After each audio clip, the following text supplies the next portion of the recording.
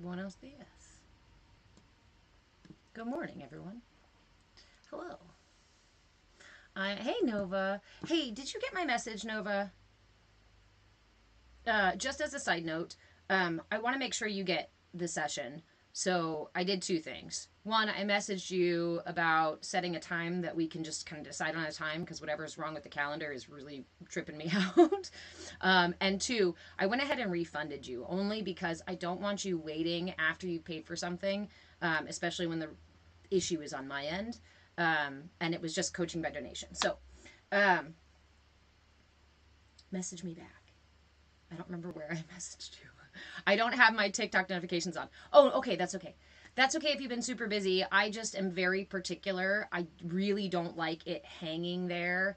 Okay, good. Yeah, I don't like it hanging there. So let's start fresh, right? Good. Hey, Steven, how are you? Good morning, everyone. I am coming on a little bit early, so we will not get to the meditation until 10 o'clock. So it'll be another half hour or so. Yes, of course, my friend. Hi, Billy. How are you? I miss you. Let me see. Feel free to share the live, y'all. Like I said, we will meditate. We will do the meditation at 10. I have. We can talk about the mudra. We can talk about the throat chakra. I have a really exciting little unboxing to share with you guys too. And then a Kriya. I wanted to talk about that. There we go. Hey, friends. Ooh, throat chakra. We were working on the throat chakra this week. Sorry, friend, I don't go live with people I don't know, but feel free to send me a message about going live another time and we can chat about it. You just woke up at 12:31? All right, don't show for 10 minutes. If you continue to harass the request button, I'm going to have to mute you for the live. Sorry, that's just how we kind of keep things manageable in this lovely little space, right? Good morning, good afternoon, good evening. Happy just waking or happy been awake for hours and hours and hours and hours. I'm always impressed by you early risers because the thing is I do wake up early, but I am not excited to get up early. So I don't know how you do that. Like get yourself, I guess I do know. I'm just not that excited to get up in the morning. I like my dream time. So, hello, everyone. For those of you new here, my name is Reverend Deborah. I am an interfaith minister, a movement facilitator, and your shenanigan shaman. Do we talk about serious stuff in here? Yeah, but we don't take ourselves too seriously because the reality is that laughter really is the best medicine. Laughter creates space. Laughter is an expansive energy. And if we are looking to create a little space within ourselves or within our lives, it really does behoove us to bring a little bit of silliness in. Nova, you're one of those, aren't you? I thought so. You and my other bee friend who are on here, I'm always seeing y'all like up and at 'em and at your workouts and all dressed. And I'm like, man, I need to live nearby you so you can like run by and knock on my door. Come on! Somebody to get me excited about waking up. Okay, so again, we have been working with the throat chakra. We've been working with the chakras for several weeks now. And we have made it all the way up to the throat chakra. I offered the mudra on Monday for the throat chakra. It is a relatively simple one. Hey, Mullah Cookie. It is a simple one to do. Just remember to modify for your particular hand, for your hands, right? Hey, Monarch. Hey, Glitterbee. Glitterbee, you knock on my door at 6 p.m. and I'm still in my jams. I have just recently made an intentional practice of getting out of my jams. Because I am definitely the one who will just like, I mean, I'll go 3 days in the same pair of sweatpants if I don't have anywhere to go. And usually, especially because I work from home, I don't have a lot of places to go. So, but I have recently, not so much because, okay, so this is a really important shift for me because I had heard this idea of like get yourself dressed every morning. It's important to get yourself dressed, right? To show up for yourself. But it was like this idea that so I looked put together or so I felt more put together. I don't know. The goal from when I initially heard it was totally misaligned with how I felt, right?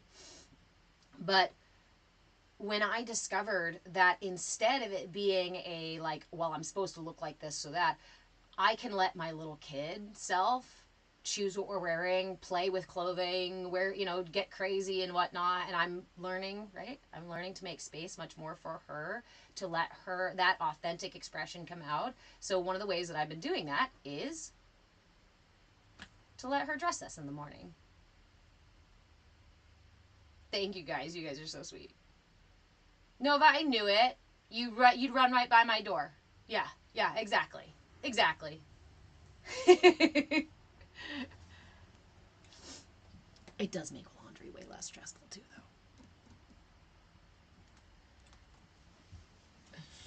though. Okay, so it's important for us. This is why we can approach these things with curiosity and willingness. When we approach these things with curiosity and willingness, this idea that may be said a certain way, but if we take it within ourselves, chew on it, turn it around, play with it until we find the magic that's in it for us, that is that whole, you are unique to your path, right? You are your own guru. The bit of wisdom that trickles down from someone else's experience or something else that you receive outside of yourself must always resonate as true within you for it to be integrated. So if I hear wisdom from somebody, like, for example, another great example was many years ago, I read someone say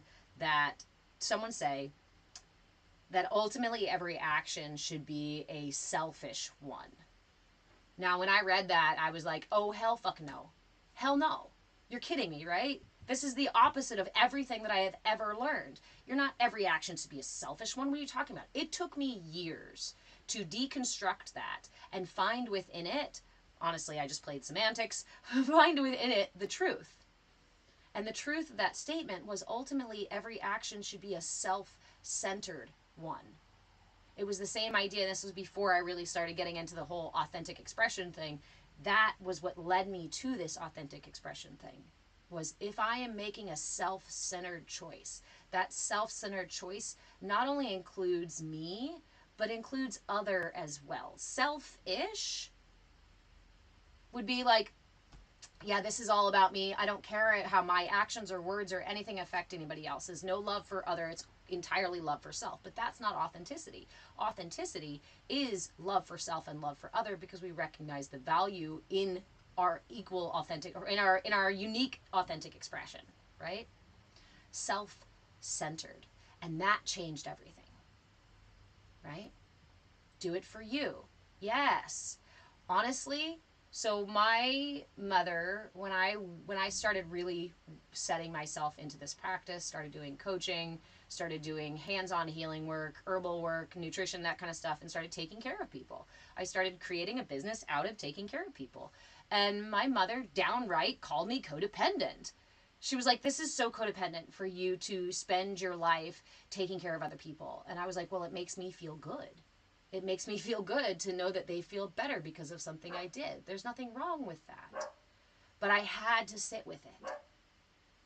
I had to let it percolate within me. And this is something that has really afforded me a great amount of learning and growth, is when somebody else offers me a criticism like that. I try to put it in my heart and I let it simmer. And I see what evolves, because a lot of times what evolves is a deeper understanding of where the other person is coming from, and also an understanding of how my actions and words are perceived, are reflected back to me out in the world. So I sat with that and was like, is it really codependent to like love because I love taking care of other people. like it makes me feel really good. Is it codependent? There were probably some aspects, hey Byron, thank you. There were probably some aspects when I was younger that were absolutely codependent in the way that I went about it. But the truth, the authentic truth to me was that I do wish I could heal the world. I do wish I could relieve suffering from every single person. And that's okay. That's a beautiful truth to have. but I don't need to weaponize it. I don't need to manipulate other people with it. I don't need to. It is an inclusive truth. It is inclusive of me as well, because I know that when the collective, right, when we collectively lift each other up, we all feel better. Again, we talk about the heart and the defibrillator cells in the heart, how the heart, all these cells work together. They match frequency with each other. So my cells in my heart and your cells in your heart can communicate with each other and can align with each other, can resonate with each other. So what happens when we extend our hearts, compassion, our ears, our senses, our love, our self to others? Our hearts connect. Our hearts communicate in a way that is so foundational to our existence as human beings. So of course it feels good. And for those of us who need that, sometimes we end up getting very attached to that and create our own suffering by taking care of other people, right? So much that we deny ourselves. Yes, girl with blue eyes. Being of service to others is great when it is out of love and you are centered with self. It can be very codependent. And again, as somebody who's always been of service, I had to really look honestly at that for myself, because it was out of a place of misalignment. In fact, it was the very thing that led me to the really horrific events that happened just a couple of years ago. I completely denied my truth, my authenticity, my needs, in favor of someone else. Mostly because I thought I was very wrong. Mostly because I thought I was very broken. Mostly because I thought there was something intrinsically wrong with me, and that if I took care of enough people outside of myself, that somebody would finally fix me and heal me. And that was totally codependent. Did my care for other people still care for other people? Was it still valuable to them? Was it still good in its own way? Yeah, totally. And I had to do that to decipher down, right? To pull apart exactly where my truth was in it. So.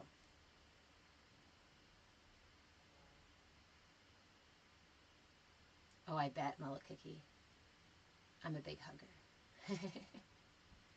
You're welcome, Dan. Okay, so Patriot Parkinson, my friend, are you in here? I just want a confirmation before we do the thing. I think I saw you. Okay, yay! Okay, so you guys get to be part of of this little learning session.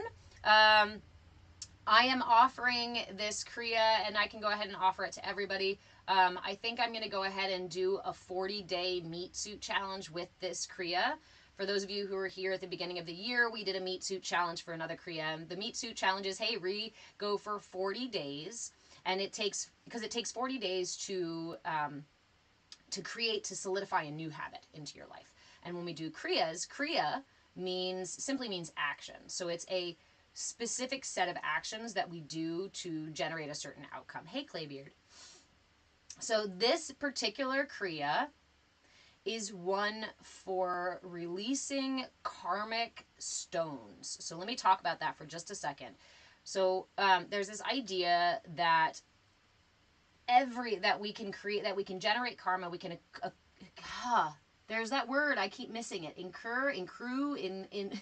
Acquire karma by many, many ways in our lifetime, right? Sure, from our actions, the things we do and the way we interact with the world and other people, but also from things like touching a door, hugging somebody, owning certain things. Accrue, maybe? Yeah, that might be it. Getting things from the thrift store, this kind of energy. The energy shedding, so to speak, can also get held, can get stuck in the body. Now we know that the energy body, when it's gummed up, which most of us are to some degree, energy gets stuck within the system. This is the same idea, but it's not just the stuff we pick up from other things, it's also the karmic weight of our actions, as well as from our like generational stuff that we come into this life with. So there's this idea that these energies can be represented by stones. And these stones usually collect in our pelvic floor. So this Kriya is intended to start to release those karmic stones from your system. As with any practice, the most important pieces are your intention and your attention. This practice is ideally a 9-minute practice. But before we start the 40-day Kriya, the 40-day Mitsu challenge, I would like you guys, if you'd like to join the Kriya, I'd like you guys to work on it for a little bit, because I want you to work up to that 9 minutes rather than what we did at the beginning of the year where we went for a 9-minute Kriya, but it can take a little bit to get through that 9 minutes. So here it is. Without further ado, we use the Uttada Bodhi Mudra. The Uttada Bodhi Mudra is a very powerful mudra. It's a yang energy mudra, and it is clearing to this central energy channel through the whole energy body. But it's like a beam of light through your central energy channel. And this can be, you've probably seen this mudra. I know that some influential people, I hate calling them that, use this mudra often, so you've probably seen it somewhere. It is done like so. Interlace your fingers, keeping your index fingers up and touching, and then cross your thumbs over like so. The Uttada Bodhi Mudra. So we hold it here at our hearts, and I always suggest spending some time here, settling into the mudra. Remember, it takes a minimum of 5 minutes for mudras to work through the energy system. So in preparation for this Kriya, I suggest sitting with this mudra for the first 5 minutes. You can set a timer if you'd like to, or you can just peek at a clock. You don't have to be in a fully meditative space. So sit for these 5 minutes, or if you're, offer too many options. Sometimes I offer too many options. Remember that there are always modifications. Remember that this is always something that you can do the way that you need to do it, as long as we try to keep the foundational aspects. So that some of the foundational aspects are this mudra. So that is up to you, Patriot. You can either use your right on top or your left on top. I suggest just doing what you feel most called to. So this Kriya, Gigi, you asked, can it be done laying down? Yes, it can be done laying down. It can be also done seated like so. But ideally, when we get to the peak of this Kriya, the peak of our practice with this Kriya, we want to be sitting in this pose here, sitting on the heels. Now, again, like I said, this is a 9-minute Kriya. This is a 9-minute practice. So I highly suggest either working on this piece here, mostly working with this one, because this is going to probably be the thing for most people that is difficult for the 9 minutes, that and the motion of this. But if you never get here, don't worry about it. Sit, if you can, sit with your heels underneath your bottom. That's ideal. If not, lay down. You can go all the way to laying down. Okay, so the motion of this, the movement of this Kriya goes like so. You got your Uttada Bodhi Mudra. We begin with arms directly overhead all the way up. Pull it down to the heart. From the heart, turn the mudra down to the earth, and then sweep all the way back up to the top. There is a mantra that goes with this. The mantra is Runam Basmam Swaha. Runam Basmam Swaha. Runam Basmam Swaha. Ideally, you want to get this a nice fluid motion, circular motion, not so much of the da, ba, ba, okay? But that's again for practice, and so you know where the mantra goes. Runam Basmam Swaha. Runam Basmam Swaha. This thing is just a plaything today. Okay. So, what this Kriya, what the mantra is is, these are called runam or runanabandha. Runanabandha is the Sanskrit term for these karmic stones. Thank you. Thank you, Juliana, for putting that on there. Runam basmam swaha.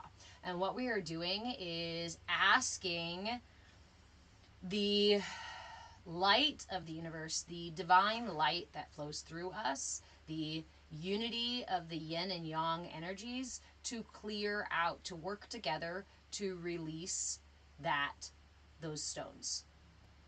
So when you sit prepping for this, or if you want any kind of visual, I suggest not focusing on a visual, but if you need one to help you stay centered, I invite you to imagine that central energy channel being filled with light and being filled with water. So both light and water coming into this space. The water is going to help release and move things, and the light is going to help clear and open things. Thank you, Gigi, for pinning that.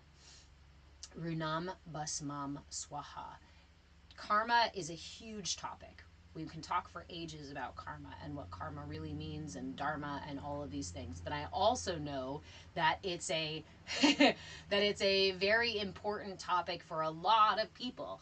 We feel very concerned about our karma and the karmic weight and the things that we are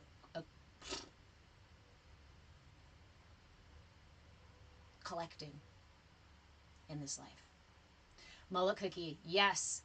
This is, so again, the crown chakra is at the top of your head. So anytime you're working with energy, bleh, sorry, it just tickled me. Anytime you're working with energy from the top of the head, you're probably going to be feeling the visceral stuff happening here. With this practice, do your best to match the breath and do your best to be present with it. Anytime your mind wanders off, sometimes our minds are busy enough that even though we're moving and even though we're speaking, they still start talking in the background. If that happens, I encourage you to refocus. Because again, a lot of that self-talk, a lot of that stuff that is stuck in our system is also this kind of karmic energy. And we can release it with this practice. So, there you go. Let me know if you have any questions about it. Like I said, we will do a 40-day run with that one. And when I do the 40-day Kriyas, I either create a video for you every day or I go live every day. The one we did last year, I went live every single day at the same time, and that was actually ideal. That was fantastic. We got to practice together. So yeah, keep an eye out for that. I call them my meat suit challenges. Hey, Project Love. Okay. So, I do want to do this little unboxing too, Gigi. I brought it in here so I could, but I also kind of want to wait until I've got more people in here. So, because I'm really excited about what I have here, what I've received, and I want to share it with a lot of people.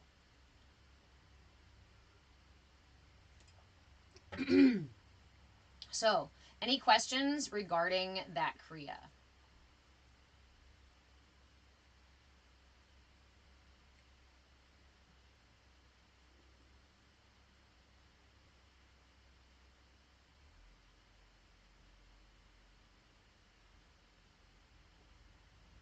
Hi, Chance. How are you? Again, the mantra for that Kriya is Runam, R-U-N-A-M, Basmam, B-A-S-M-A-M, Swaha, S-W-A-H-A. It might even be a double H. My Sanskrit is not perfect. Yes. This one made you excited to try it. I love this Kriya because it's an immediate visceral sensation. So it is also very similar to another one you guys may have seen me do a couple of months ago. I posted one about integrating light codes, and it's a similar practice, but the movement is, it's a different mudra. Yes, so the Kriya that I was just talking about, the Runanabandha Kriya. Runana Bandha are this idea, this way of conceptualizing karma as stones in your pelvic floor. Weight, stuff that gets stuck in your body, in your being. I thought I muted you, computer. So what this does, what this Kriya does, is opens up the central energy channel, which is where those stones are located at the pelvic floor, and opens up the crown and the root so that the central energy channel can clear these Runana Bandha, these stones, these karmic stones, this weight, karmic weight. And again, this can be from like actual karmic interaction, action, choices I've made and whatnot, but it can also just be from like the shedding of energy off of things, people, places, memories, thoughts. Yes, to clear karma, but I don't want to just say it like that, because it's not just clear karma. Karma is such a topic. I want to talk about karma at length too, because yeah, it clears energy. It clears stuck, stagnant energy, but specifically it also helps to clear karmic attachments, karmic stones, karmic weight that lives within us. Not just the shedding energy that we get from this world, but also the deeper stuff that we may have come in with. So it's not just clears karma. Karma, and the thing is too, is that karma is the interaction of our actions and the universe, of our being here and the universe. And karma in and of itself is not a negative thing, right? It's just the mechanism of interaction. And some of that stuff can get stuck in our systems, mostly because our systems typically are gummed up and blocked and restricted from our own imbalance. So this is what that Kriya is, specifically the mantra, is asking the yin and yang energy, the masculine and feminine energy, to come together through light and water and to clear that energy out of the central energy channel. It is not my favorite practice for just clearing the energy channel or opening the energy channel, because it's not just intended to open. Do you know what I mean? There's fine details, fine lines between these things. But I do have other practices that I like for just like opening the energy channel. This one in particular really clears out the stuff that's stuck in the pelvic floor, particularly addresses karmic stuff as well. So, and the mantra is to make that request of yin and yang. Clear away this nonsense that I do not need. Clear away the extra baggage that I have gathered in my pelvis. Okay. As an energy worker and as somebody, I often see people walking around that I want to go up and touch because of the way that they are holding their body, the way that they are walking, the way that their gait is, makes me see so much of this lower chakra imbalance, blockage, excess or deficiency, so much of this Runana Bandha.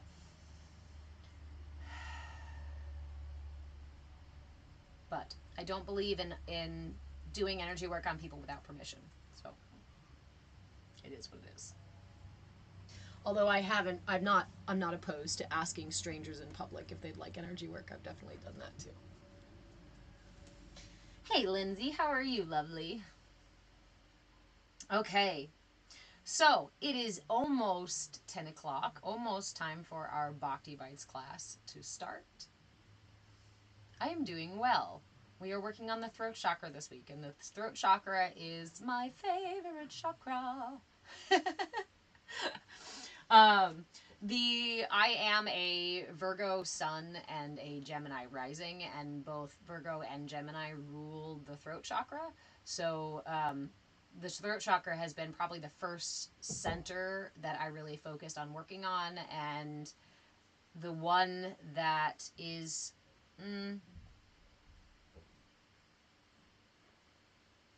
our greatest challenges based on our zodiac energy, right? Our greatest challenges can also become our greatest gifts. And so for Virgo and Gemini, some of our challenges, a lot of our challenges are centered here in the throat chakra, which also then become our greatest strengths. Yay for singing. That is one of those things. That is one of the gifts of the throat chakra. And that also means that if we struggle to sing, and that doesn't mean you have to be a Mariah Carey style singer, but if we struggle to resonate, to find the resonating voice, it is often imbalance in the throat chakra. Remember that an imbalance that manifests in one chakra can also be related to several other layers.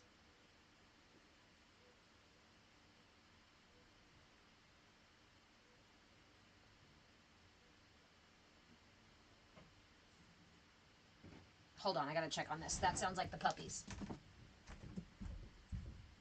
Puppy. Are you guys being punky or are you chasing cats? Are you chasing cats?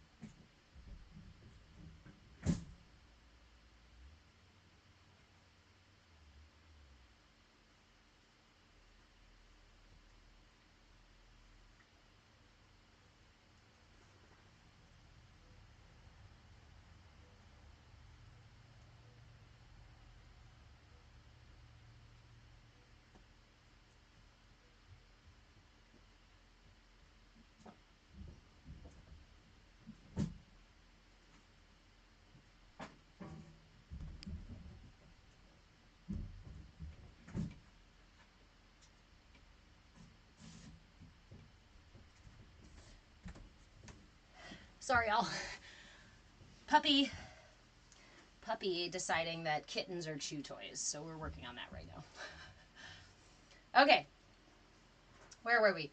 Throat chakra, out of alignment.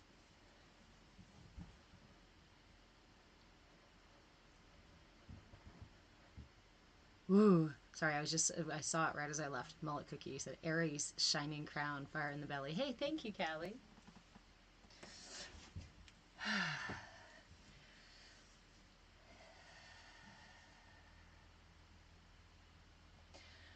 So, our mudra for the week. Have you guys been practicing your mudra? The mudra for the throat chakra? Thank you, my dear. Thank you, friend. The mudra for the throat chakra. Bring the backs of your hands together. You can do it like this too. Interlace your fingers. Do you guys remember the whole little thing that was like this? Hey, Zach. Where you did the, here is the church, here is the church, here is the steeple. Open the doors, here are the people. Shut the doors, hear them pray. Open the doors and they all walk away. Do you guys remember that one? This is how we start the Vishudda Mudra, the mudra for the throat chakra. So we interlace our fingers together. Yes, you do? Okay, perfect. Then you know how to do this. Interlace your fingers and close them up inside. Close the fingers in. And you can do so from the base of the fingers, which is going to make a much tighter fist. Or you can bring them out a little bit and curl them in like this. Either way works as long as the tips are pointing in to the hands. Now, with your index and your thumb, make interlocking circles. We bring this up to the throat and we hold it here at the throat. Remember that you can meditate seated upright, you can lay down, you can be walking, you can be sitting at work, in your car, on a park bench, but if you are in a car, please make sure your hands are on the wheel and your eyes are open. Thank you.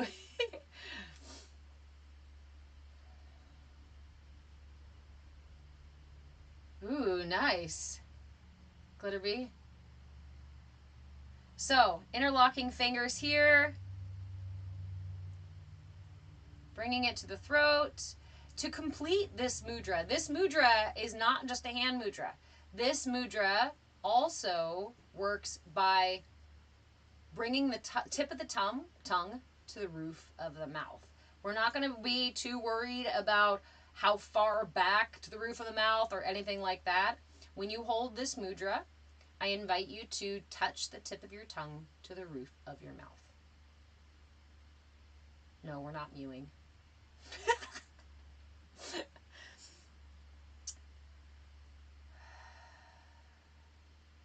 So we always sit for 5 minutes, at least 5 minutes with our mudras, because it takes about 5 minutes for the energy to redirect through the system. I am going to give it a few minutes before we start with the meditation so folks can still filter in, because class is technically at 10, and I always wait until 10:10 to start the meditation. So the throat chakra develops between the ages of 7 to 12. This is our center for communication, both expression and reception of communication. So the ability to speak clearly, speak honestly. It is also the area for us to be able to receive criticism or listen to other people's feelings. This is also the area where we start to develop empathy, understanding of other people's thoughts and feelings, and consideration or sensitivity to them comes through this area. If the throat chakra is blocked off, it's both difficult for us to speak as well as it is to receive, to listen, and to understand. Equal and opposite reactions. The demon of the throat chakra is lies, is dishonesty, deception, verbal, verbal dishonesty. I mean, dishonesty in general.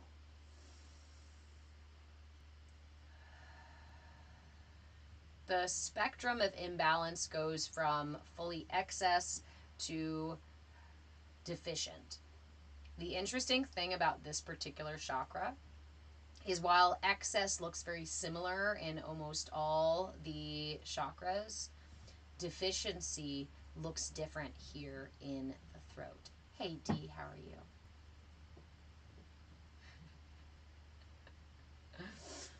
Applications can be submitted, but there is no current open position. I am feeling that position.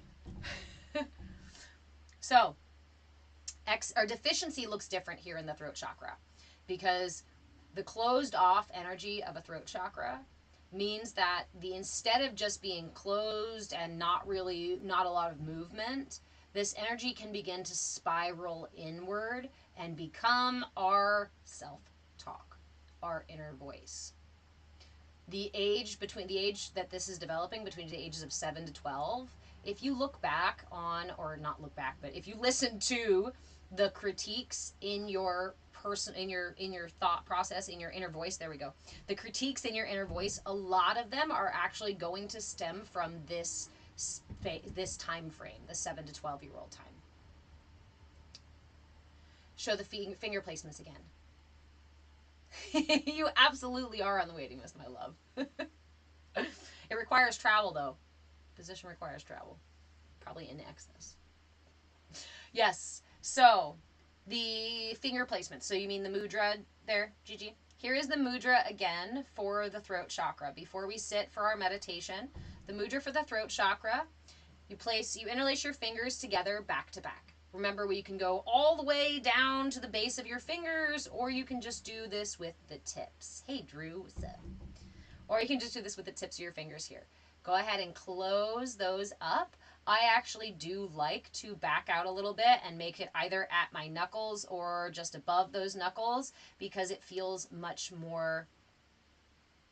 easier to hold. It doesn't create as much tension. When I go all the way down to the base of my fingers, it creates tension in my fingers. So if holding it in this position is creating tension, then please back up just a little bit. Find a space where you can hold the mudra with intention, without creating tension. Not in the mudra, not in the body, right? So if I'm holding my mudra too tight, it's going to cause me pain. It's going to cause me stuff here. But it might also cause me issues in my neck and in my shoulders or in my back. We don't want any of that. So, if you would like to join us for a brief meditation, I say brief, and when I say brief, I mean like 10 minutes maybe.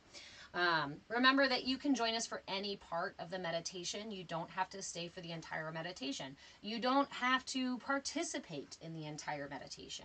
If you want to close your eyes and just listen without doing anything at all, you will receive some boons just from being here.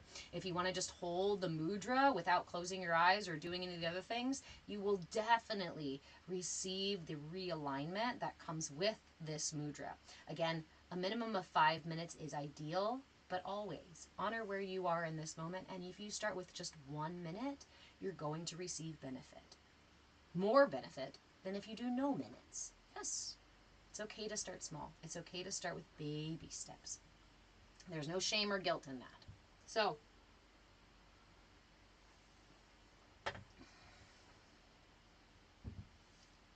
here is our throat chakra mudra. Sorry, I started to tell you guys about it and then got sidetracked. So interlace your fingers, curl them in, close the palms, and then with your index and your thumb, make interlocking circles by touching the tip of your index to the tip of your thumb, to the pad of your thumb. Interlocking circles here, interlaced fingers here. Close this up and bring it to the throat.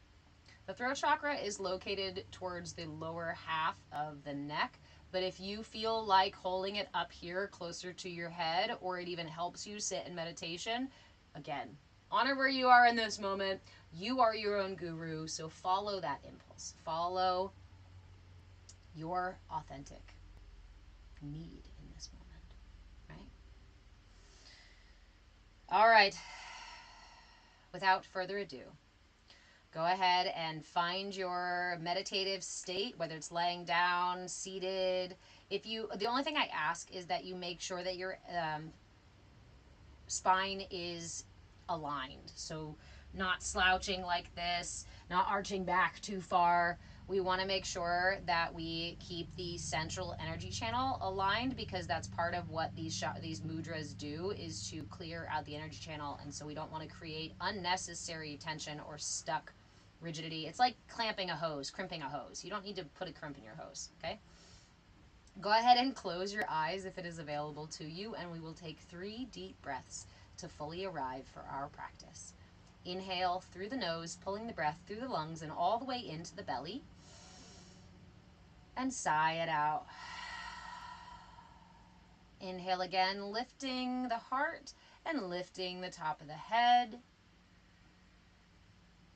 And sigh it out. Inhale once more, expanding the rib cage in all directions, front, sides, and back, and hold at the top. Taking a little more air, a little more, and let it all go.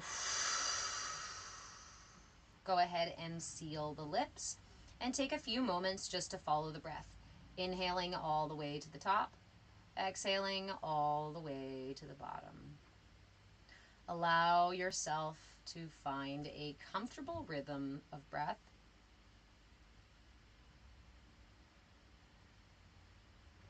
And take this time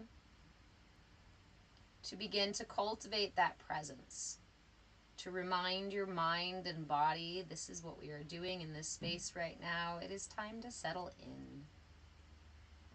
I know the mind can sometimes be like herding cats. So we meet each thought, each distraction, each sensation, each worry, each fear, each complaint with compassion and grace. And then we return our attention to our focus. Here it is just the breath. Inhaling all the way to the top, exhaling all the way to the bottom.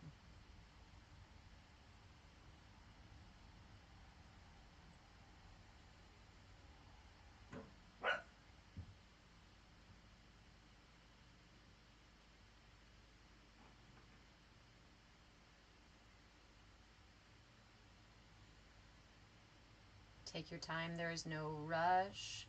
Allow the breath to create a soothing space within.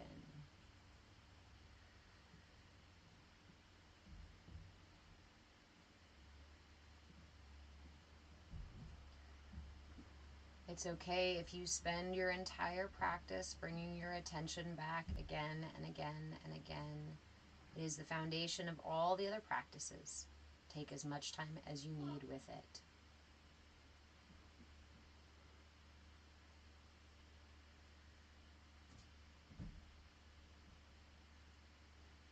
Once you feel yourself starting to sink into that space, or if you are just ready to continue, then I invite you to go ahead and bring your tongue, if it's not already there, to the roof of your mouth, gently.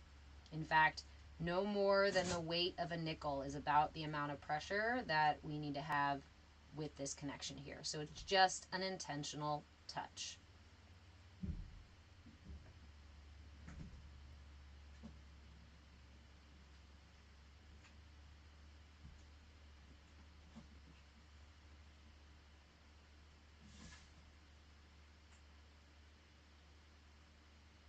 Keep breathing those slow, steady breaths.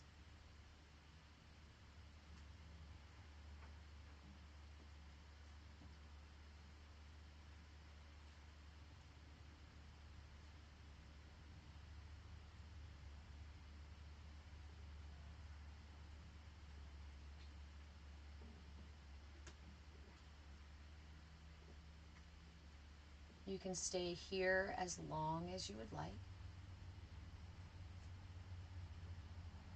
If you're ready to build upon the practice, I invite you to shift your awareness to your hearing and reach.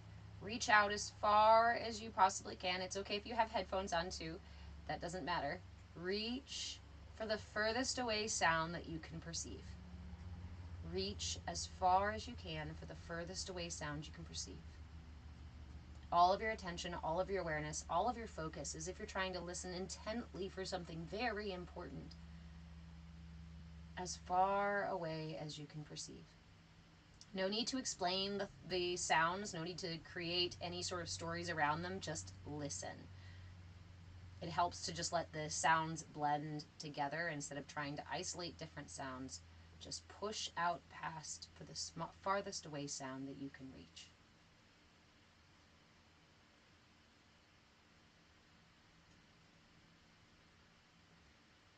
Listening, reaching.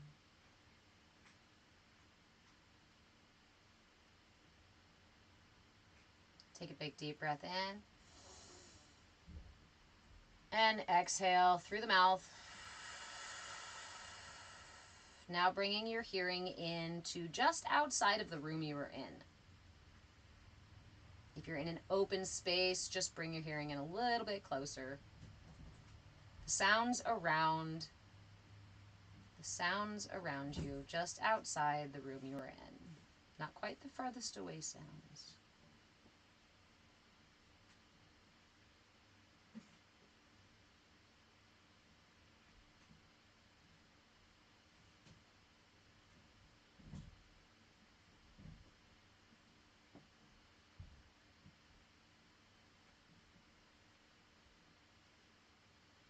Take a big deep breath in. Side out. Through the mouth. Make sure you return your tongue back to the roof of your mouth. And bring your hearing in now to the sounds around you in the very room that you are in.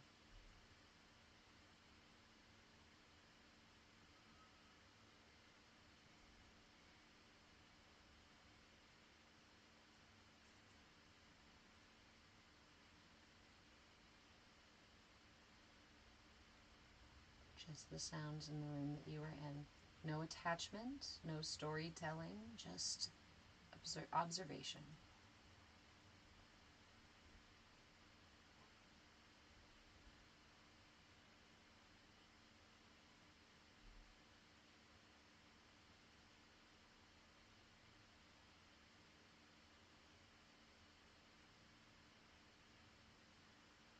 Just the sounds in the room that you are in.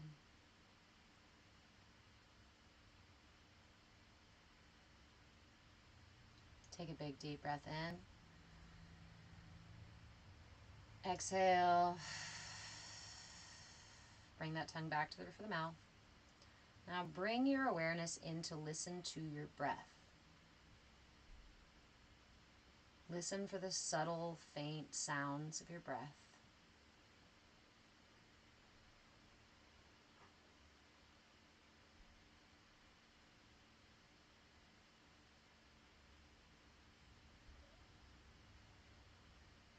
Now let's make those sounds a little bit louder. You can do this by gently constricting the muscles of the throat to create a kind of snoring sound. This is called Ujjayi breath or ocean breath. It's a gentle constriction of the back of the throat that creates a more audible sound with the breath. Letting everything else fall away, rest your awareness, listen to your own breath. Nothing else, just your breath. Inhaling and exhaling.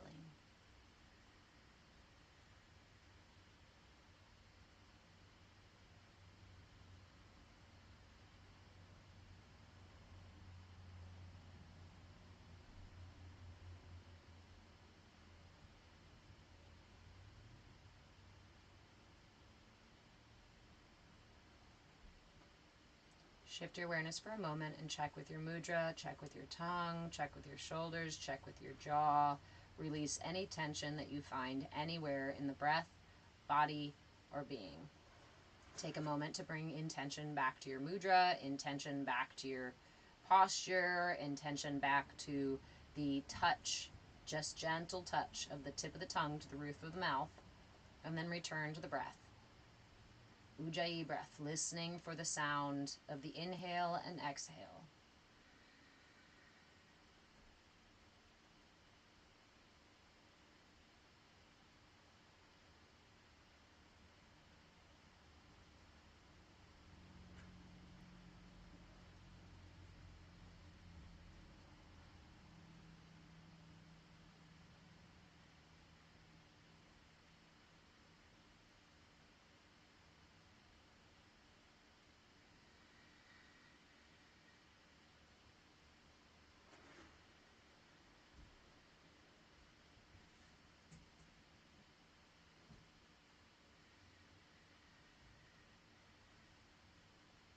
As you continue to breathe into this space, I'd like you to shift your awareness to focus on the emptiness, the openness that is in your throat, in your mouth, in your mudra.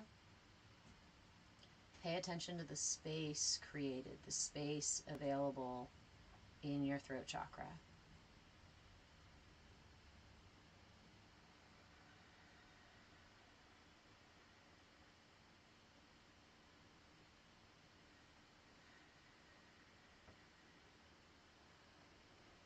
If you are a visual person, I invite you to shift your awareness in to the color of the chakra. We can check the balance of our chakras just by asking what color it is, just by looking inward to see what color it is. I invite you to just notice. No need to change it or to judge it or to worry about it at all. Just notice what colors come up. If you are not a visual person, still focus your awareness inward to your throat.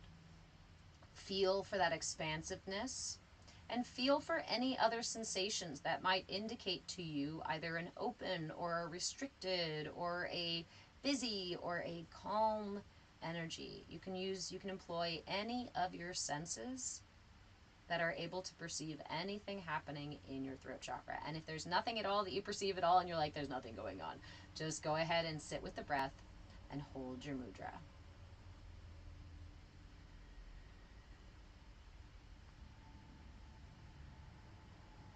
Feeling into that expansiveness, that open space in the throat chakra.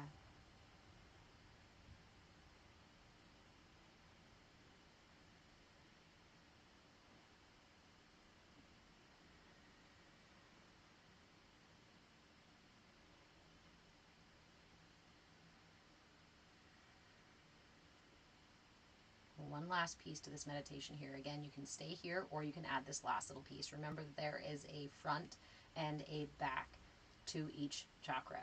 So the front is directly behind your hands here, and the back is directly behind that. I invite you to take several breaths. Inhaling, imagine the breath coming in through both the front and the back of the chakra, filling that big open space you were just perceiving, and then exhaling through both the front and the back chakra. Imagine like you're blowing through some sort of straw or something like that to clear it out. Use the breath intentionally. It doesn't have to be forceful. But focus your awareness on the breath, inhaling through both the front and the back of this chakra and exhaling through the front and the back.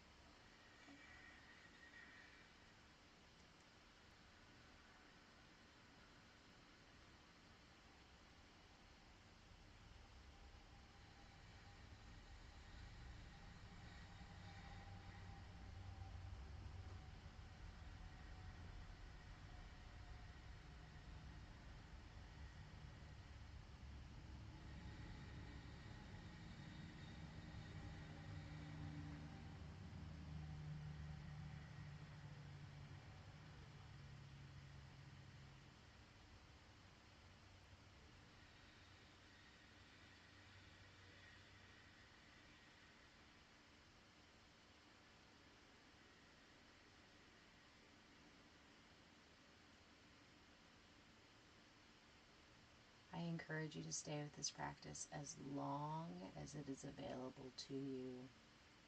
Breathing through the throat chakra, the front and the back channels, gently touching the tongue to the roof of the mouth, ideally no more than the weight of a nickel, so just an intentional connection.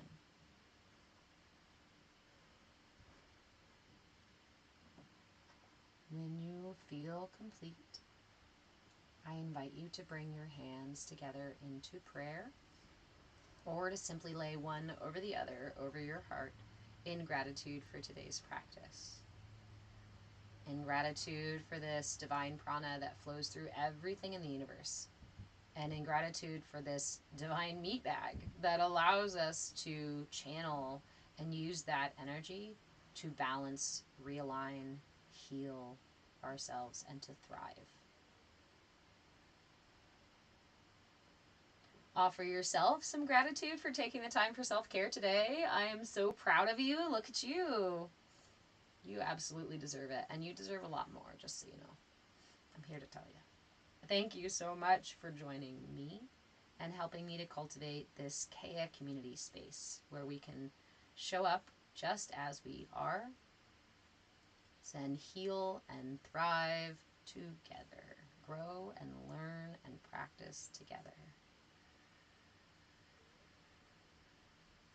When you are completely ready to come out of meditation, please do so slowly. Offer yourself some wiggles and stretches, really only opening your eyes, once you're like ready to come back to reality.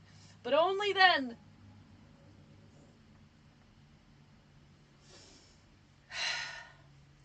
I don't know. That was a really good meditation. Can I just go back for another 30 minutes? Do you guys want to sit for like 45 minutes with me?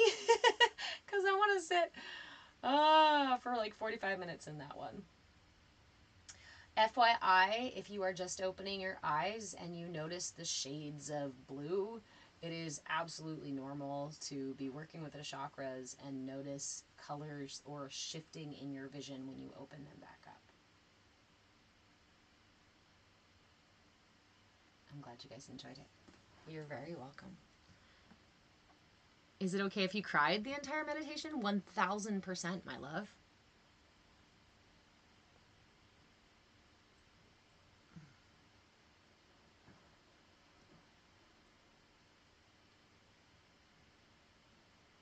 Dakota, hey friend, are you still in here? You messed around with astral projected to a no visit area the other day. Careful out there, folks. Definitely be careful if you are doing astral projection. As I said the other day, please make sure that you are doing so with a guide. If it is completely new to you, please, and if you're not doing it with a guide, be I don't want to say be cautious, just be mindful. Be very mindful and be very aware that there are all kinds of energies out there, and we can very much put ourselves in a uncomfortable to even dangerous state by going and doing these practices. Just all, yeah. I'm so excited about how excited everybody is about connecting to these things. And also, we want to make sure that we are being mindful of ourselves, our energy, and our space. Good morning, son. Hello. I am on live.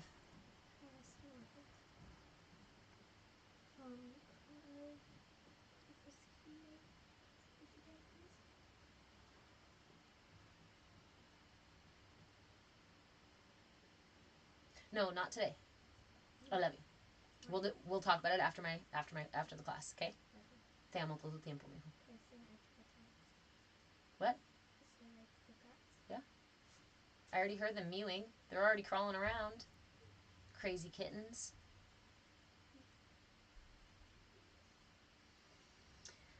Thank you, friend. He is feeling a good bit better. He has been dealing with a midnight fever that we haven't been able to figure out. I don't think it's something terribly serious. I think it's just immune adjustments and things like that. But we are going to go and get a couple more tests done to get it sorted out. So you're very welcome, Project Love. So the mudra, again, for the throat chakra, is we interlace our fingers like so, tuck them in here, and create interlocking circles with our index and our thumb. Hold this here at your throat, and bring the tip of your tongue to touch the roof of your mouth. So I want to talk about this briefly because, as you noticed during the meditation, we were talking about noticing, paying attention to the expansive space within. One of the things that helps to create the physical manifestation of this expansion is to touch the tongue to the roof of your mouth. Now, you may notice if you were doing that during the meditation that if you were touching the tongue to the front palate, that the tongue was very wiggly and very active and possibly even difficult to keep connected to the front palate, to the roof of the mouth, to that part of the mouth. As you practice, I invite you to allow your tongue to move further back. So touch the top of your mouth with your tongue towards the front palate, and then slide it back just to wherever you feel. I don't want you to, again, you don't want to create tension, right? So find where you create tension and then back off just a little bit. And that is a good space to hold the tongue to do this mudra, the throat chakra meditations. Ooh, fantastic. Good following your own intuition. Your upper back was tense, so you raised and lowered your elbows with each breath, and it helped. Yeah. So the chakras, this is a dynamic system. They interact very much with each other. And I would guess, that there is a connection there for you between your heart and your throat chakra. Potentially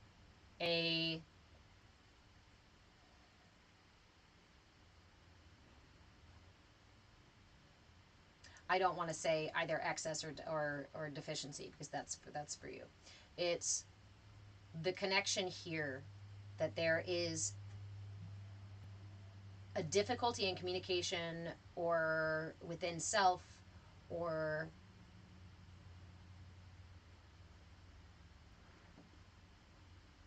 communicating from the heart. Remember that the energy that moves up to the throat chakra has to come up through all the chakras. You notice tension on your shoulders too. Nice.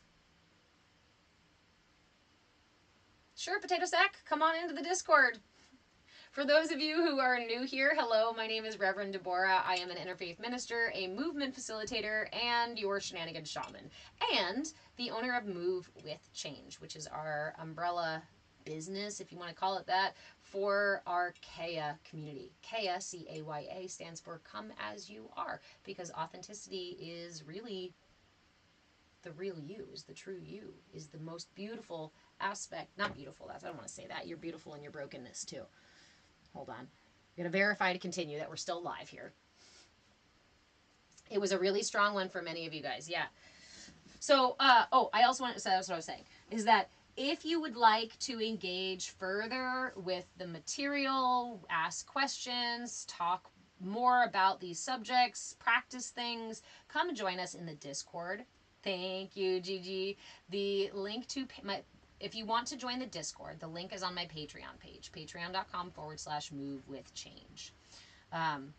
That will get you the link to the Discord. It'll also get you the link to all the other socials over there. And there are also membership options that you can look into if you are interested in having more time with me or joining our group coaching sessions, or on all of those levels of membership, I offer, that's what it is, I offer that content requests. So if you have specific questions, if you have a practice you'd like to learn more about, or something you want, like if you have, anxiety and you want tools for anxiety. If you are a member at any level of membership, you can request a video being created for you. You want to Discord with me? Get your butt in here, D.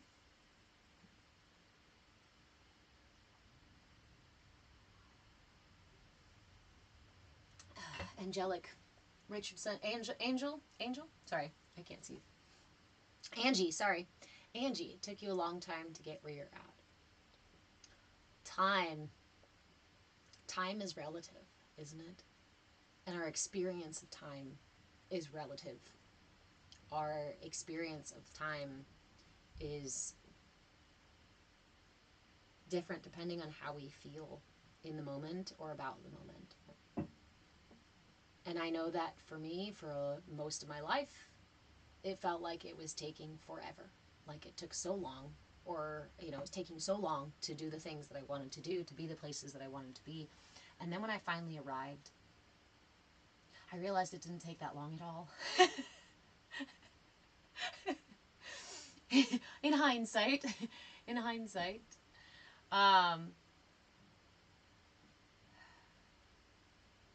time is a slippery slope too, because it leads us toward judgment.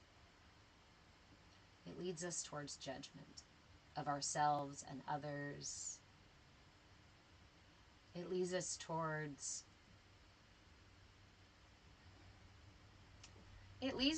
attachment and creating suffering. If I had attachment, right, to when I arrived somewhere or when I became something, which I totally did, I wanted to grow up so fast, so bad.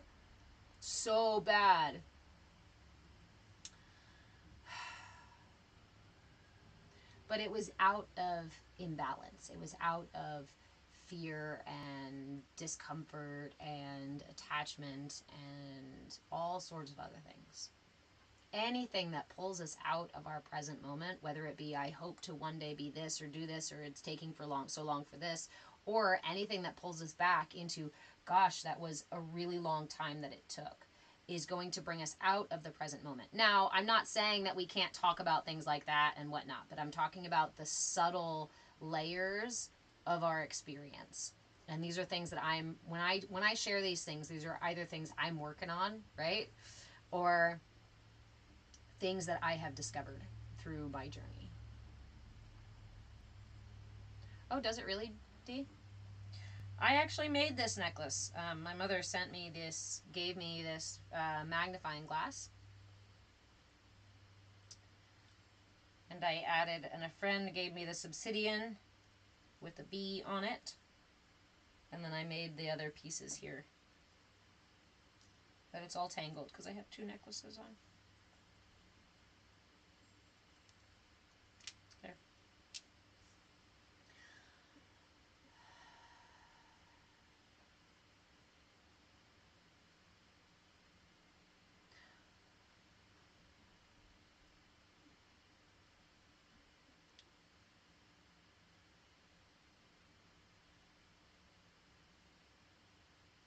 As you guys know, I'm a visual person, so sometimes my brain starts to show me pictures and I have to pause to try to find the words to describe them.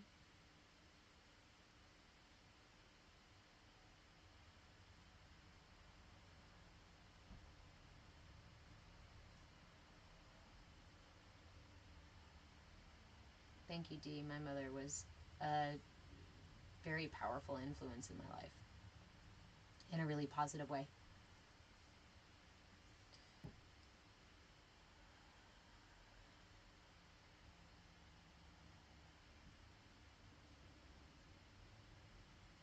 the right of our throat is to speak and to be heard. This is when we are going through our phase of industry versus inferiority. Do I feel like I can accomplish things in this life? Or do I feel like my voice doesn't matter?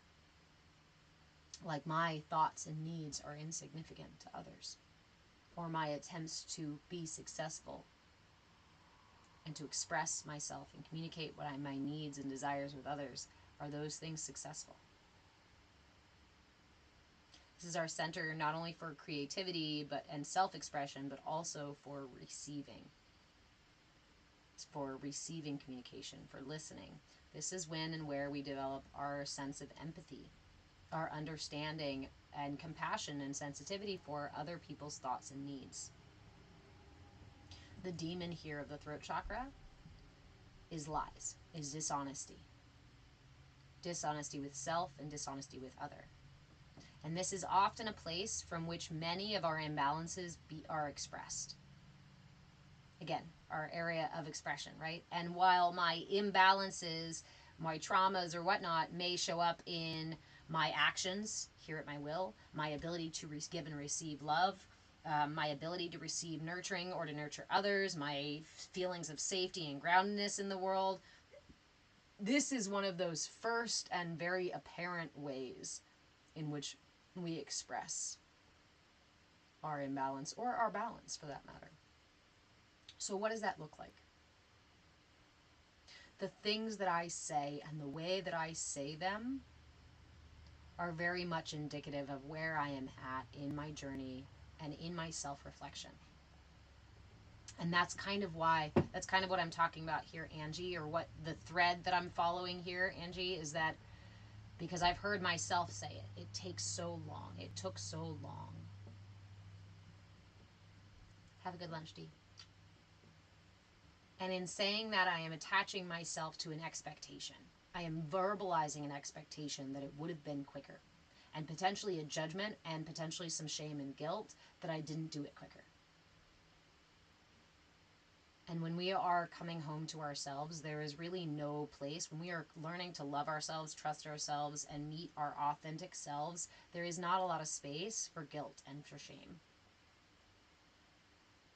These things, guilt and shame, cause dishonest expression. And when I say dishonest, I just mean dishonest to your authentic self. We may be being honest in our imbalance, but it's not honest to the true nature of ourselves. And if we are so used to living from this very convoluted, hidden, smoke and mirrors game place, then that is a lot of what our expression is going to be. And it may feel true to me in the moment, but if the scales are out of balance, my measurement is always going to be off. So if, for example,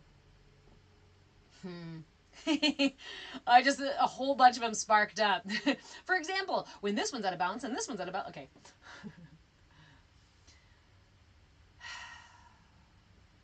For example, if I struggle to exert my will, if I have a deficiency here in my solar plexus chakra, I may verbalize very differently in saying, not asserting my opinion or my desires very clearly, or being more agreeable while withholding my opinion or my feelings about it, my thoughts about it, right? Rather than communicating. I might verbally give people permission to just fucking walk right over my boundaries because either I have none or I don't feel confident in them, right? So these can indicate lower imbalances. But again, the throat chakra is one of the best ways to say what's out of balance.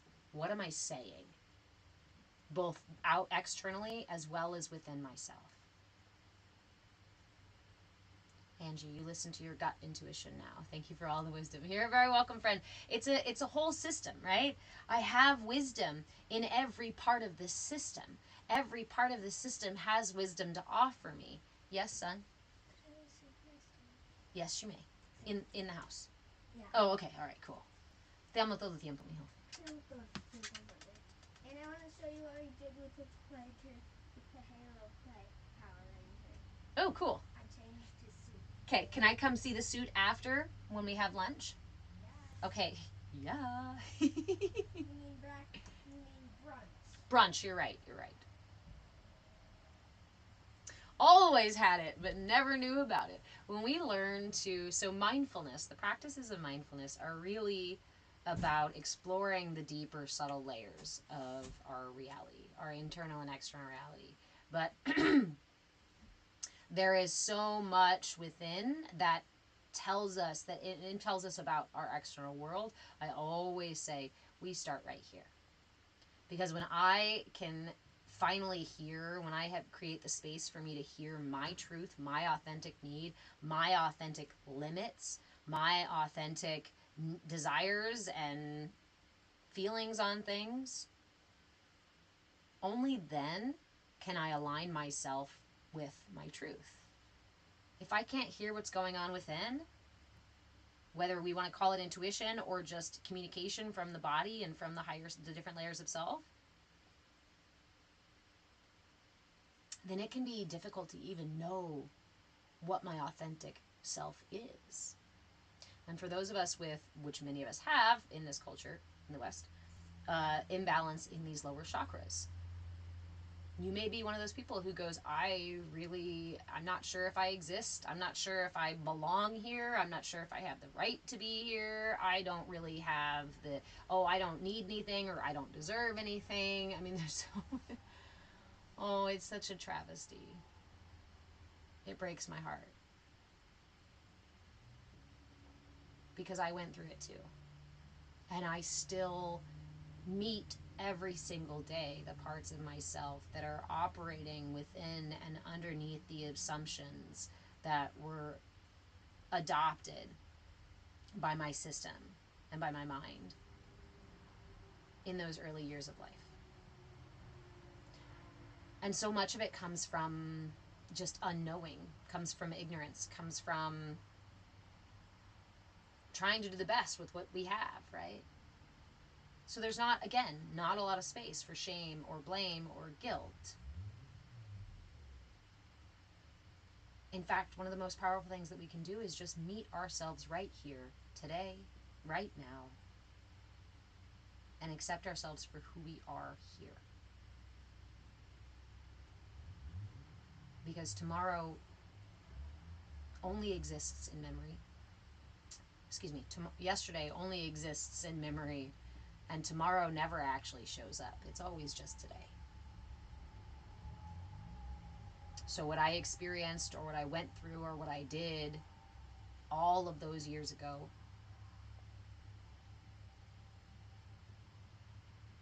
is not what is happening right here, right now. And shame and guilt and blame don't change those things, don't change those events. Maybe if feeling guilty helped repair the situation, I might be like, go ahead, feel your guilt. It'll offer repair. But in general, it doesn't. I don't even know.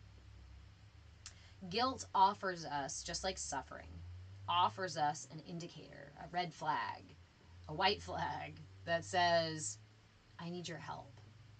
Something is unhealed, something is out of alignment here, something needs attention.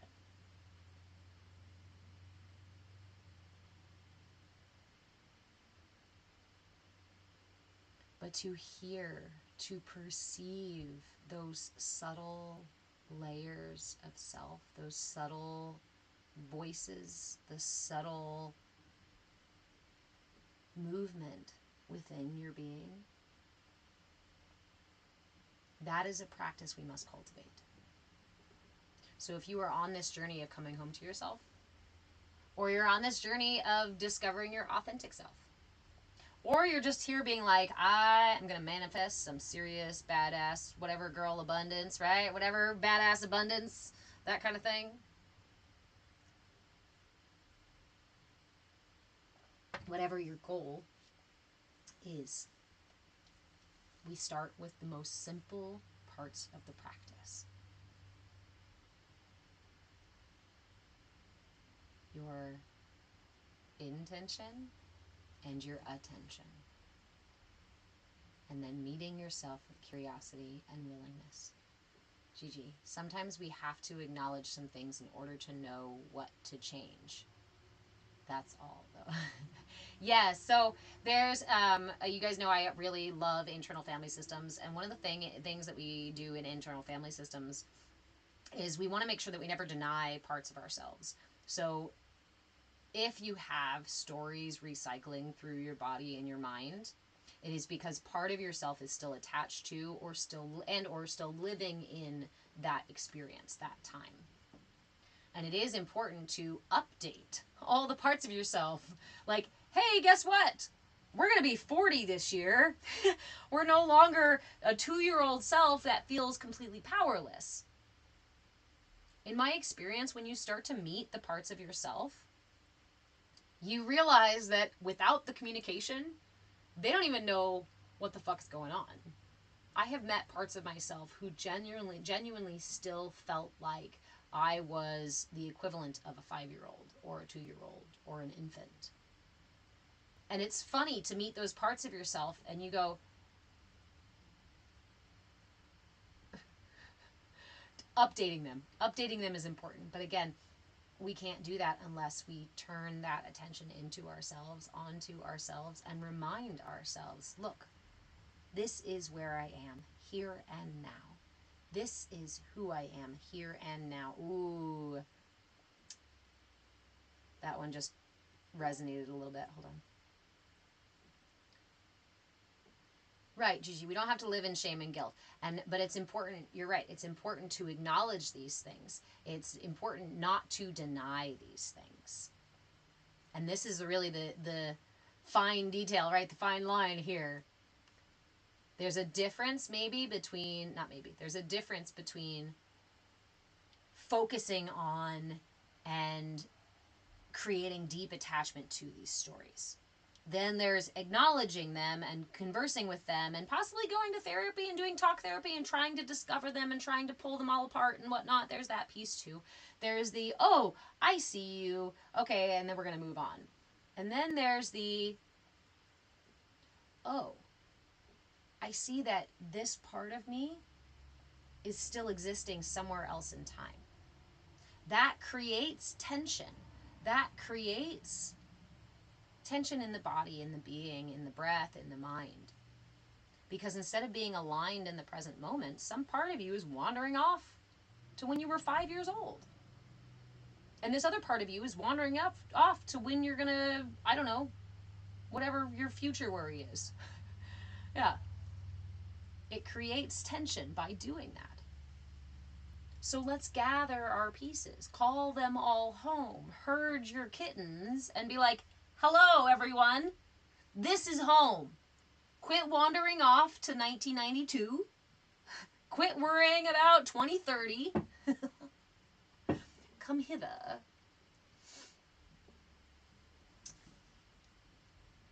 Mullet Cookie, you're a large, intimidating looking guy, and you're still working on fear in the dark.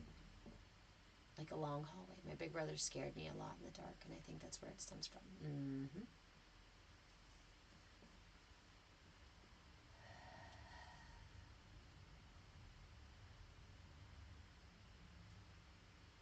Can I offer a suggestion, Mullet Cookie? I don't usually offer a lot like that, but this one particularly popped up. So I have been sitting with the energy of the Black Panther, or I think they're technically old jaguars. They're not actual panthers. I don't think there's a whole thing there. The energy of the jaguar, the black jaguar, is to find comfort and solace, to find home, to find warmth, to find the womb within the dark. When we were in utero, we were relatively in dark. And everything was taken care of, everything we needed was there, provided. It was warm, it was cozy, it was comfortable. As we got bigger, stretched out that belly, light started trickling in. And also, then we were born, and ta-da, now we have full-on bright-ass light. Thank you, Kelly, yes! So, when we think about the darkness, culturally we have all these ideas of the darkness that lead us away from the truth of what the darkness really is, which is the womb. The place from which light first emerged. You are a Jaguar in Mayan astrology. I like Mayan astrology. I went and studied it years ago. I did it. Yeah, that's sidetrack. But galactic seed. I think I'm a yellow galactic seed or something like that. But the Jaguar came to me along my path several times. And she finally actually was the one who gave me permission to start practicing energy work on other people. There is a lot of fear that resides in different parts of myself. Not particularly of the dark itself, but when night falls, fear creeps in. I regularly, every single night, have to face those fears. So this is a practice that I've been working with for a long time, and it works for the same, whether it be, fear of the dark itself or fear of something else that starts to happen in the dark. The practice is the same. To feel that space, to feel into that space like the nurturing, warm blanket that it is. So I invite you, if it feels like it resonates with you, Mullet Cookie, to explore that animal, to explore the energy of the Jaguar, to explore that animal energy, and to see if she can offer you some solace as well, some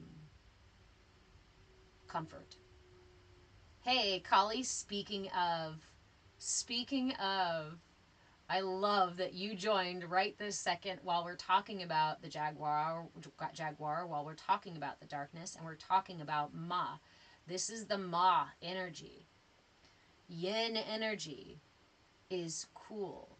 It's also the darkness. Moon, lunar energy. This is a space of nurturing. This is a space of rest. This is a space of comfort, of fluidity, of imagination and creativity, of going inward, of being still. At night, our bodies and our systems slow down. Our heart rate slows down. Our digestion slows or almost stops. During our resting state, your liver regenerates itself.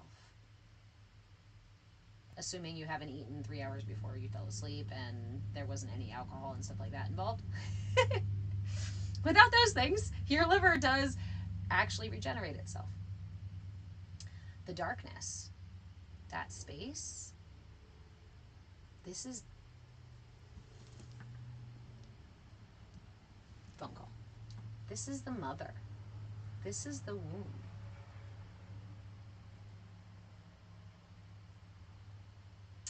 Angie, how do you know what animal spirit? Just curious, always wondered. You love animals. Again, follow your intuition. You are your own guru. Nobody else, you can have guides and gurus who can help you learn about animal totems, animal medicine, and the different energies of animals. In fact, if you're interested in that, I know a creator here on TikTok who I absolutely adore. I have worked with animal energy for a long time, and she is somebody who I would absolutely trust with any bit of go to her, and she's got a lot of information for you, and she makes videos about it too. But follow your intuition. Only you really know what energy resonates with you, what you feel called to. And there is a difference between an animal that you feel like you emulate versus an animal that you want to learn from, that you hope to guide you into the future, or ones that show up in specific situations to help you. As an example, I was, as you guys know from some of my personal stories, right, I was in a relationship that ended up in some really horrific situation. But early on, and almost entirely throughout that relationship, actually, I saw skunks everywhere. everywhere all the time, more so than usual. Skunks are about reputation, as well as, so the skunk has a reputation that precedes him. Yes. When you can smell a skunk coming. But also, his reputation is such that people see him and they go, oh no, I'm not going to mess with that guy. No. And it is also about how we stink up a place. How being in the wrong place, the wrong time, can cause us to be reactive to a situation. Be reactive to an event. Not so much balanced and centered and calm. I was heavily denying my intuition, and I was ultimately putting myself in a situation that I wouldn't say it was tarnishing my reputation, but I was not aware of the reputation of the people I was involved with. And that put me in a really dangerous, life-threatening situation. Yep. Listen to the animals. Listen to monarch butterflies too. Butterflies, transformation.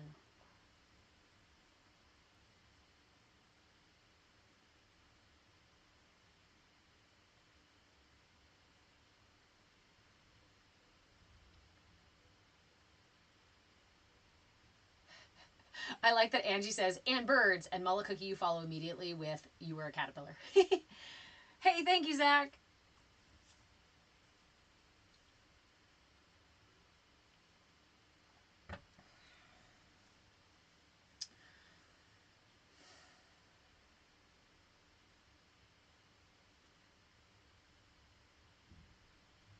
The dark is also our shadow self. The dark is also our shadow work.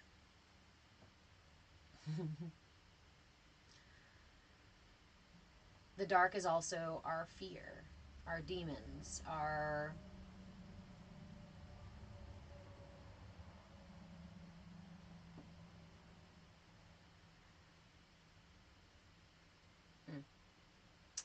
The dark is also the best place to view energy. Have you ever seen energy? With your real eye, I mean, not your real eyes, because I don't know if these are, with your material eyes, not your third eye, your material eyes. Oh, Juliana, that's beautiful. Owls are a big guide of mine.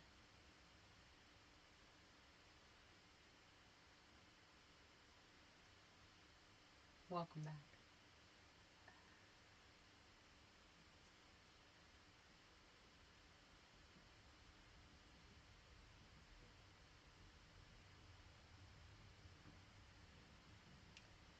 So within this dark space, all the time, and smile.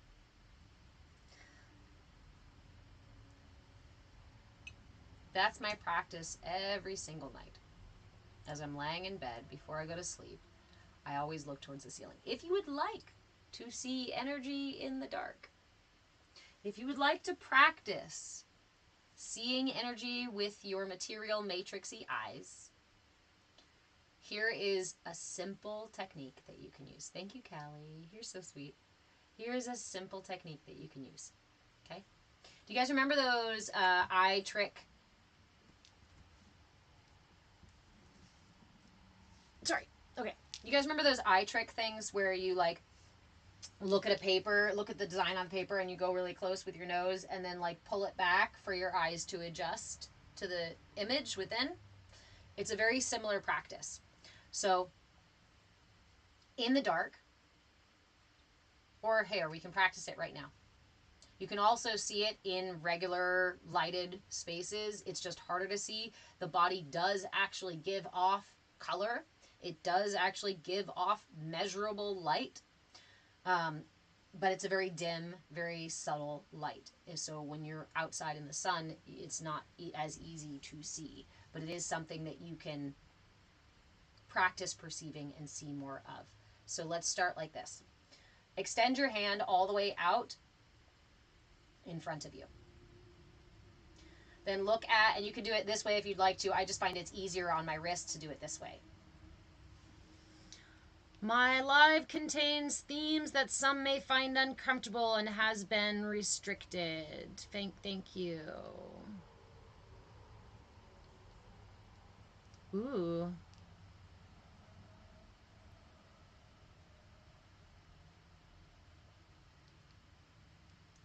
And it also says I'm disclosing content. Did you guys see any business related content? Did you guys see any advertising? Am I selling you something? Fuck TikTok. Anyway, feel free to share the live for your friends because they just restricted me because apparently the content is inappropriate. As we were talking about this stuff being hidden, I was just starting to tell you guys how to look at energy. Apparently that is inappropriate, violates community guidelines, and is not good for all audiences. Restrictions. What are you going to do? What are you going to do? Okay, so for those of you who are still here, please share the live with people who you think would like to know. So here's a really simple technique. Mullet Cookie, you're so done with the attack on the truth. Yes, but you know what? I shall persist. I shall persist and continue to persist because I'm not going to change my words. I have spent a very long time opening my throat chakra, balancing my throat chakra so that I can resonate the truth. And honestly, it's probably why they're attacking this stuff. And that's fine. That's fine. So, did I get restricted? It means that my live will no longer appear in the FYP. It will no longer show on people's feed that I'm live. I think if you're a friend of mine, you'll still have the little bar on top that says I'm live, but it will not share it at all. Which, ironic, focus this week is the throat chakra. Not ironic, in fact, very, what's the word? Intentional? Not intentional. It makes sense. It makes sense. You guys saw it in action. I told you they're hiding my shit. Literally showed up on your FYP right before. Yes. Okay, so let's talk about this terribly nefarious stuff that is not good for all audiences, that is whatever it is. And let's talk about how to start to practice perception of energy, how to perceive energy. So go ahead and extend that hand out in front of you. You can have your palm facing out or your palm facing in. It doesn't matter to me which way you go. Whatever's more comfortable for you. So focus your eyes at the center. If you're doing it this way, I'd say at the middle finger knuckle. If you're doing it this way, up towards the, middle finger knuckle again. So maybe between here, right about here is where you want to be focusing on your hand. Extend it out. Focus in this area and lift it up. I'm going to be covering my face for the camera. Lift it up to your direct vision, field of vision. Stare into this space very intently. Start with a very intense focus. It doesn't matter which hand, Gigi. Either hand. This is not about the hand. It's about your eyes. Doesn't matter which hand. Doesn't matter which direction. And you can hold it in a little closer if it works for you, or extend it further out. When you're doing this in the dark in your room, you're going to go a lot further. So feel free to just find what works for you for now. Okay. Bring it to your eye level. Stare intently, intently. All of your focus, all of your attention, all of your intention. Your intention is to give all of your attention, all of your focus, all of your awareness to that one spot right here. Even look into it in a way that maybe even makes it look new or different. Look at the wrinkles. Look at the shape of it. Look at the contours. Look at the color. Look at all of it. All of your attention, all of your awareness. Even sink into the feeling of it. Pay attention to the feeling inside this one spot where you're focusing on.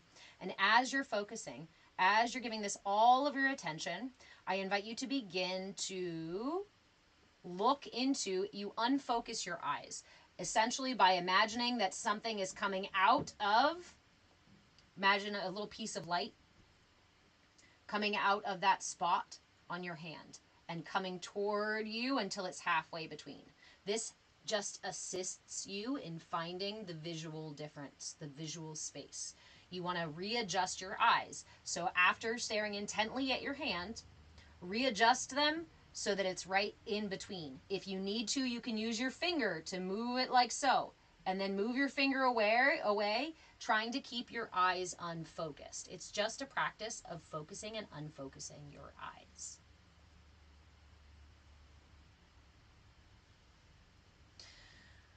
What you're going to do once you unfocus those eyes, keep that vision right about that same level, and without moving your eyes, notice your periphery. Notice the area around your hand. You are likely to see at least a shift, at least a fog or a little bit of outline outside of your hand. It takes time, like I said, to be able to perceive the subtle colors available that the energy body gives off. But this practice will allow you to start seeing the movement of energy. And if you practice in the dark, then you're much more likely to see those colors. And remember, colors can show up. Think about like the way that like the aurora borealis does, right? These colors like come in and out, fade in and out, depending on the strength and intensity of them. So as you're doing this practice, you may notice a swath of color move through your vision. You may notice sparks or things like that come off, but it's unlikely that you're going to be consistently seeing the same color throughout the whole thing. The system is dynamic. It moves a lot. Your aura shifts depending on where you are, what you're thinking, what you're doing. It is constantly moving and shifting. It's not a stagnant, still pool. So when you're doing this in the dark, I suggest doing it either to a wall or to your ceiling. My favorite way to do it is laying in bed before I go to sleep. I practice it every single night. Look at the ceiling, particularly if it's if it's very, very dark. Again, focus your eyes on a point and then unfocus to look in the in-between space. Oh, wow, mullet cookie, nice. On Sunday, you saw your brother's blue, purple, gold around the edges of it. It was beautiful. So before I decided to shift my business stuff, right, to just giving away the information because that's what actually feels most true, most authentic, I was putting together my chakra workshop. And in that workshop, we talk about the energy system as a whole, including the aura. Now, those of you who've been around a lot, you guys know that I've been working with the energy body since I was a kid. I was gifted with my family's lineage of energy work. So my exploration of the chakras and energy comes from an experiential place and then from an educational place as well. So there's some of these details that I still use references for and have little info, journals and whatnot on, because there's several layers of the energy body. There's several layers of the aura. There are chakras that go well out and above and around the body.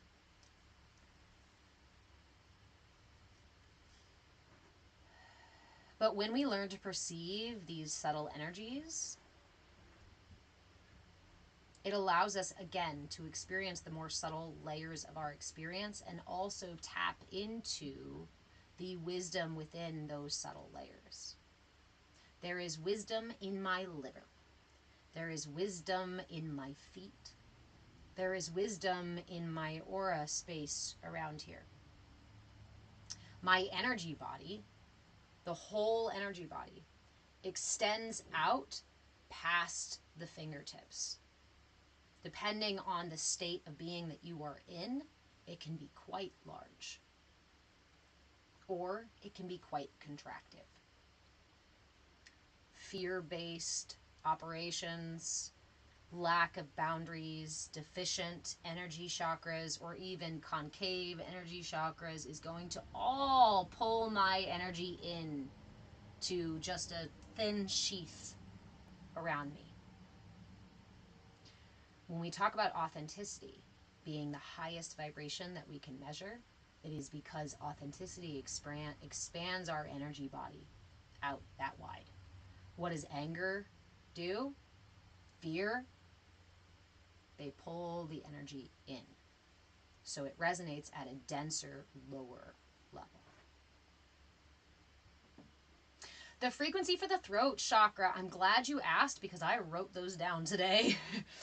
You can always just go online, YouTube, Spotify, wherever, and look up frequencies for the chakras, and you can find lots of playlists, and I highly encourage you to do so because it's it's a really fantastic way to treat the energy body and the chakras in particular in a passive way. So you can just play the tunes, play the music, and receive the alignment. So that's really, really, I like those kinds of practices. For the throat chakra, it is the 741 gigahertz. Solfeggio frequency 741.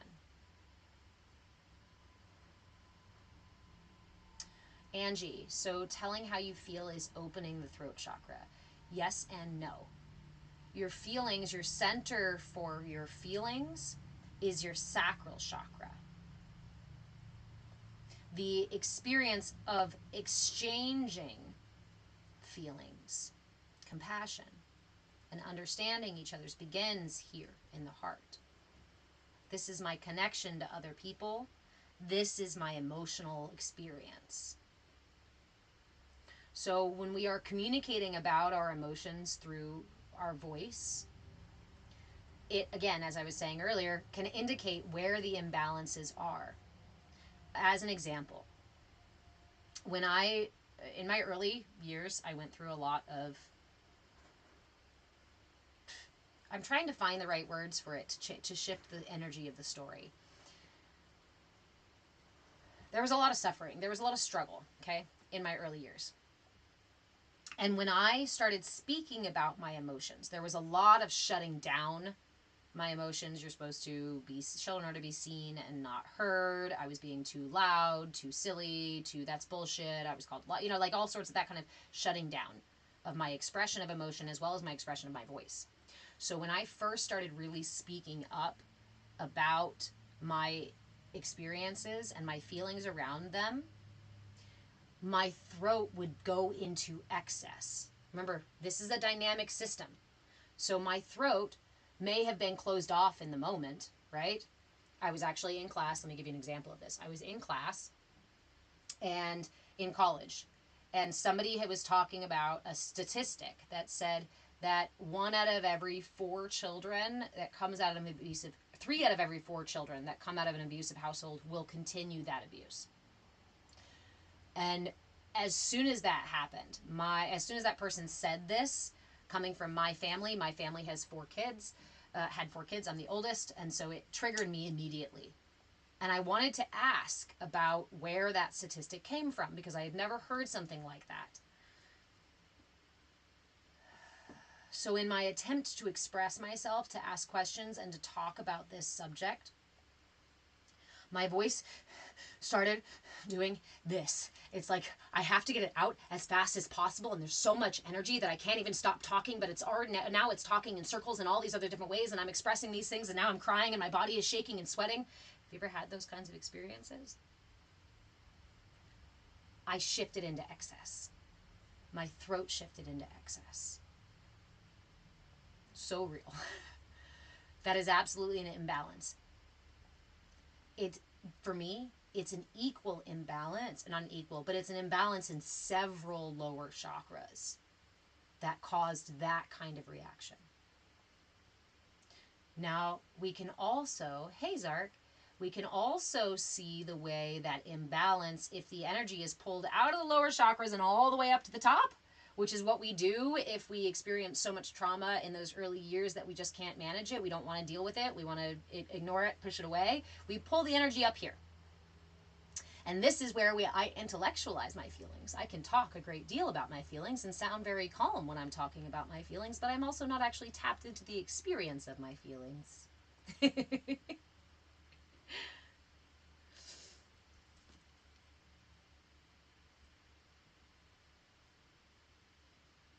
just reading a comment here, guys. Hold on. Good day, Zark. Yes, absolutely. Great topic. You want to talk about Tantra and Kundalini yoga? Absolutely. We can. Give me just a second. Because we're just now talking about the energy moving upwards, right? I have a workshop available. I believe it's on my Patreon page, but it's also available in the Discord. That's a tantric partner breathing practice. But we can talk a lot about that because the ability to use to greatly intellectualize your feelings. Geminis can do that. Yes. So again, the throat chakra is ruled by the signs of both Gemini and Virgo. It's also ruled by the planet Mercury, obviously, right? One of the things I love about when Mercury goes retrograde is that it makes it more difficult for us to communicate in subversive or dishonest ways. What I love about Mercury retrograde is that communication starts to stall and get shaky and have problems when it's not clear, direct, authentic communication. Now, this is what I have found in my experience as a Virgo sun and a Gemini rising. Maybe it's unique to me, but I have found with others that the reason that we go, fuck Mercury retrograde, is because we can't be dishonest during that time.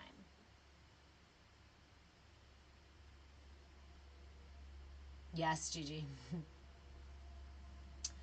Mullah Cookie, you're cautious about certain aspects like Kundalini, probably based on how you were raised as a kid. So, and that's why Zark, I'm thinking about it too. I don't share a lot of. There are certain things I share in the Discord, as we've seen with TikTok hiding my lives, but also because I want to be sure that people aren't misinterpreting the information. I don't talk about fasting on lives because I don't want people to misinterpret that information. Kundalini and Kundalini energy is a very real and powerful force, and a lot of people seem to seek their Kundalini awakening as quick and fast as they possibly can. But think about it like this. If our energy system is like an instrument, right? So I've got this central energy channel and these 7 major holes in my flute to resonate at my unique tone and all of these different channels. Kundalini energy is a dormant life force, a union of yin and yang energy that rises into creation, into manifestation in this material form. Essentially, mimicking the divine union of the masculine and feminine and manifesting it here into creation.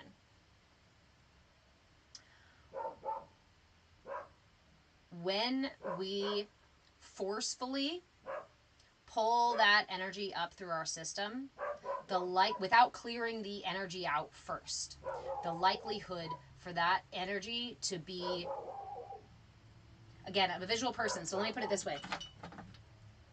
If I've got the energy coming up here and I have a major blockage in an excess, my sacral chakra is the chakra not only for nurturing, it's also my chakra for intimacy. This is my sexuality. It happens here in your sacral chakra, not in the root. Some, yes, but mostly here in the sacral chakra. If I am rising, pulling Kundalini energy up, and it hits an excess sacral chakra, I can very well amplify that excess and cause myself further imbalance, even in this idea that I am seeking spirituality. This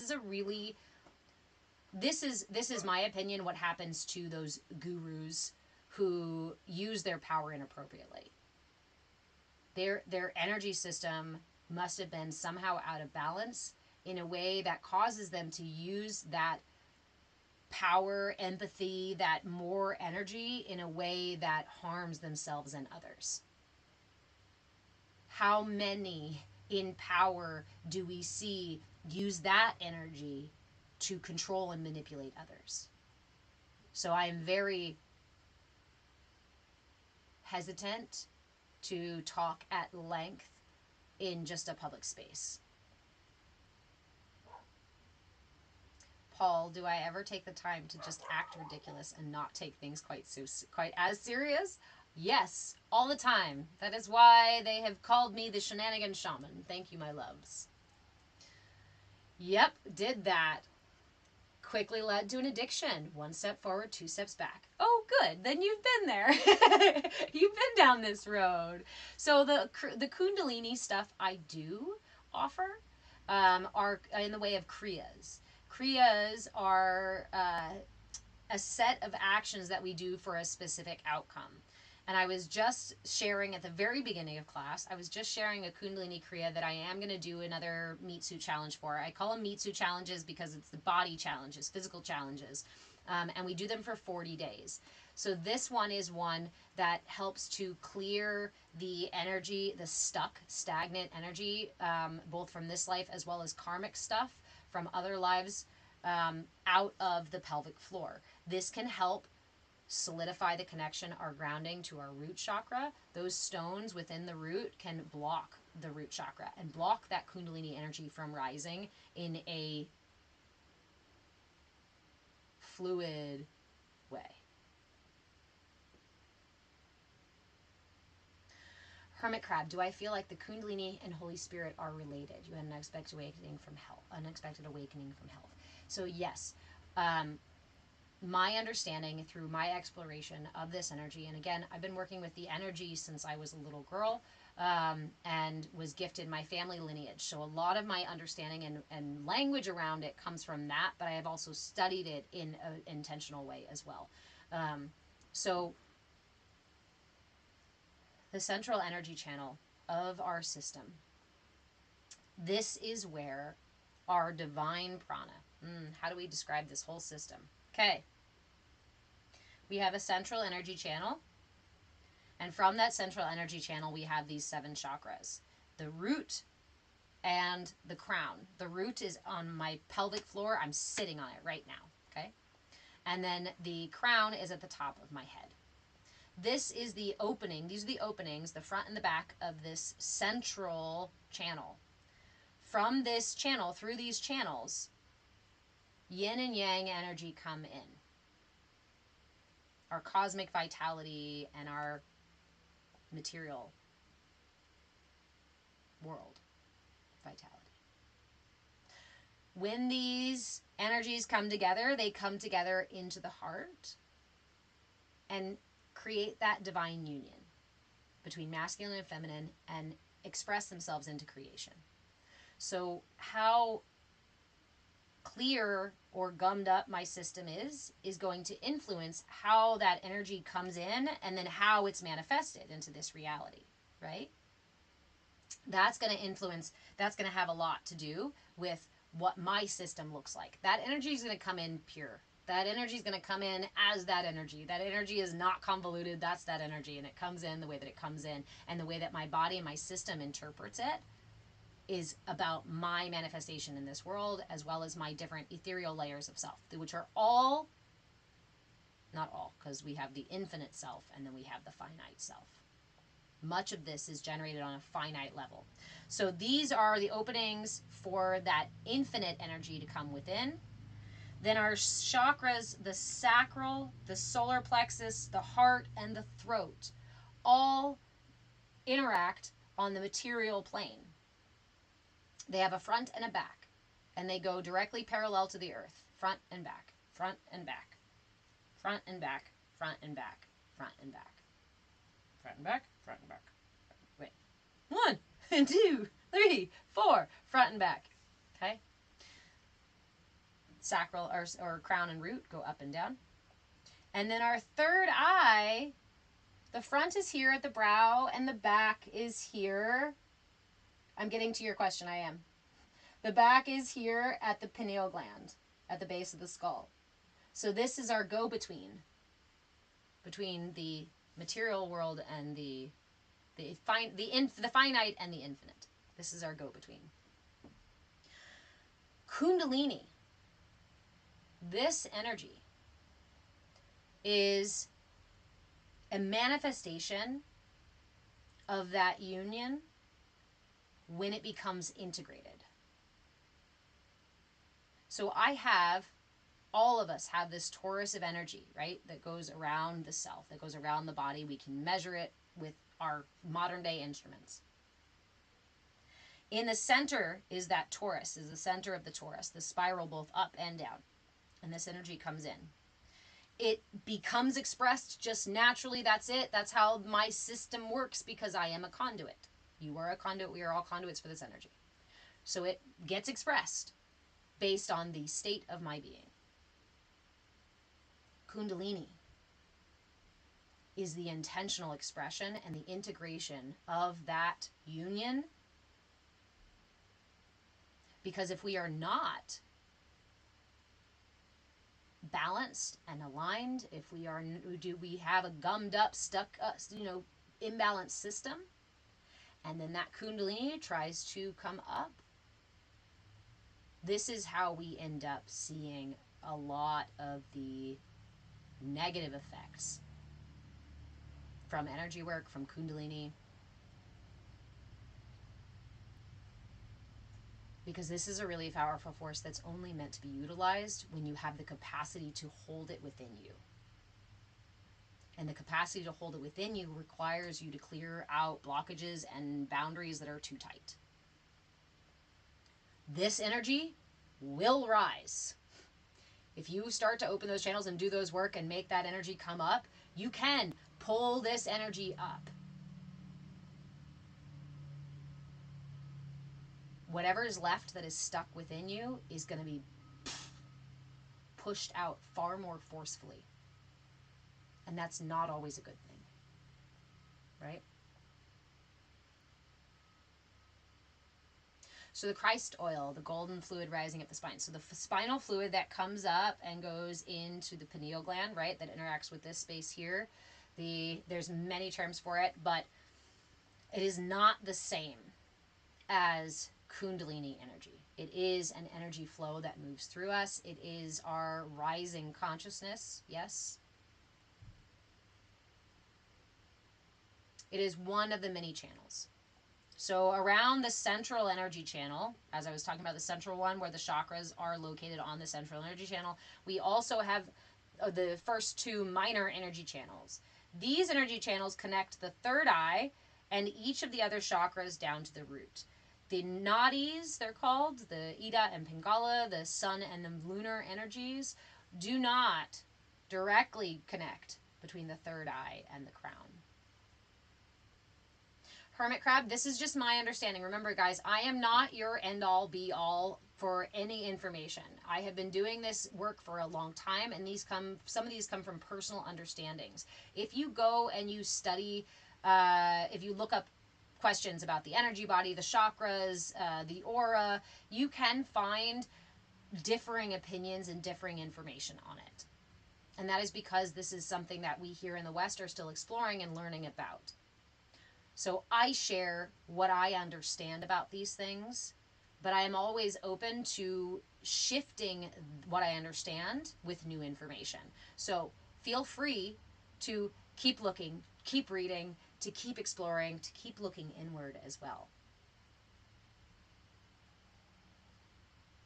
When we all look inward, all come together, and we all share our experience, then we can find the collective experience that is closer to the truth. Because my experience is always going to be colored by my lenses.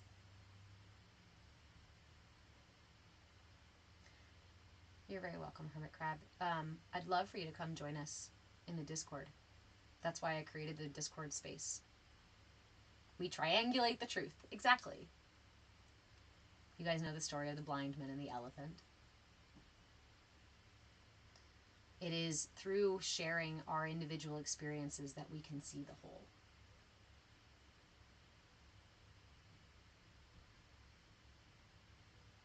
Not by negating each other. And not by saying, mine is the one true answer, and if you don't believe me, well, then you're wrong.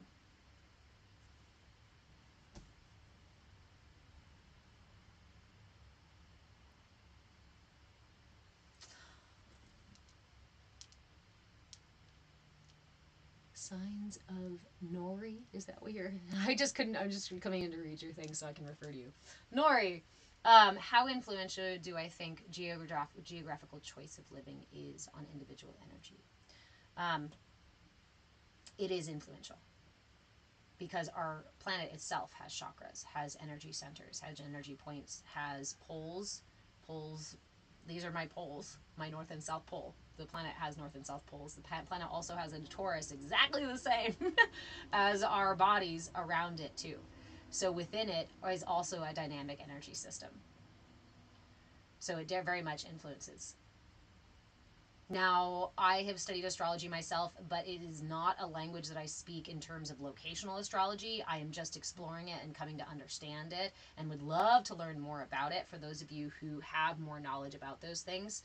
I'm a traveler also, and I have been many places in the world, and I can tell you from personal experience, the energy is very different in different places. The energy is very different in different places.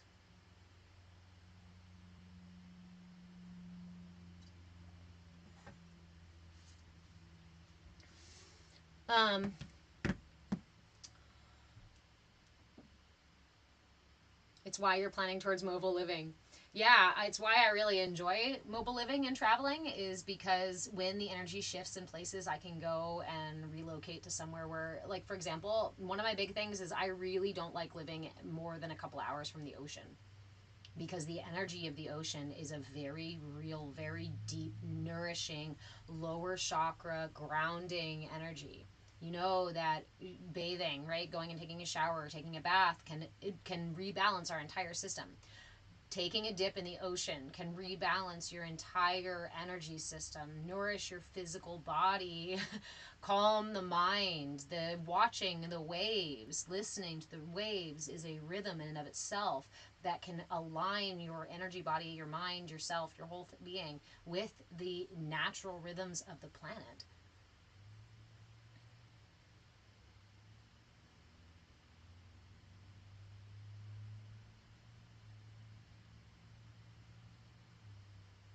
Hmm. Well, Cookie, are you talking about just the Taurus effects of it? Our entire system works in these same ways. The whole Fibonacci sequence, right? This is the expansion.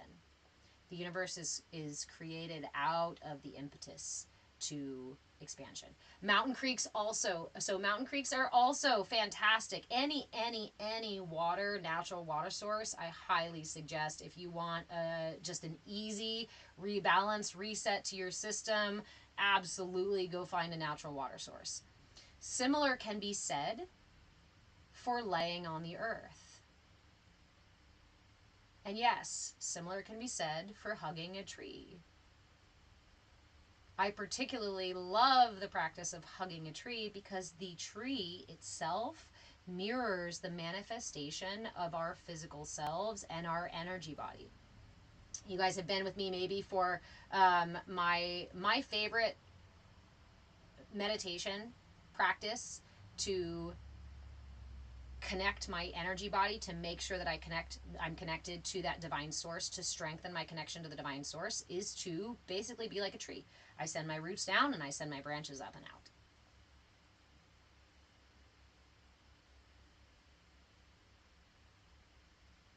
Yes, it can impact your migraines. So the reason that we each have different, so like how it relates to astrology is really important, or is really interesting to look at too.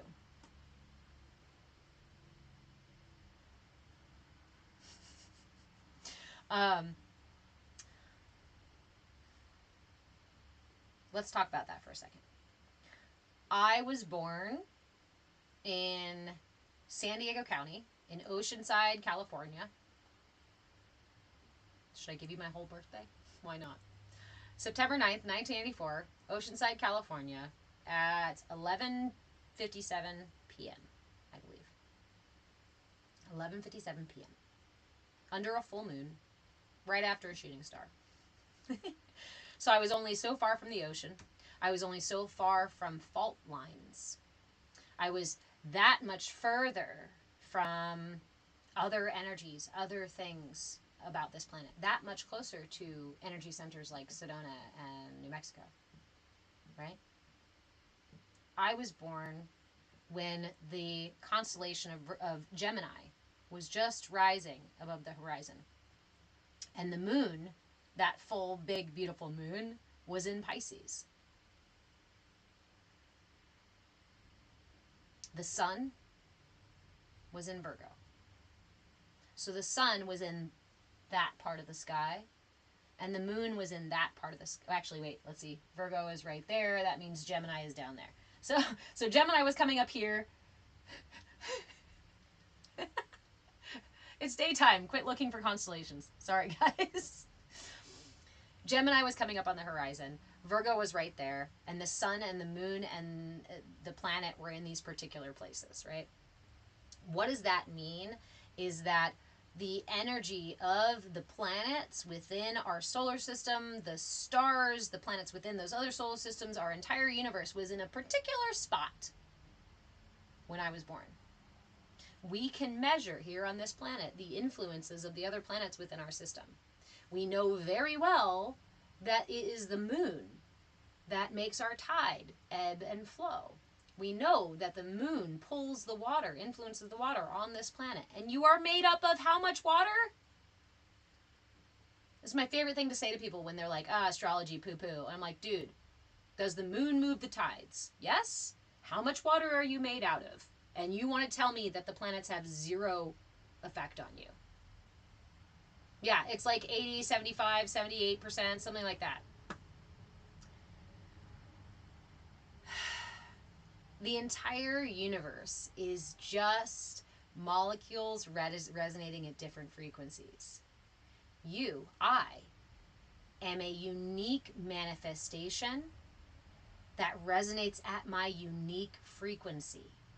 And that unique frequency was manifested into creation in a particular moment in time, just for me. Just like yours is just for you. And that's why my dharma is just for me. My path is just for me. My experiences are just for me. All of this is just for me. Unique to me. Thank you, Zach. And it is. Everything is interconnected.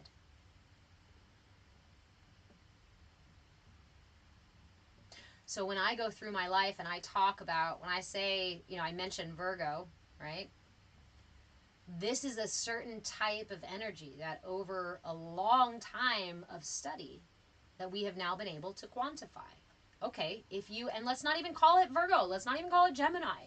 Let's just talk about the actual, okay, when the planets are in these places in the sky, when these stars look like this, the energy that is created during that time, the things that are born into creation during that time, rise with a certain frequency. And that frequency will influence their strengths and challenges, will influence the way that we perceive and receive things. It will influence the energy that I want to pull into my life and the energy that I don't resonate with. It doesn't mean that the energy I don't resonate with is bad. It just means it doesn't resonate with me. Someone else may very well resonate with this energy. And it is there for them, not for me. I think if we understood life from that perspective energetically, and we saw all of our choices from a very simple standpoint of, does it resonate with me or does it not resonate with me? Is it inclusive of my energy or is it exclusive of my energy? Is it inclusive of my authentic self, which is really just all of me resonating at my beautiful vibration frequency, not me trying to change and shift and compartmentalize and dampen my frequency?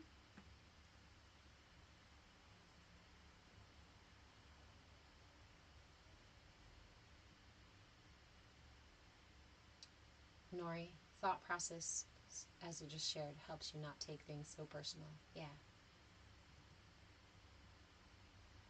For those of you who are new here in this space, hello, my name is Reverend Deborah. I am an interfaith minister, a movement facilitator, and your shenanigan shaman.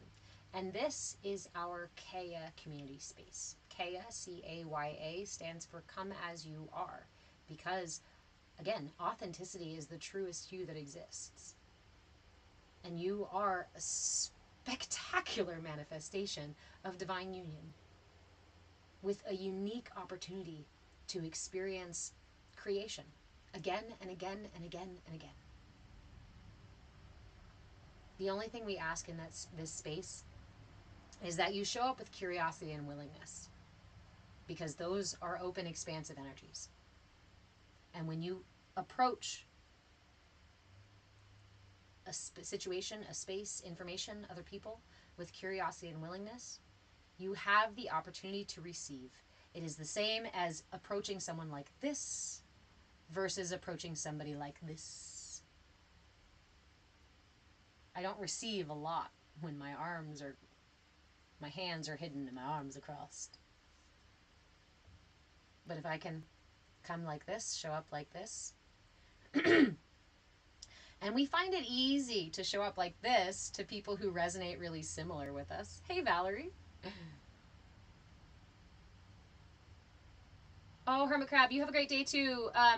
If you would like to join the Discord, send me a message, or you can go to my Patreon page, patreon.com/movewithchange. There is a free link to join the Discord, a Discord link for free on the Patreon page. The link is also in my bio. That is where we have more in-depth conversation, where we can chat more, and I can share a lot more about these things without having to worry about, one, the algorithm hiding the shit, and the other, without me worrying about people taking it in an unintentional way. So if we want to talk about Zark, hopefully you have joined the Discord. No, you joined the Patreon. We got to get you into the Discord, and hopefully some of you. So, what were we chatting about? Resonating. CAYA, come as you are, show up as you are, meeting everything and anyone like this. But it is difficult. It is easier when we are around people in situations that we resonate with, that feel good, that feel similar to us. Those are easier for us to show up and go, oh, okay, I know you, I recognize you, this feels safe and comfortable. And it can be a lot harder when the energy is in opposition to yours, or just doesn't resonate, right? Two notes, you can play two chords on the, or not chords, you can play what's the difference? Note or chord? It's a note. You can play two strings on the guitar, doesn't mean they're going to resonate with each other. Some of those two strings played together sound terrible being played together. And that's okay. We don't judge the guitar or the strings and say, well, that's a shitty string because it doesn't resonate with that string when I hold them both together. It would be silly. But that's what we do with people. Oh, that's bad because it doesn't resonate the same way I do. But what if the entire universe resonated like I do? Then that would be boring as shit, and I'd probably be annoyed as fuck with myself. If my energy was the only energy in the entire universe, holy hell, get me out of there. I mean, I love me, but damn, we need some diversity. I also need a break, too. So, in this space, again, I invite you to show up with curiosity and willingness, because you afford yourself the opportunity to receive something, to learn something new. Hey, Eve, how are you? To expand your understanding. And if you've never looked in a mirror that doesn't resonate with you at all, and actually took the time to consider, what was I saying earlier, right? These are some very profound insights when you look into the mirrors that don't resonate with you. For example, a practice that I have is that when somebody gives me something I perceive as negative critique, or a critique I don't like, or even accuses me of something and things like that, I almost always take that reflection and hold it in my heart for a time. Do I adopt it as my truth? No, that's different. I'm talking about holding it in my heart with compassion compassion for self and compassion for other.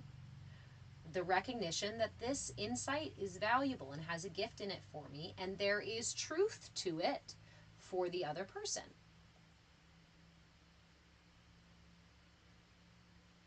One of the things that I have been called is a manipulator. Oh, you're manipulative. Right? And I've had to sit with this one in my heart many, many times. Because my intention is rarely to some nefarious end, right? But I do have an awareness of energy, which affords me a kind of insight that people who are not connected to that do not have. And it does look like somehow I know things I shouldn't know, or I have some, it's an example being an ex of mine and I, a boyfriend that I dated for many, many years, my lovely Charlie. I love Charlie. I still love Charlie. I discovered that his love language is physical touch. And it's not for me. Some, yes, but not a primary.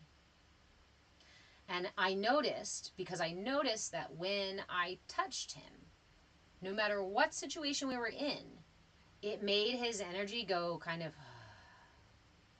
There was sometimes a verbal, a physical, sometimes it was just an energetic. Just a touch made him go... It brought him peace, some level of comfort. And so I started doing that. Just touching him more, just being more casual, putting my hands on him, sitting next to him, snuggling up to him. And it suddenly started to influence him, his energy, our relationship, our communication. It changed a whole bunch of things about the relationship. I told him later on that I was doing this on purpose. I didn't think it was nefarious or, manipulative to operate within the perceptions that I have. I would do that for anybody else.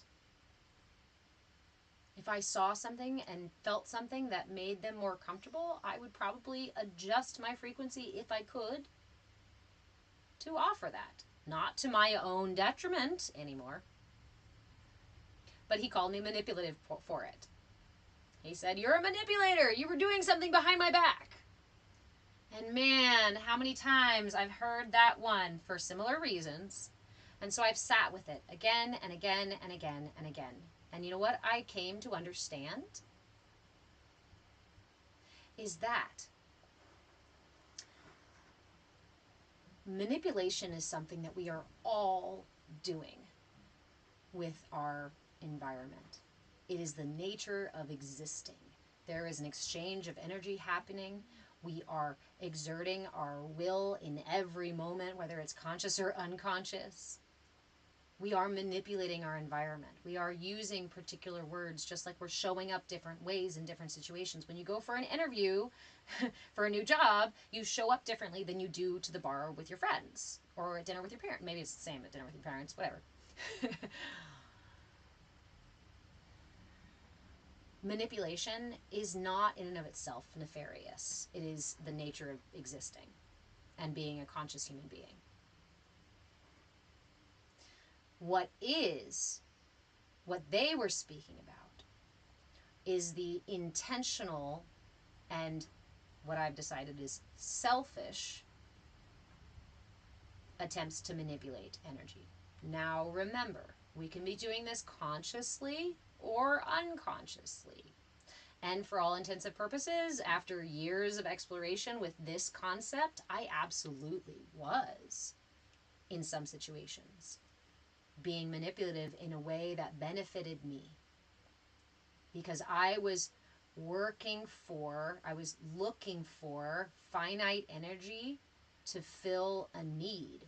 Many of us are doing this because we are not fully connected and fully expressing that divine union as we are intended to. We are a conduit, an instrument for that energy to resonate, to sing through. And if we are out of balance, we are seeking that balance and we are seeking to satisfy the need for that infinite source. Without the connection to that divine prana, and I shouldn't say without, because you all have it. It's flowing through you. If you are alive, it's flowing through you.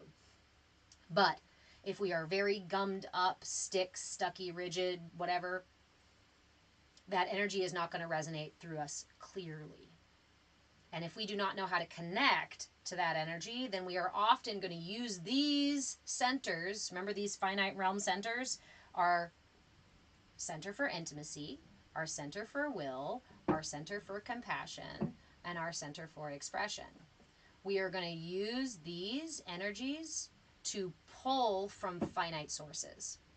This is where we end up with things like codependency, arrogance, control, the need for intentional manipulation, narcissism, gaslighting, all of these things that we do, and manipulative energies, manipulative actions, manipulative words, manipulative ways of being. Well, again, whether they be intentional or unintentional. That is a certain type of manipulation, whereas being present in this reality requires a certain type of manipulation. Ideally, we want to be resonating at that type of manipulation, not from this finite, I need to pull energy from you. Hurt people, right? Why do hurt people hurt people? Because hurt people are often blocked, disconnected, imbalanced in the various chakras, and so they are seeking to satisfy a need, to fill that, to balance that by taking from other people, by taking energy from other people. Same with an intimacy addiction. This is about pulling finite energy into their nurturing center. Somebody who dealt with neglect early on, somebody who dealt with abuse in this area early on is very, very likely to be imbalanced here. And again, we can have an excess or a deficiency. An excess is going to be somebody who pushes out this energy very much and also pulls in this energy from other people.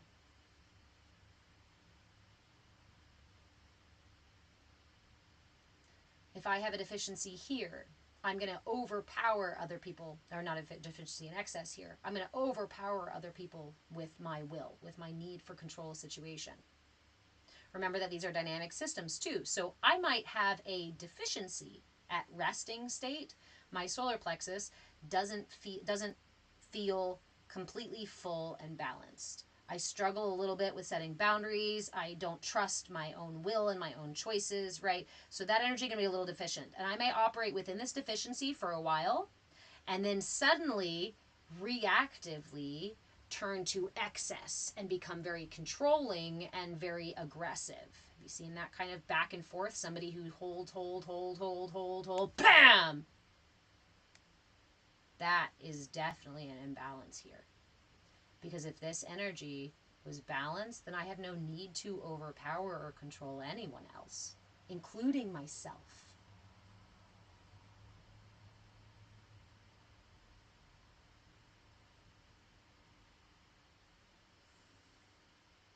Same with the throat chakra.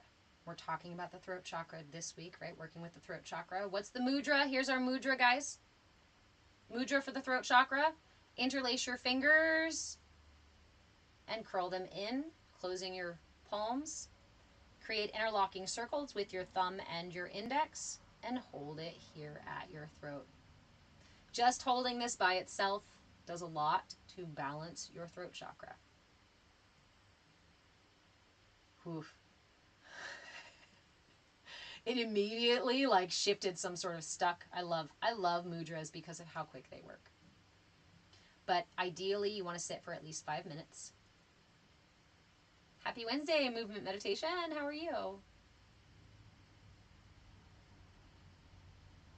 Yes, intentional manipulation can be nerve-wracking. Gotta run. Have a great day, friend.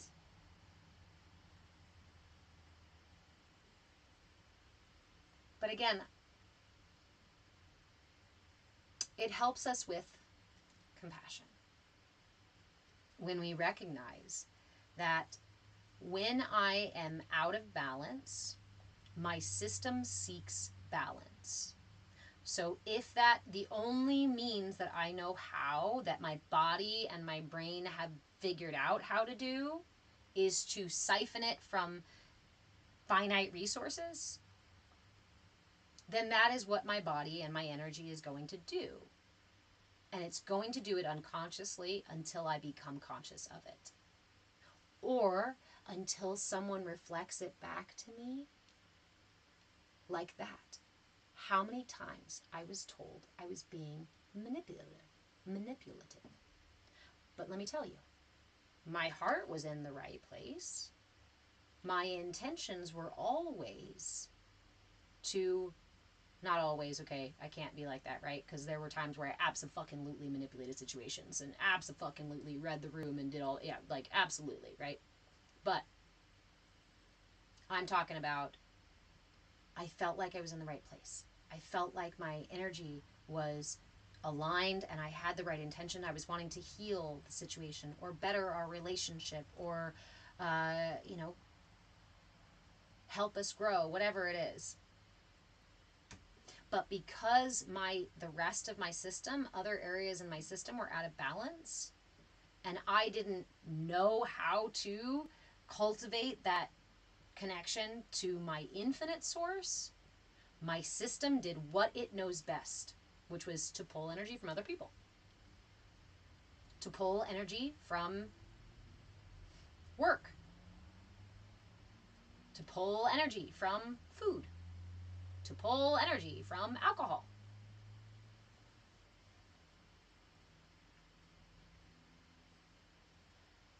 There are many, many ways that we pull energy. So when we talk about addiction, addictive, any sort of attachment, that kind of stuff, whether it be work or intimacy or food or substances or any of these other things, we can talk about them from an energy standpoint. We talk about them as a disconnection from your third eye. Okay, so remember again, I keep going over this because it's really important. It's important to what we're talking about because we're talking about seeing all of these things from an energetic standpoint, and seeing them that way has always helped me to understand them in an operational way. So, your third eye, the front is at your brow, and the back is at the base of your skull, at your pineal gland. This is my go-between between the infinite and the finite, between the divine and the material. Addictions are a disconnection here. Every single one indicates a disconnection here. Because these are my finite expression chakras: throat, heart, solar plexus, sacral. These are the ways that I interact with this world. And if these connections, my root and my crown, are muddied, disconnected, or not, again, they're not completely disconnected, just muddied or too tight or limited or weak, then this system is going to seek to satisfy my need for nourishment from this reality. That's all it can reach. When this is connected, then the flow of this is much easier accessed by these.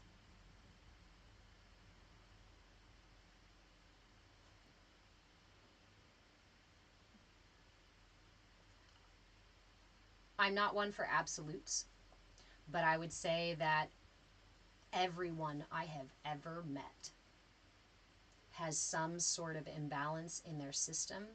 Why? Because I've come to understand the nature of being alive as the process of coming home, as the process of healing, as the process of discovering, of learning things that we all already know, that we collectively already know, that the universe, that God already knows. But to experience them, I have to pretend I don't know them first. To heal myself, I have to be broken first. I have to be hurt first, right? I have to be wounded first.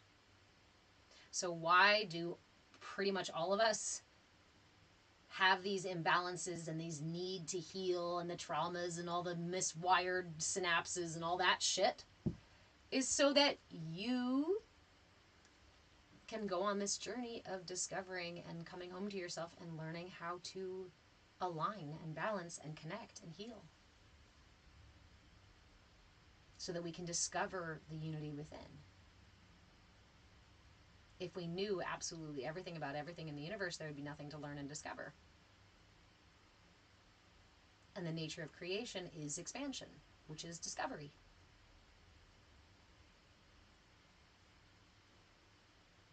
That's why the brain seeks novelty, right? Yes, remember to be lost to find yourself.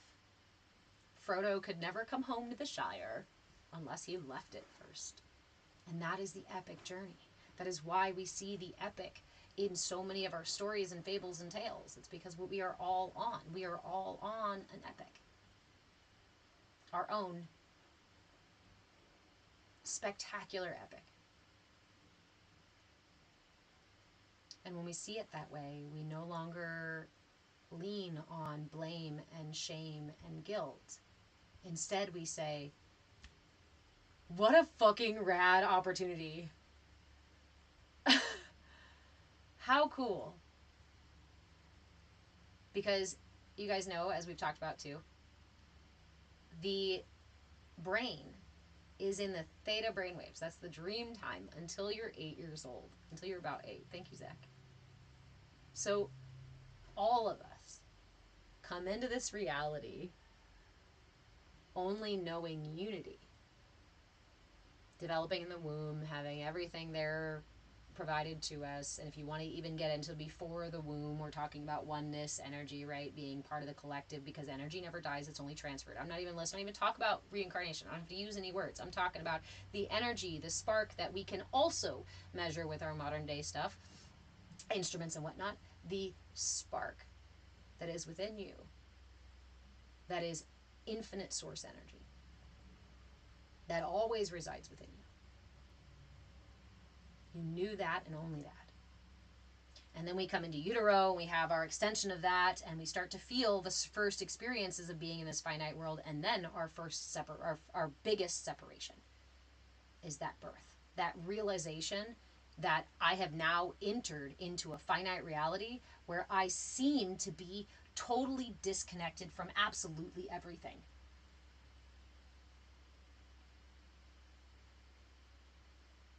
Time is no longer infinite. It's no longer just a constant experience of now. It becomes well, what about when do I get the cookie? And when do I have to go to bed? And why now? And why not now? Because it's the nature of our experience in this finite reality. The nature of the matrix is to have the illusion of linear time. To have the illusion of separation. Why? So we can discover unity. So we can find that unity, that divinity within ourselves.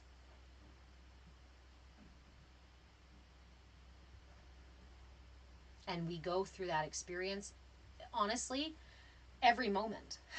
Because creation is coming in through us, meeting at that heart center and manifesting into our physical reality.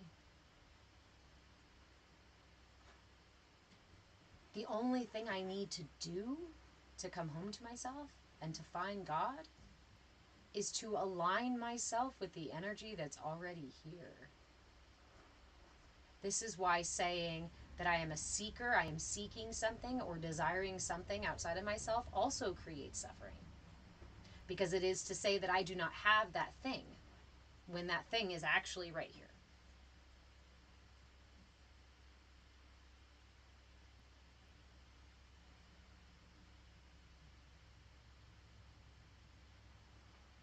Seeing the forest for the trees. And yet we spend so much time bickering over the trees. My tree, your tree, different trees, right trees, wrong trees, tall trees, short trees, fat trees. Doesn't matter. They're all part of the forest. And it wouldn't be a forest without all those trees.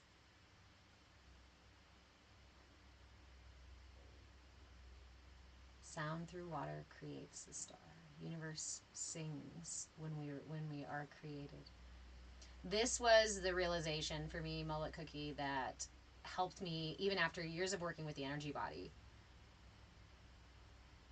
to find that as an instrument and to hear that sound. I think you guys were in here before when I was talking about this culture. I don't remember where it is, and I apologize for that, but they believe that before a child is born, the mother will hear the child's song. And sure enough, almost, pretty much every woman that has a child there does find a song unique to her child before they're born. I found out about this after I had my son, and funny enough, had the same experience. Just before he was born, I started humming to myself a tune that came from nowhere. But as soon as he was born, it was the only tune I wanted to sing. There were no words. And it was just a couple of tones. But when I read that, I went, oh, yeah, we really are. We really are songs. We really are.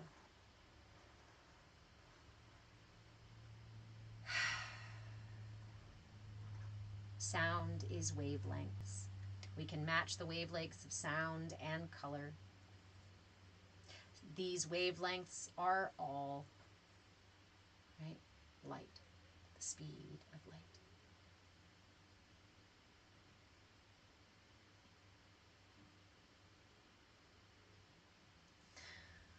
Ooh, Zark, is the goal to stop reincarnating and rise above the physical body to be eternal? Or just to enjoy the ride? I think it depends. I think I've met people who feel that their, goal is to stop reincarnating. And for some of us, it's just to enjoy the ride. I think that's indicative of the thing that we would like to receive in this reality. My first communications with divinity were about reincarnation. Because I felt like I was born into a club that I didn't want to be part of. I didn't like it. I didn't know why I was here. I felt very disconnected. I felt very otherworldly as a little kid. Felt like I was speaking a different language to people. Like, it was just a very weird, dissonant sort of disassociation sort of thing happening. And anyway, misalignment with the world. So for me, my hope was to stop, was to figure out how we got here and then get the hell out. But it was in those earlier explorations that the visual for me really was that our soul is contributing to a library, or maybe a book in a library. Or within our souls, there is a library, right? All about the same. And each of our manifestations is an attempt to experience a particular thing. So yes, enjoy the ride. Right? The point is to be here and experience. It is the experience that you are here for.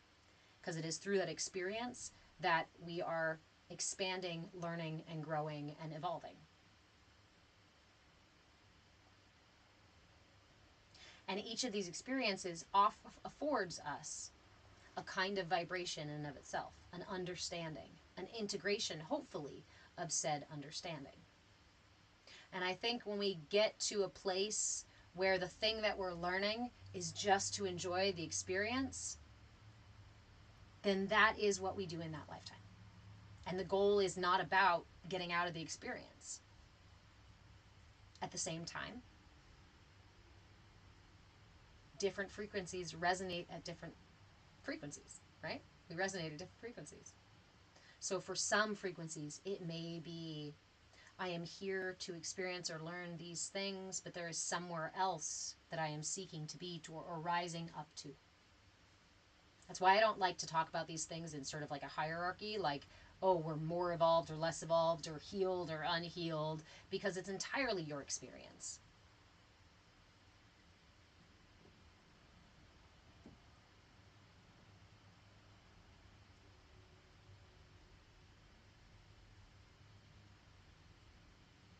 My brain is sitting, my pirates are sitting with the Buddha and Christ at the moment, and sitting there asking them, well, what was your thing? Like, what were you doing? Were you here to learn a thing, or were you here to share a thing? Were you here to just enjoy the experience? It's funny because as soon as the Buddha showed up in my mind's eye, he sat back and was just like, it's the experience.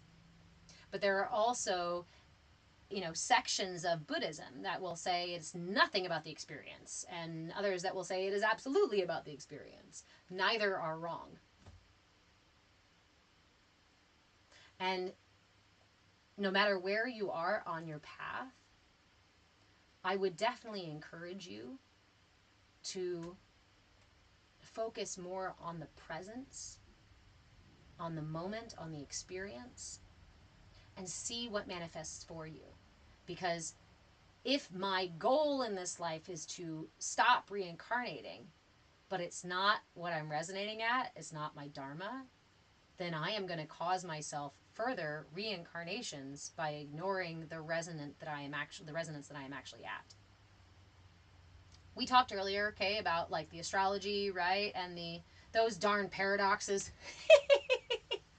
I tell you, Zark.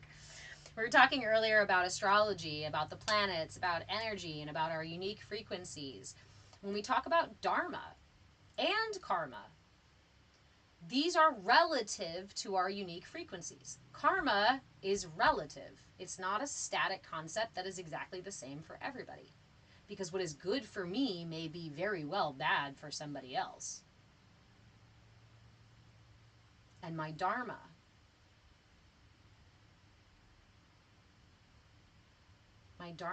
is the frequency at which I am aligning myself. We can get convoluted when we talk about purpose or destiny or fate or predetermined whatnot. Do I have free will or not? My dharma is if there is a goal, I would say my dharma is the goal. So discovering my dharma is my practice. Aligning with my dharma is my practice. Do I have to know what my dharma is to align with it? No. No, I can follow the breadcrumbs that lead me to it in tiny little yeses and tiny little nos. It's easy to say no to something that is very obviously not for you, right? But if you are in an imbalanced place, something that is obviously not for you may very well look like it's for you, because if the scales are tipped, your measurement is going to be off. And almost all of us are operating from tipped scales, because that's the nature of this experience. Those first several years that you were literally in the dream time still, up to the age of 8, you were unconscious. I mean, not completely unconscious, but you were not completely here in the world. And then not until your mid-20s do you finish developing in mind, body, and soul, or energy, right?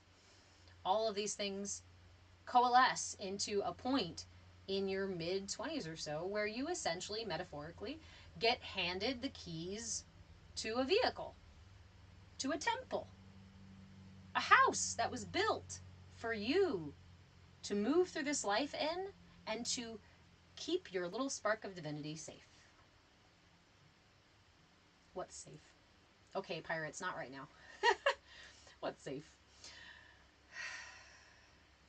When all of your systems come online and you're in that mid to late 20 era, it is up to you to start evaluating the quality of the vehicle or the temple that you have received. Just like inheriting a car, inheriting a house. You may get into that house and go, wow, the beautiful staircase is amazing, but holy fuck, who painted those walls? Or the foundation, the very foundation of this house is slipping. Or there's not even a wall over there.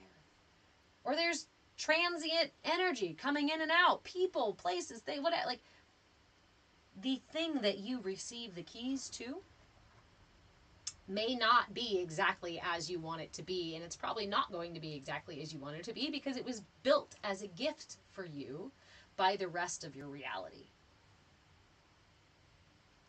Caregivers, situations, your internal responses to things, your frequency, energy that you were born under, all of these things come together. to make you a badass car. So, if you're a top-down kind of person, and your parents and your religion and your caregivers or what have you early on culture created an armored vehicle for you instead, then baby, please start unscrewing those panels and find yourself a cute little fabric top. But many of us choose to take, well, not choose, because I want to say that unconsciously. We unconsciously choose. We agree, without realizing we agree, to take this vehicle as it's been built for us without any renovations. Now, we might, in our early 20s/teen years, we revolt against all these things. So we may, in our 20s, go, yeah, this is definitely not for me. As soon as I'm out of the house, I'm going to be doing this stuff, or I'm going to be changing my life, or we experiment a bunch. Because that's the time where we get to say, dude, this is mine now. Nobody else can say what I can do about it. Nobody else, except your government, depending on where you live. This is mine. And I get to make it whatever I want it to be.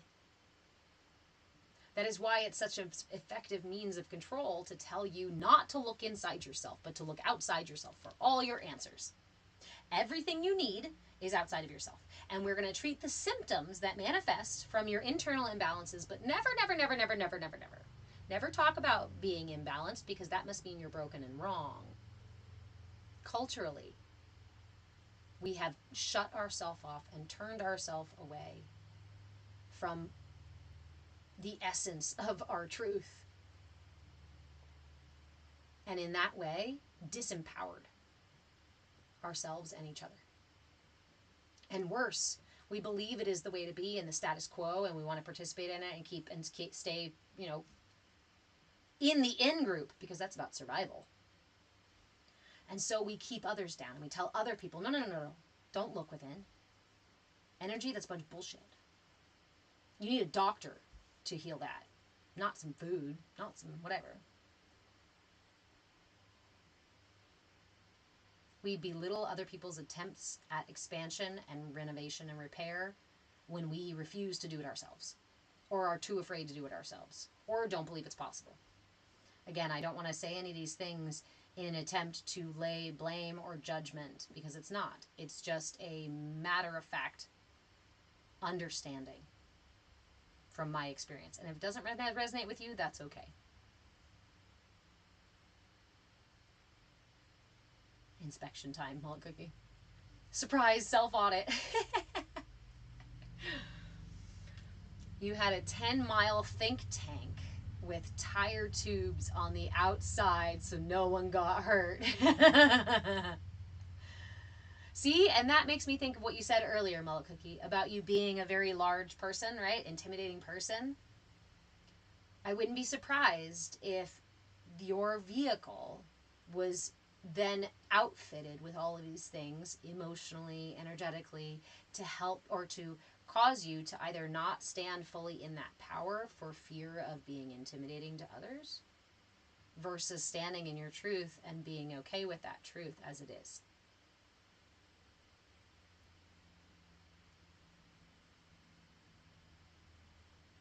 But this is the journey we are all on, whether you choose to do it intentionally or not. Divine energy is going to flow through you. Your chakras are going to interact with the physical realm. Your inner reality is going to influence your outer reality and vice versa. So the question is how much do you want to be a part of that? How much do you want to choose those things?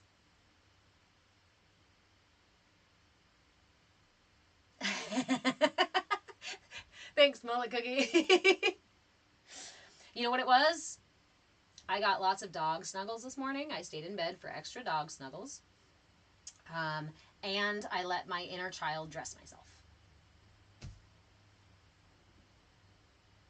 Doing so clears my channels of guilt and shame and fear.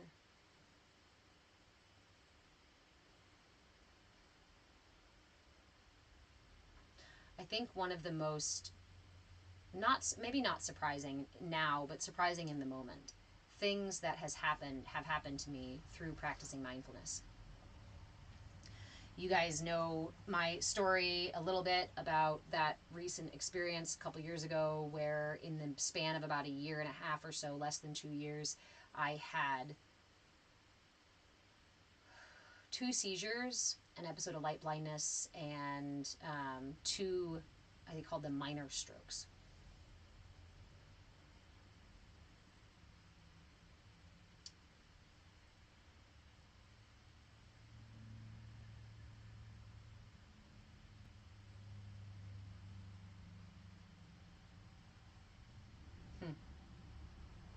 See, there you go, calling me out for operating on all cylinders. What caused it? It was a couple of things. One, I was put on a medication that was not appropriate for me.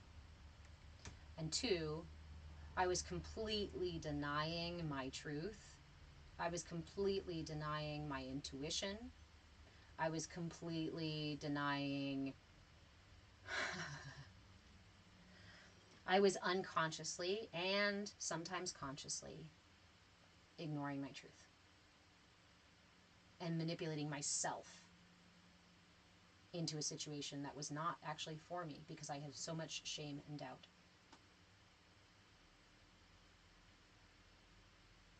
And I wanted that energy. I wanted the energy of this person who seemed to be so powerful. So, because I felt so lacking in that energy. But one of the things I have discovered, so what happens with strokes and seizures, it changes the nature of your brain.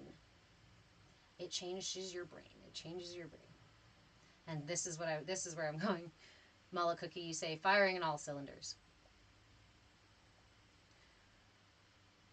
One of the hardest things for me after going through those experiences was the effect on my speech.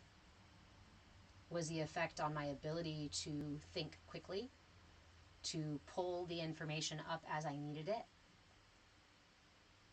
It caused me a lot of struggle between my son and I, because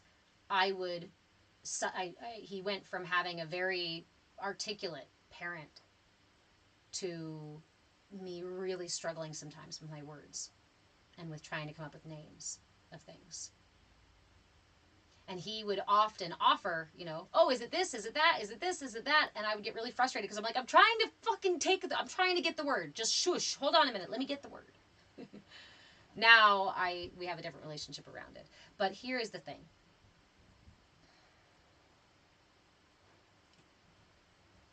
One of the other things I also noticed when I was going through that experience was that my vision got worse to such a degree that I needed glasses full time. You guys will see me sometimes put my glasses on. Because after coming out of that situation, I went immediately back into my practice. I went immediately back into my practice as a reverend, my practice of energy work and meditation and coming home to myself. I went back into all of it because I nearly lost my life and it was the only thing I had left.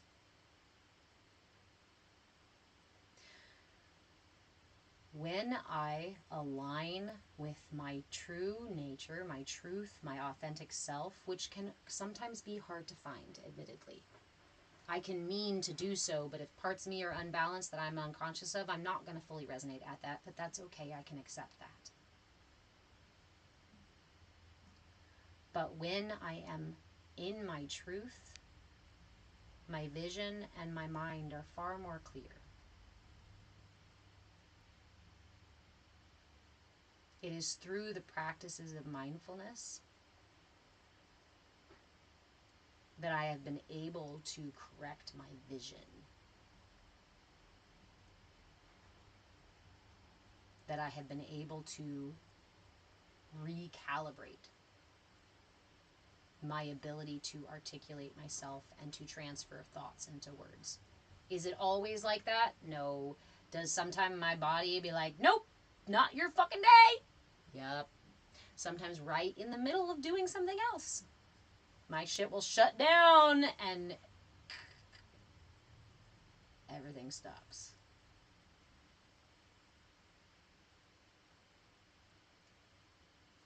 Aww. Mala Cookie, I adore you. Yes, Veronica, stop trying to fit elsewhere and find a space that fits you. See how you fit. See how you fit within you.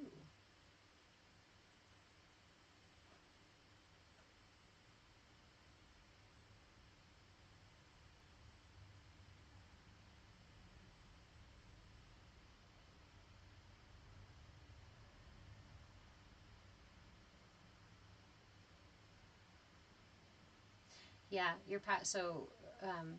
rising from the ashes, you said your past relationship is how it briefly described what I was seeking. Okay, yes. I'm glad you came here too. Remember, we also have a Discord. The link for the Discord is on my Patreon page. Link is in my bio, patreon.com/move with change. You can also just send me a message and I'll send you a link if you want to talk at length and keep hanging out in this space, because I'm only live Monday, Wednesday, Friday, and Saturday at 10 a.m. Pacific time, usually a little before and usually a little after. But I want to talk about that piece.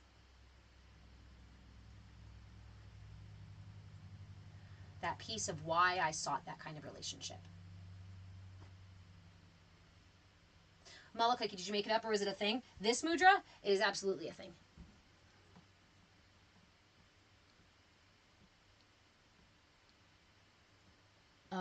Wait, with your hands together and your middle and ring interlocked. You'll have to show me. Will you take a picture or a video or something, and you can drop it in the Discord or something too. You don't have to do it public. So I want to talk about that because this is in the same vein of a bunch of the stuff we've already been talking about my energy, about the energy that I resonate at, about my authenticity and all of that, and my chakras. So during these early stages of development, when my vehicle is being built by my situations and all of this stuff unconsciously and my interactions with it and all that stuff, right? My chakras learn where to settle. My early experiences were repeated thwarting of will. My attempts to do things were very often thwarted, or speak things were often thwarted, but I'm going to refer to this one here. This is my center for will, the Manipura chakra. This is my I act. This is my, can I interact with the world? Can I affect change? Do I have strength in my purpose? This is also the space of whether or not I can offer assistance to others without feeling threatened, or I can receive assistance without feeling threatened. This is also where the need for control and arrogance comes from as well. So, with a deficiency here, this becomes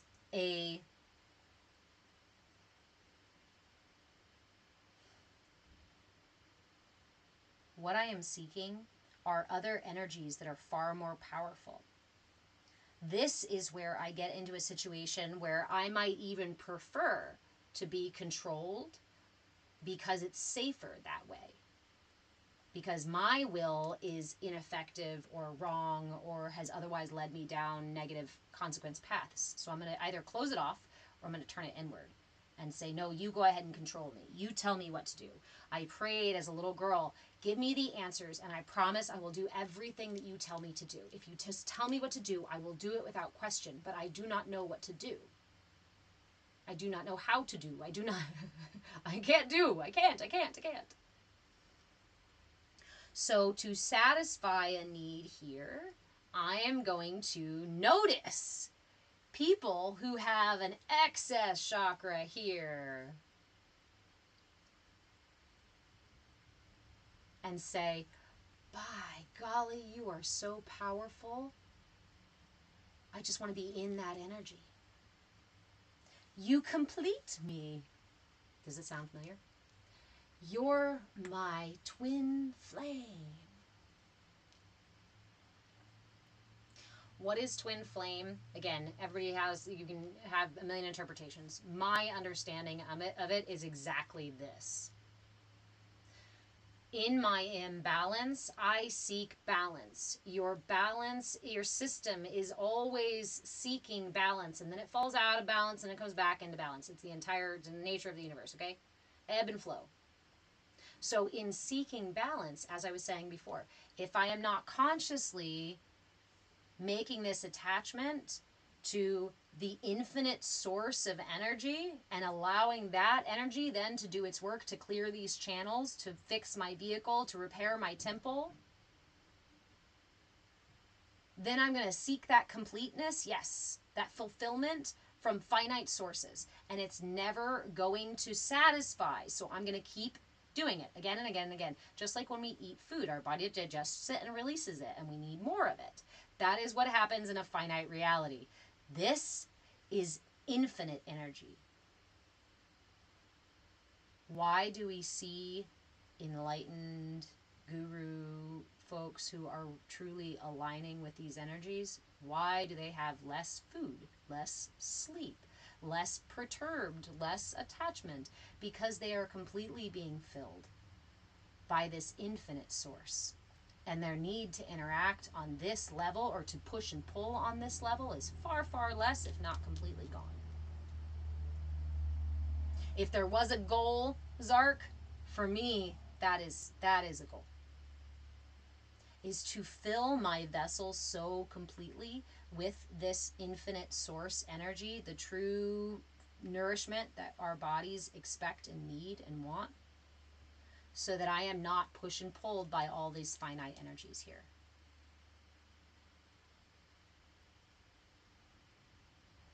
Zach, but should we be complete and whole by ourselves before we find that right person? I actually don't subscribe to the you have to be healed to find a good partner. I don't.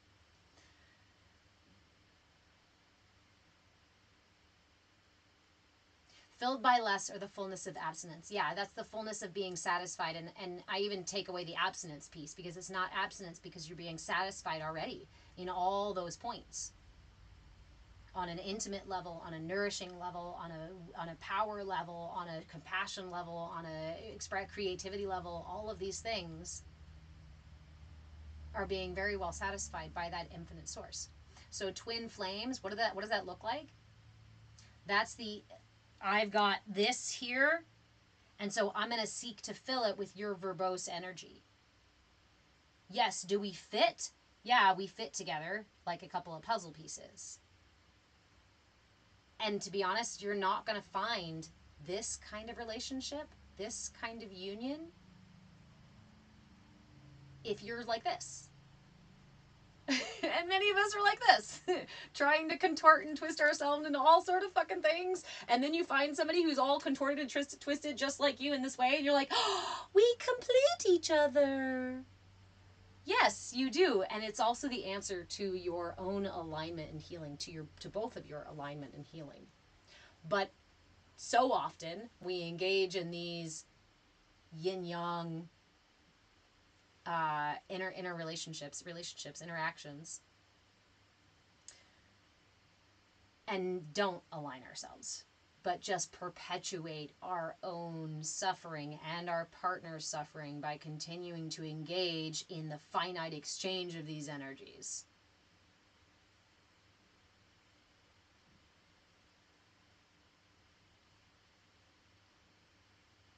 Right?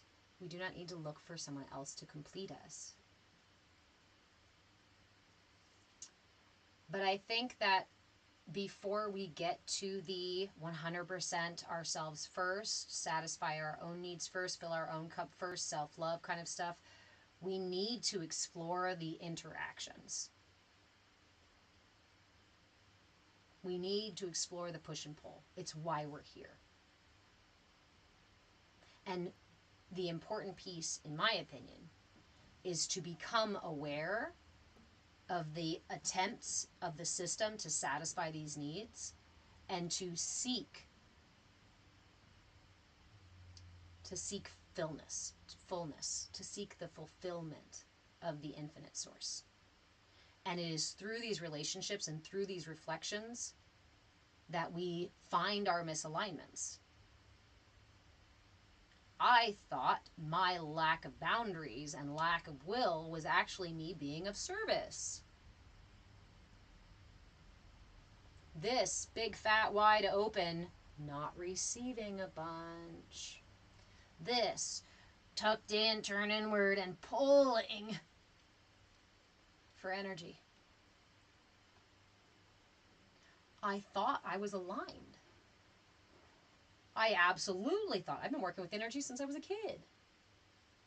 I was like, no, I'm in my purpose. I'm resonating my dharma. I could not see it. This is why we need each other. This is why we thrive together. It is because in my reflections, in these reflections other people's offered me, and these situations offered me, both intentionally and unintentionally, I found my imbalances. And we are like onions. So once you find one, there's another one, and there's another one, and there's another one, and there's another one, there's another one, until you find that core. Until you can get underneath all of the finite layers of ego and the vehicle that was created, body, mind, breath, all of these finite things. And when we tap into that infinity within us, that resonates through us,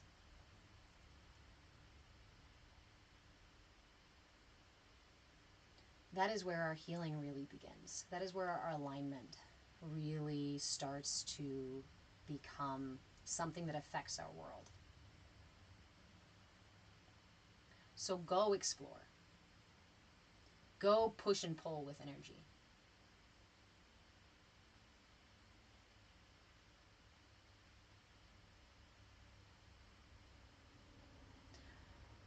But if you'd like to, join me in setting my intention, setting the intention to align with my truth.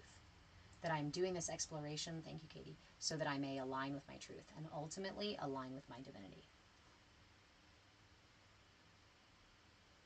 I explore for the purpose of alignment.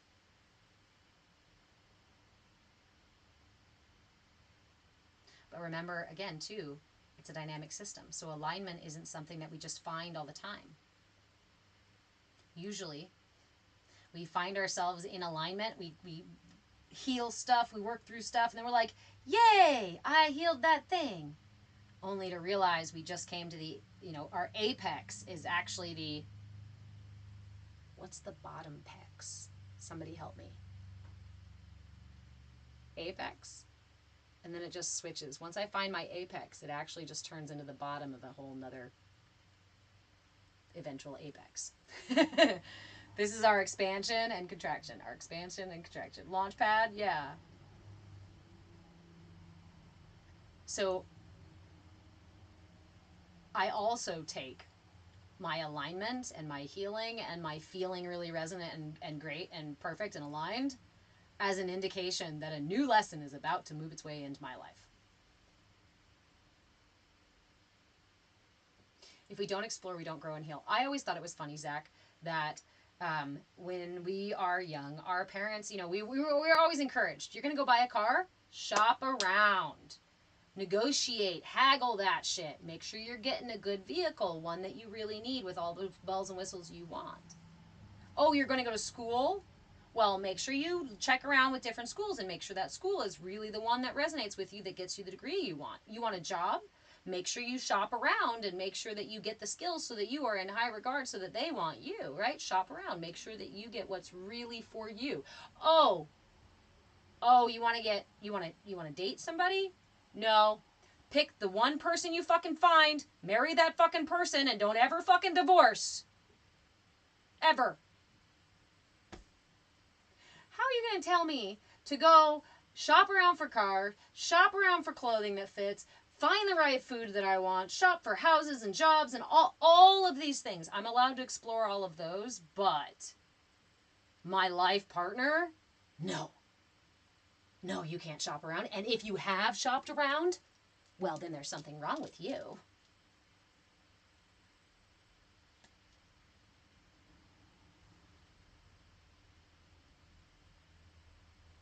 I love humans.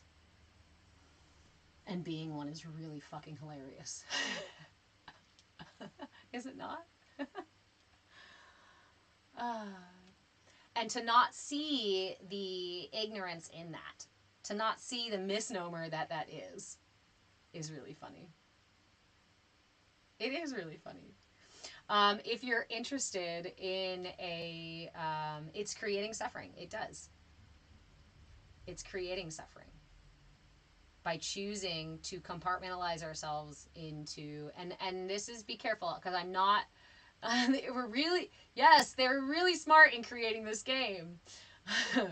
Those stipulations have been created. So I am not arguing against monogamy. I want to throw this out here right now. I am not arguing against monogamy, and I am not arguing for excessive sacral chakra energy. Don't go out there and throw your energy all around. That's not what I'm talking about. Energy exchange is very real. And for all intents and purposes, this is an extremely powerful energy center. Every time you interact and let someone else interact with and engage with your energy body, I can pick up energy from touching a fucking door handle, okay? From walking into somebody's house. What do you think happens when you interact on that level of closeness and lack of boundaries? This interaction with this energy is intended to dissolve boundaries so that we can experience divine union.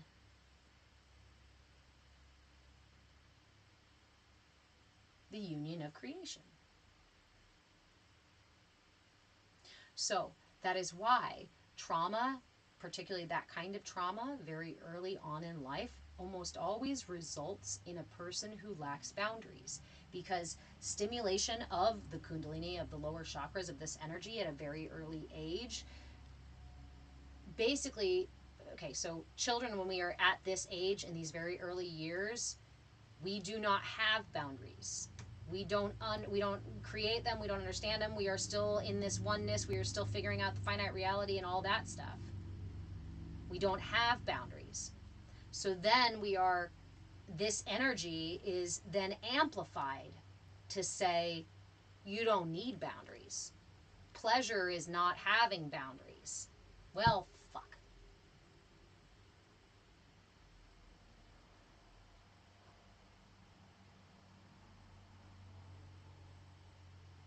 Yeah, Mullet Cookie, take your time. Make sure you know who you're exchanging energy with. This is how I talk to my son about it. He's 8. And I have always been an open book about things age appropriately. But this is the most important thing I tell him. This is your connection to divinity, babe. This is the most inner sanctum of your temple. This is the Holy Grail.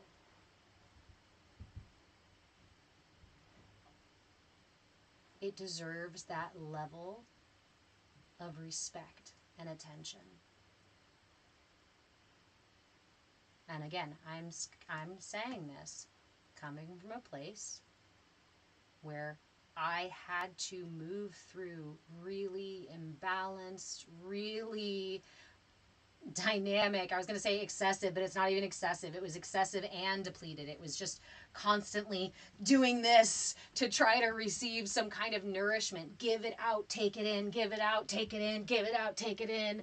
Completely deny my boundaries and let people ravage my temple and all of these things. Because I was not connected to that infinite source. Yes, at that early age, my friend, vulnerable, no filters, unconditional love is what children are. That's what we come into this world as. Love is the energy of creation. Love is that divine force that flows through us. And as children, we have no concept of those boundaries. We have no concept of time. We have no concept of these things that rise and fall in this universe, in this reality. We're just discovering them. The child's mind, up until I think it's like 6 or 8 months, maybe it's 10 months. No, it's like 6 months. Is when the brain starts to discover object permanence. So before the age of 6 months, your brain cannot even, before the age of 6 months, the brain cannot even conceive of something outside of what their perception is. So when mom leaves me in the crib and walks out of the room and closes the door, mom no longer, for all intents and purposes, to that infant ceases to exist. They don't understand that mom will come back in. They don't know where mom has gone.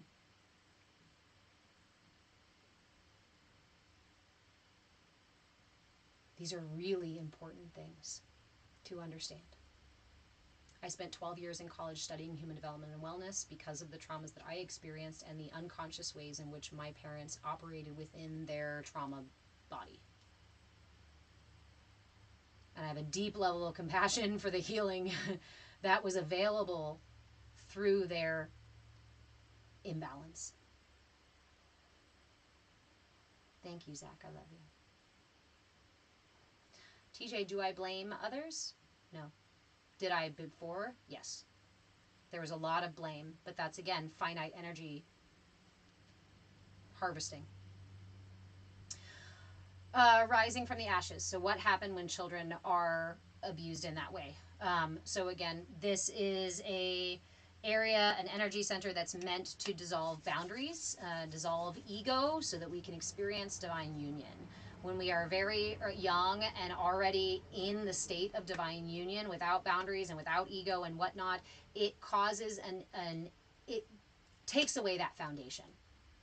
We can't build walls when there's not a foundation for boundaries. We can't build the pillars of strength and trust and safety and security. All of these things are unable to be built when we do not have a foundation. So you end up with somebody who very likely, so some of the symptoms would be somebody who very likely struggles with self-image or ego image at all, not sure who they are, not sure they have a right to exist at all. Somebody who tries to satisfy their need through need for intimacy and nourishment by pulling that from other people, other sources. It may also be a substance sort of thing that we are consuming certain things to satisfy these lower chakra needs, because I can't build a safe, secure container for my energy, for my existence, if I don't have the foundation for it. Then I also cannot exert my will. I cannot build a foundation of strength, because I'm already feeling weak and malnourished here and fighting for nourishment, or believing I don't deserve it because I don't even belong here in this life. I'm not even real, blah, blah, blah. So I can't exert my will. I can't have a say in things that are going on, and therefore don't participate in the process, consciously participate in the process of manifestation happening in and out of my world, and often feel victimized by my system, by my body, by my system, by my other people around me, by my world, by my emotions. All of these things I'm going to feel very victimized by it, and I'm going to seek to be controlled or to be told what to do, basically to satisfy this lack of confidence and lack of will. So I'm talking entirely from the place of root chakra, very, very early intimacy trauma, okay? No foundation and no boundaries. No foundation to your temple and no walls to your temple. For all intents and purposes, this is quicksand. So what does this do? A lot of times with that much imbalance and fear and lack in these energies, we pull the energy all the way up here. And so you end up with people who have major lower trauma with big open hearts, wanting to heal everybody and offer love and compassion to others because they understand the feeling of lack and pain and suffering. And so we end up with people who have these huge open hearts, wanting to, bleeding heart, do all the things for all the world and heal all the people. But with that much excess, guess what? I'm not receiving. And honestly, with trauma down here, I probably don't even believe I deserve to receive it all. Or I wonder why nobody values me. Nobody loves me, even if I do and give all of these things. So then that's also going to then move up here to my self-expression. I will not voice my opinion especially if it might hurt somebody else. I will not communicate my truth, especially if it's going to hurt somebody else or change the situation. And this is an unconscious thing too. So because I have trouble exerting my will and asking for nourishment and the things that I need and setting boundaries, that's just going to be my life and my way of operating unless I start to look at it. I'm not, again, as I was talking personally about myself earlier, I believed I was balanced when I was still very much imbalanced. And I was completely unconscious of what I was doing, of this lack and excess. Not completely, because I had an idea, but not the severity of it. So what's that going to do? Again, when we have very blocked energy, depleted energy here, we oftentimes pull it up. So what did I focus on? I had my very, very early, at the age of 7, I had direct interactions with divinity. And before that, I had open channels of perception and interaction. I had a lot of really profound, really visceral spiritual experiences very, very young. All of my energy up here. And I struggled to connect to my body. I struggled with health. I struggled with full body pain. I struggled with many, many things. Hey, Steve. So again, remember, this is a dynamic system. And you and I can have the same experiences, and these things may manifest differently, but they also may manifest very similarly. And just because, but as we get to the subtle and subtle layers of it, I might treat one thing first and then find another imbalance underneath it. How do you peel away your layers? This is why I teach what I teach. Because this is why I teach what I teach. Because mindfulness was the key. I did a lot of other things, from Western medicine to Eastern to allopathic and holistic and whatever, all the things, all kinds of different perspectives. But everything's distilled down to what I now call the 4 pillars of mindfulness. Intention, attention, curiosity, and willingness. I don't know why I counted those 2 backwards, but hey, it's what we're doing. Intention, attention, curiosity, and willingness. My intention is my North Star, my guiding light.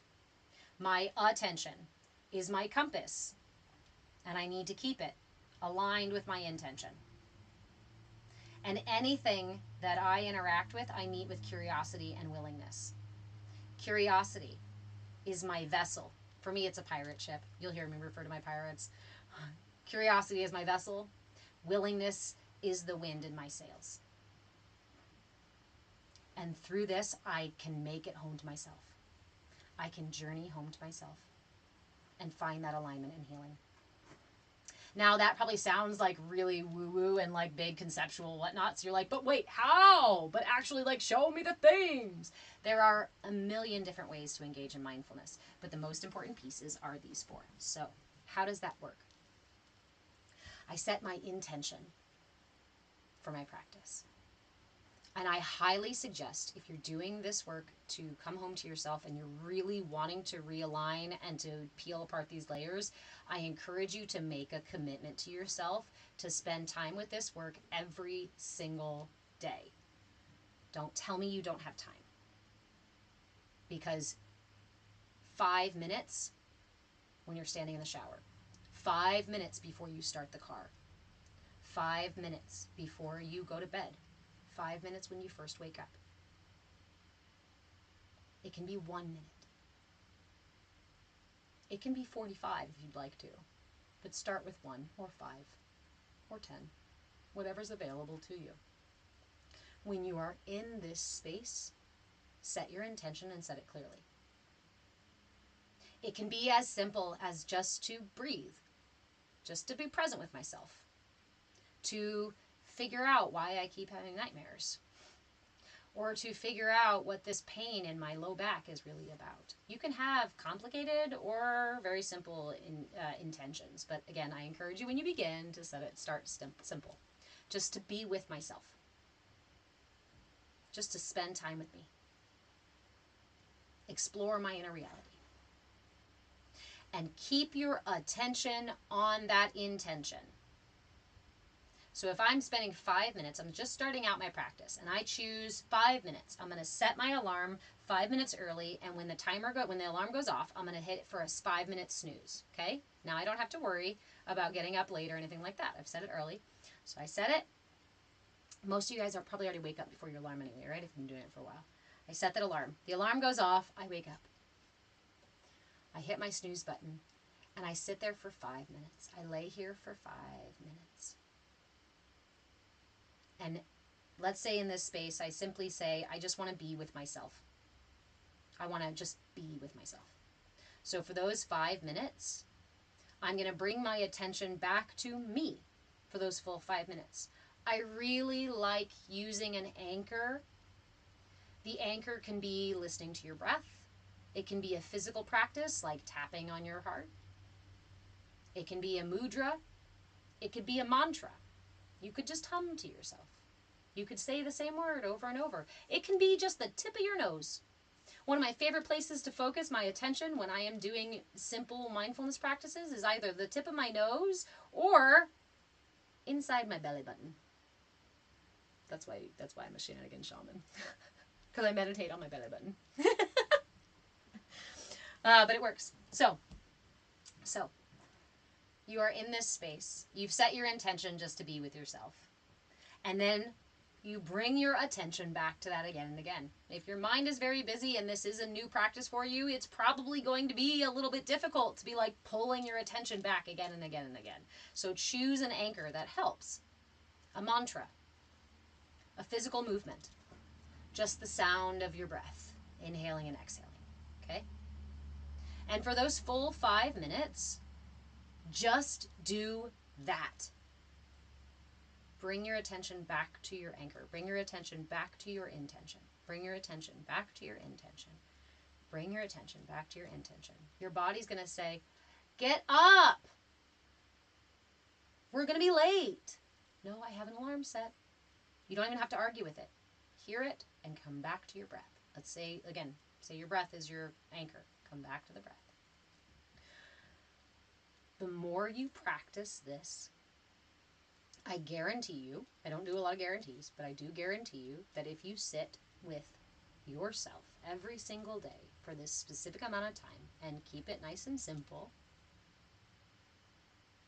you will begin to experience more subtle layers of your inner reality. Because what you're doing is creating the space that oftentimes we don't give ourselves. We don't listen to our inner voices unless they scream at us or unless they're badgering us. TJ, you and yourself don't get along. I would imagine that you and a part of yourself don't get along, but there is another part of yourself that you absolutely fucking get along with really well. It's the me part. That part of your ego and yourself, they get along. A real wise guy. I didn't get along with parts of myself either. But in doing this kind of practice, spending that time with it and inviting it to come, different parts of myself, to come into that space,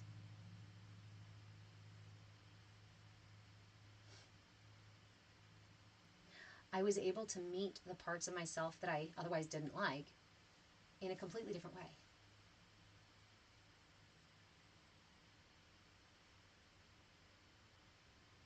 Some are snooze sleepers. I'm totally a snooze sleeper. I don't even like the alarm at all. But that is the foundation. Those are the pillars. Those are, start there, and you can build anything you want to on top of that. But if you start with like a complicated practice, right, and all of your focus is on doing the practice itself, not on just being in this space with yourself, you may miss some really important details. And again, we are not in the business of creating a battle within ourselves, because if you create a battle within yourself, that is a war that you will wage your entire life long. And do you want to live like that?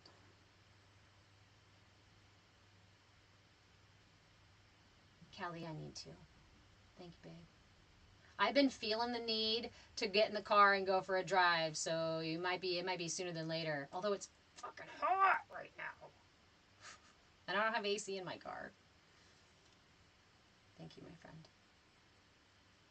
So if you want to heal, if you want to come home to yourself, if you want to fix things, if you want to realign things, if you want to become enlightened, if you want, it doesn't matter, whatever your goal is, if you want those things, start here. Callie, much gratitude, friend. Start here. Because when you start here, you're going to be able to hear the voices or the parts of yourself that are fighting you back. If I start on this particular practice and I just keep pushing myself into that practice, even though it's not really working for me, I could potentially cause myself some damage and some hurt because I'm denying parts of myself. It's not a benefit to me to deny my authentic truth by using a healing technique that doesn't resonate with me. It's not going to help.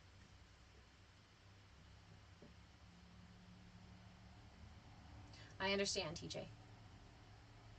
That's what misalignment, imbalance looks like and feels like. And within your heart is a part of you that very much wants to open and be present with your heart and share compassion with others and engage with others from an open-hearted place.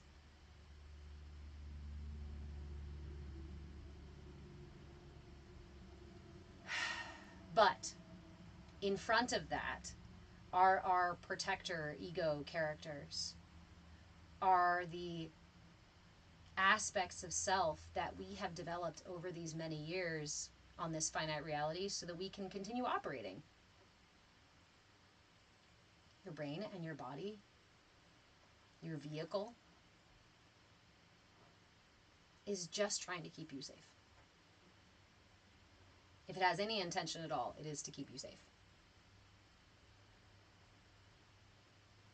And again, when we shift our awareness of our understanding of the body and the energy body, the being in this way, that is my ally, not my enemy, then I can create a trusting, loving relationship with my ally.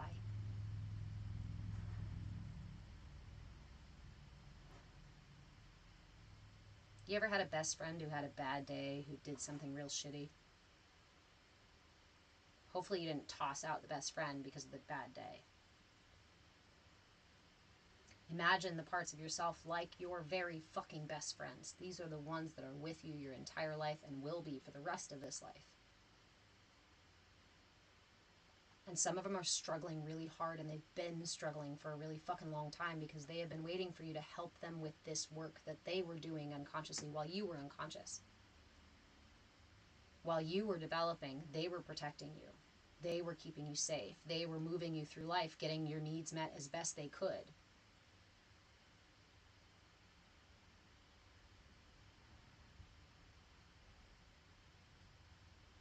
When you start to relieve them of that pressure, of that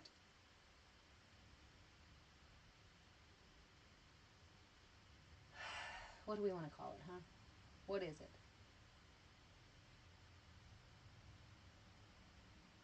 It's not the job that I was meant to do.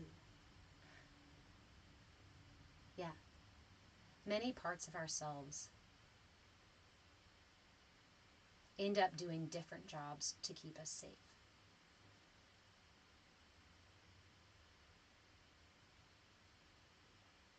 And when we release them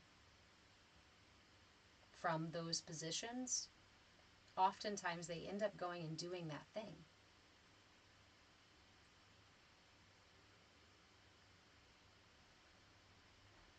My rigid, Type A. We have to keep everything perfectly in its place, otherwise everything will fall apart. Is doing its best to keep me safe and keep me aligned. But that part of me actually doesn't want to obsess over every fucking detail. Turns out she just really loves, she's the one who organizes all my information for me and snags it out of the library when I need it. And she likes to keep my space looking beautiful. These are beautiful things that I value her for. But until I take the burden from her, then she does the other controlling things too.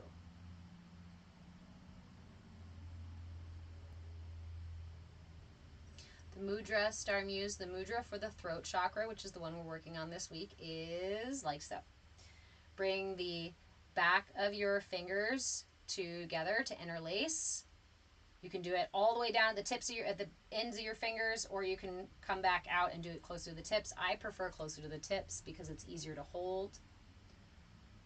Close your palms together, keeping those fingers in, and then interlace your pointer and your thumb.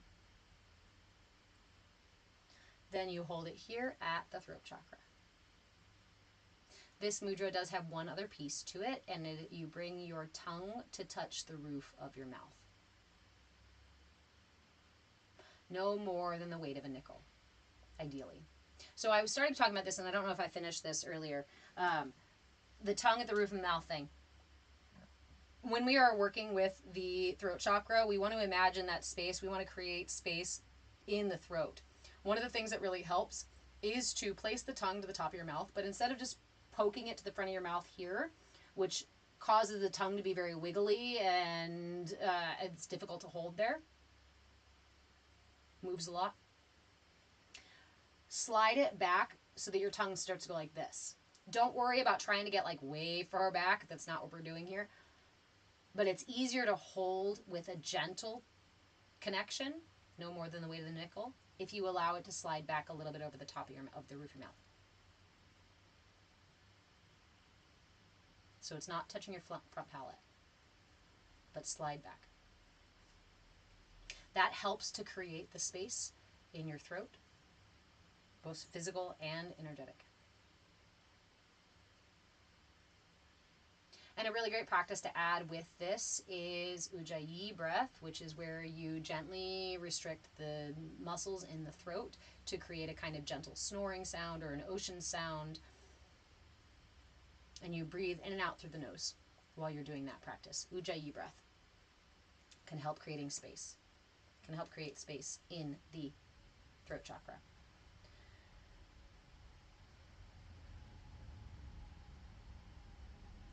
Imbalances in the throat look like poor communication and or poor listening skills.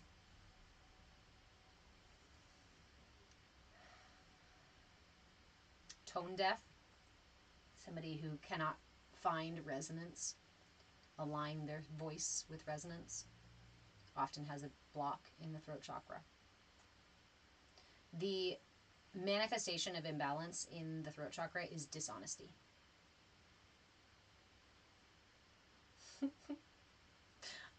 Thank you, Obi.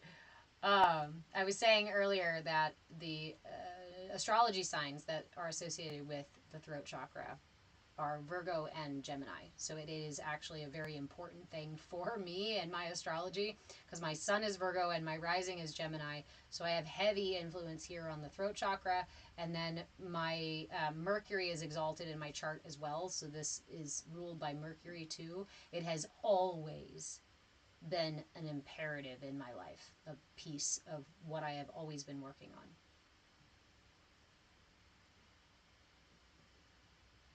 You're very welcome, Microdosey-Do. I like your name. So, what are other ways that we can passively balance the throat chakra? Singing, humming, mantra-ing, practicing your Om. Because Om is open resonance. You can also, I guess those are not passive. Those are not passive things. Singing, mantraing, nice try. Wearing blue. Having blue stones around. Water. Images of water. Images of air. Clouds.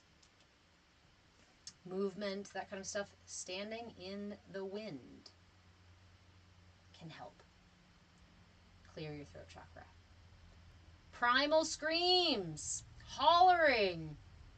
This can open up a blockage in your throat chakra. However, if you have an excess in your throat chakra, then practicing silence, quietness helps a lot too. Remember that when the throat chakra becomes deficient, it can also turn inward. It increases the flow inward and ends up as negative self-talk within.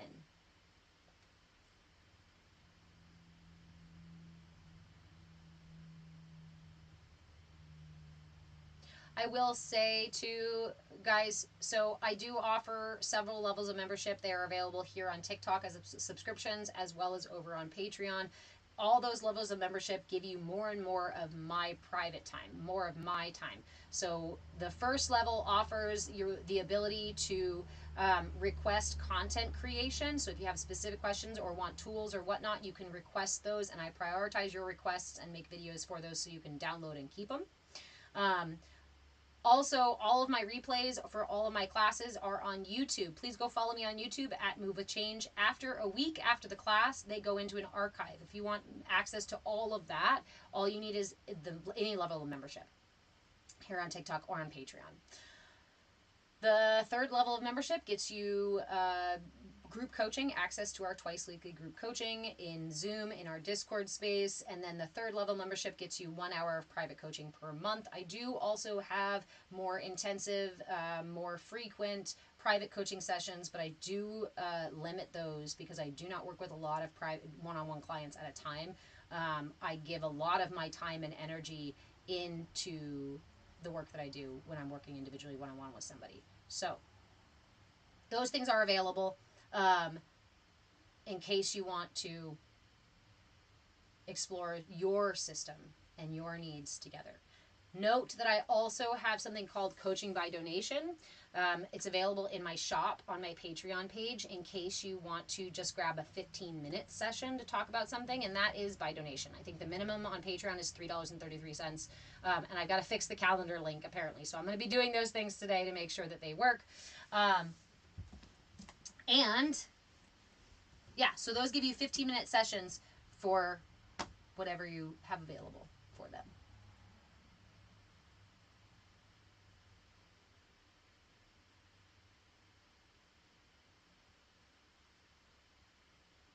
Ah, friend. Naris Art. You're so Gemini, you can't be around people that are dishonest or encourage me to be dishonest. Hello, by the way. Yes. Yes. One of the energies of the throat chakra is also to find dishonesty, to sniff out dishonesty. And those of us that are truth tellers or truth speakers, black sheeps of the family kind of stuff, this is an attempt to heal the generational stuff that we adopt through our throat chakra. And oftentimes it can lead us to be ostracized. Ostriches. Because it can be a matter of life or death. It can be a matter of safety for people. Ego, life or death. Ego, safety. To remain in a place of dishonesty.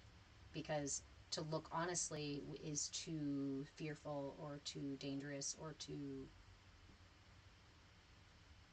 painful.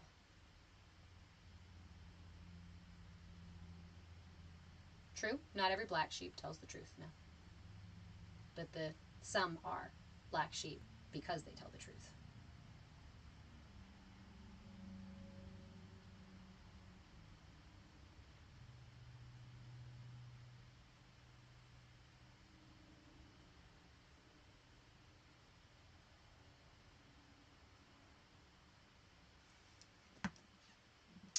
Corin, Do I have any recommendations on healing deep blockage in your heart chakra that's causing you chest pain?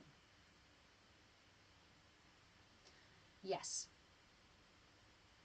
So last week we did the mudra for the heart chakra, but I want to offer you a much simpler one. Yeah, see? The heart chakra. So let me see. I can offer you that one. There's a simple one, and then there's a little bit more of a twisty one with the fingers. Corinne,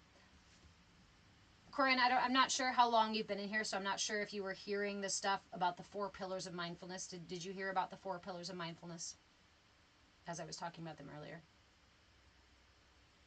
Because we have to start there. If you're going to be working on any part of yourself, okay, intention, attention, curiosity, and willingness. Your intention, your attention, your curiosity, and your willingness. So if your intention is to realign your heart chakra, then you bring your attention to that practice again and again and again. Whatever practice you're using to realign, you keep your awareness, you keep your attention focused on it. So, for example, I'm going to do the Padma Mudra because it's a simple one for us to do right now. The Padma Mudra is like so. It's the lotus flower. You bring the palms of your hands together and just touch the sides of your thumbs and the sides of your pinkies together and keep it nice and open. Anchor this at your heart, bringing your thumbs to your sternum. Don't go so low that it causes pressure in your wrists. Bring it up a little bit higher. So here is my anchor. This mudra is my anchor in the practice. Okay? So my intention is to align my heart chakra. And when I sit in this practice, I am going to go ahead and focus my attention on the mudra or on my breath. Any thoughts that arise, whether I judge them as good or bad, I let them rise and fall the same way my heart rises and falls on my breath. The most important part of meditation is really just redirecting your attention again and again and again. In this way, we train the brain and the body to find stillness when we are ready to sit in mindfulness, ready to be in our mindful state. And anything that arises within this space, especially as you're just starting out, I would highly suggest to just be in this space without any need to do anything else. Sit with this mudra, sit with your breath, bring your attention back again and again and again to the space created, to the rhythms of your heart and breath, to the space created within your heart by each inhale and exhale. And then anything that comes up, do your best to meet it with curiosity and willingness. Usually our knee-jerk reaction is to either be afraid or to push it away or to try to explain it or to try to go, oh, I know why that happened. Or, oh, fuck, there it is again. Or, oh, damn it, my attention went somewhere else. I encourage you to meet yourself with grace and compassion in this space because this is a very vulnerable space. And if you are aggressive in this space, it is quite likely that you're going to push away more subtle, vulnerable energies. You cannot address a rock the same way you address a flower, or interact with a flower. These pieces in here are like spider web tendrils. They can be quite delicate. Hey, how are you doing, my friend? Good to see you. I keep catching your lives only right before I'm going live, or like, I need to come into your live soon.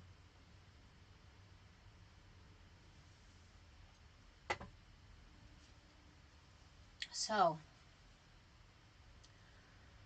in this space, that shitty self-talk person in there, right?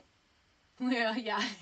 I feel like we keep doing this. Like we keep just catching the ends and beginnings of each other. Meet that self with curiosity and willingness. Most of us have that negative self-talk, negative Nancy up there who's bitching at us for things, telling us we're doing it wrong, telling us we're missing the point, telling us we can't get it ever, whatnot. I invite you to especially address this one with as much love and compassion as you can muster.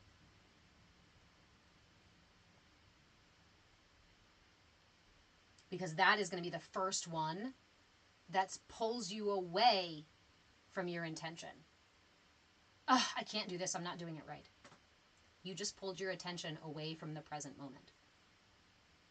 That voice, that negativity, that self-talk pulled your attention away. So bring it back. Don't create a battle, because then you're creating tension again. And it's probably going to come back harder because you just created tension. Equal and opposite reaction. Meet everything that arises with grace and compassion, with curiosity and willingness. If you are seeking your own alignment, the answers are within you. And those answers may not even be words. They might not even be images. They might not even be memories. TJ, the way of the gentle fist. The way of the gentle fist. It is meeting ourselves like this, when oftentimes we've spent our entire lives meeting ourselves like this, and other people. So if you are going to step on this path, if you are going to commit to this journey, if you want to really do this work, make that 5-minute a day commitment. And I say not even 5 minutes. You can choose 1 minute, you can choose 3 minutes, you can choose 15 minutes or 45, I don't care. But choose a certain amount of time. Start small so you can set yourself up for success. Choose those. I'm going to say 5 because I love 5. Because 5 is the number for change. 5 is the numerology number for change. And it takes about 5 minutes for your energy body to adjust to a change that's made. So 5 minutes a day. And when you're in those 5 minutes, I don't care if you use a mudra. Don't use a mudra. Don't use a mantra. Don't do any fucking breath work or anything. Just spend 5 minutes just being present. Just being right here. You can spend 5 whole minutes using your senses to absorb this space. Set yourself a timer and start with one sense. Use your eyes. Look around the room. Notice every single color. Notice the texture. Notice the shape. Notice the movement of all the things. Notice the light and the way the light plays. And when you feel like you've absorbed everything through your vision, shift to your hearing and listen for as far away as you can possibly hear. And then pull it in closer and closer and closer and closer. And then tap into your sense of smell. What smells are present right here in the room around me? Feel the breath entering and exiting my nose. I don't have to do anything exceptional, fancy, pre-prescribed. You will receive a great deal of benefit from just spending those 5 minutes being present. Bringing your attention back over and over. In this way, we exercise the muscle of mindfulness. This muscle of mindfulness is not strengthened through tension. It is through the release of tension again and again. Unlike our physical muscles, right? We build muscle, grow muscle through tension, tension, tension. That's how we tear our muscles so they rebuild bigger and bigger. Biggering and biggering and biggering. But then we go to meet, build our rocks up. And then we go to meet our inner selves as if they're the same. And we end up knocking them down, making them hide away, making those spiders run and disappear into the corners. And you're like, where'd everybody go?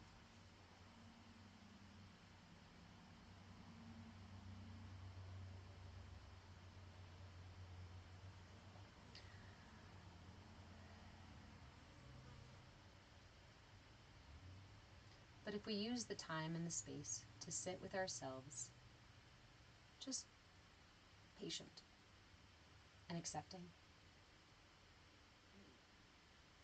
loving, of whatever happens within. That is where the opportunity for growth is. That is where the opportunity for expansion is. And that is where you're going to find the healing that you seek. The answers to your healing, to your alignment, are within you.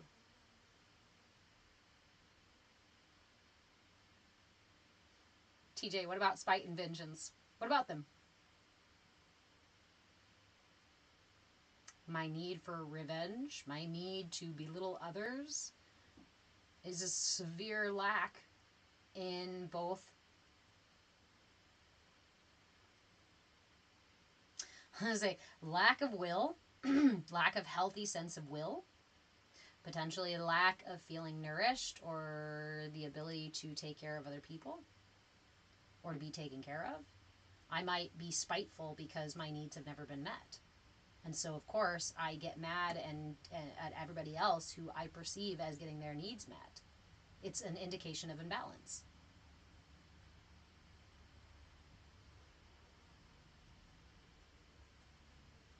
TJ, what are you saying? To live a good life to spite your enemies. Oh, I see what you're saying. No, because to spite my enemies is to create tension and is to acknowledge that I have an enemy when I have none.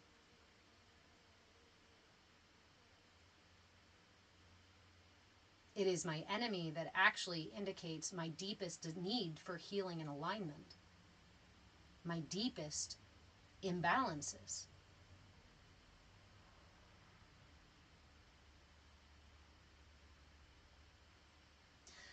It seems like a male mindset. Culturally, my friend, we have done a great disservice to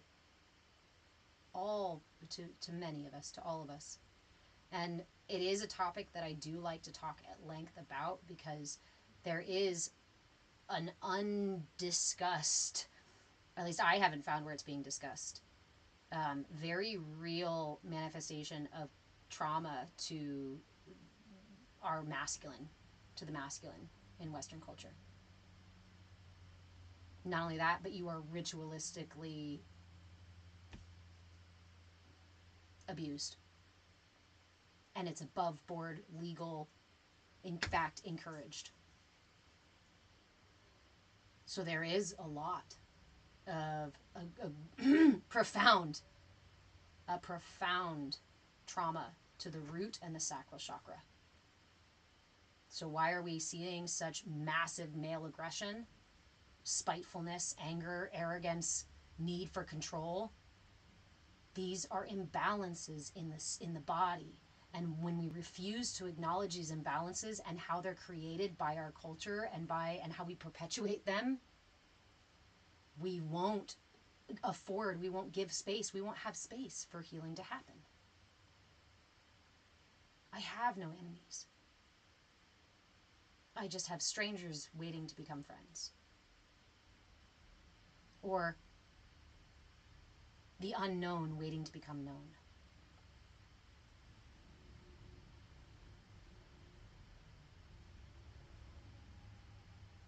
Alana, have a great day too.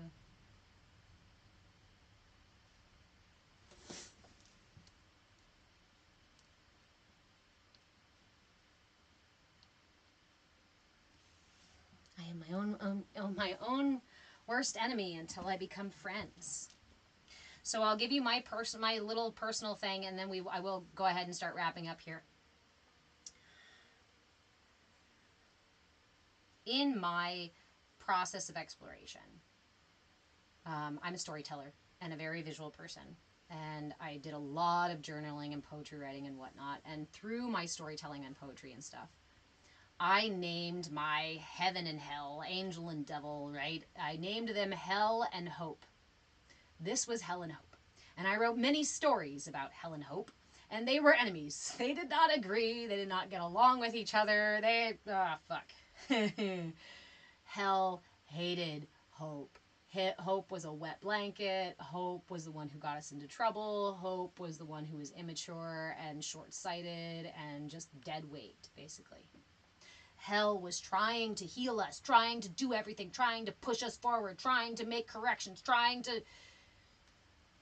doing this for your own good. Yeah, I know, honey. I know. You were. Because you believed that you were.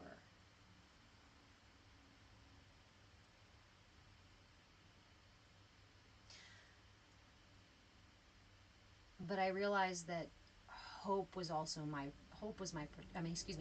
my protector. I was mad at hell for denying hope, as well as for pushing us into situations that caused physical pain, mental, emotional pain, because she was push, go, go, go, go, go. Your only value is in what you produce or what you do for others, she said. So do. And I dragged behind me the grief, anger, resentment, fear that hell would not let us look at because it would slow us down. Fuck no, don't turn around. Forward is the only way. It took a lot of time. I shouldn't say a lot of time. It took time. It took intention to start to bring these two together, to have the conversations with these two, to discover what the intention really was, and then to help them reframe their relationship so that it was no longer a battle. TJ, when we use absolutes, always a battle, then you argue for your limitations, and indeed they are yours. If you are always within a battle within yourself, then you're right. You will always be within a battle. You will always be in a battle with yourself. Many of us are stuck in survival mode because we are imbalanced, because we are seeking all these things out of ourselves, because we do not have a good relationship, a balanced relationship with ourselves.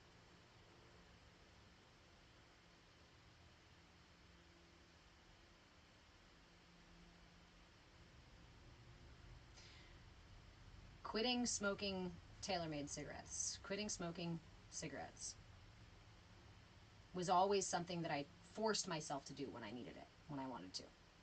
Just force it. And the last time I found myself smoking heavily, it was severely, I was a crutch. It was severely hurting my health. I could see it every single day. I had to change it, but I wasn't ready to. There was a battle within me. There was a fight happening. Every single time I wanted a cigarette, I bitched at myself. I complained about it. I went out and had that cigarette and also told myself what a piece of shit I was for having it. It was in a moment of total desperation and drunkenness that I turned to myself one night and pat myself on the back and said, "Good for you. You only had a pack of cigarettes today." But when I did that, there was a weird little shift. And I was like, what the fuck was that? What the fuck was that? Hold on a minute. Okay, hold on. So I gathered myself and I mustered it again. And I said, I'm proud of you. You only had a pack of cigarettes. That's just 20 cigarettes. You could have had 2 packs. You could have had way more. You're doing just fine. We can always try again tomorrow. I love you for who you are and where you are at, and I know that you're doing your best you can with what you have.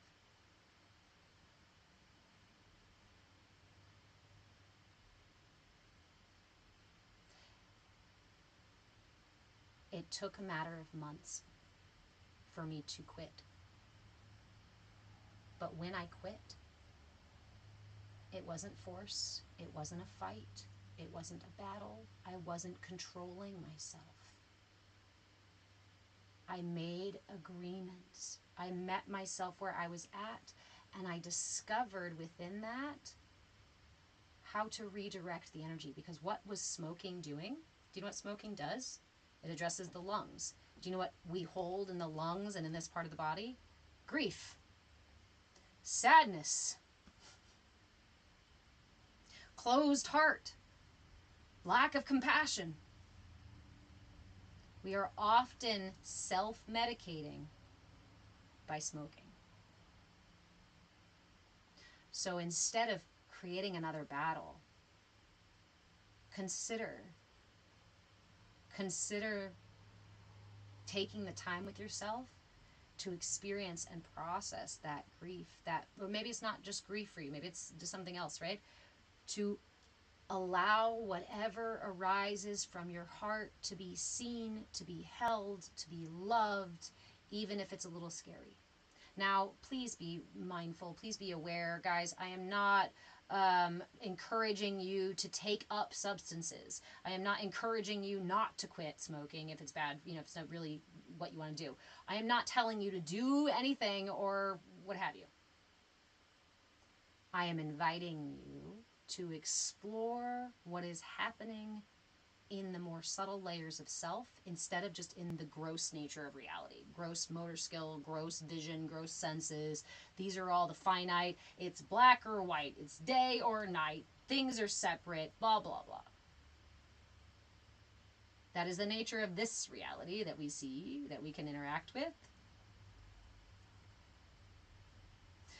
Beneath it are deepening and deeper, subtle layers of reality and experience. TJ, the battle is always within yourself.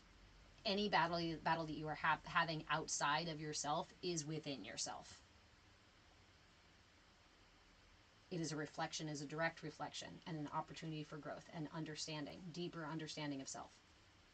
But we rarely see it that way. We take offense and we accuse others. And we become defensive. When in reality, that makes us completely miss the gift. And just creates more tension and leads us further and further and further and further away from our own alignment.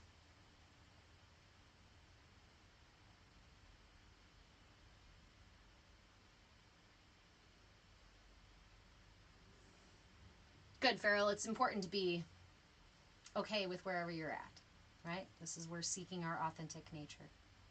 Our authentic truth. Learning to trust and love ourselves. Because honestly, if for no other fucking reason, then you're stuck with yourself for the rest of your life. That, and you're stuck in this little box of subjectivity. That means that your only experience of anything is the way that it happens inside of you. Even if you and I are holding hands, my only experience of holding hands with you is of the way it feels in my hand, in my heart, in my energy.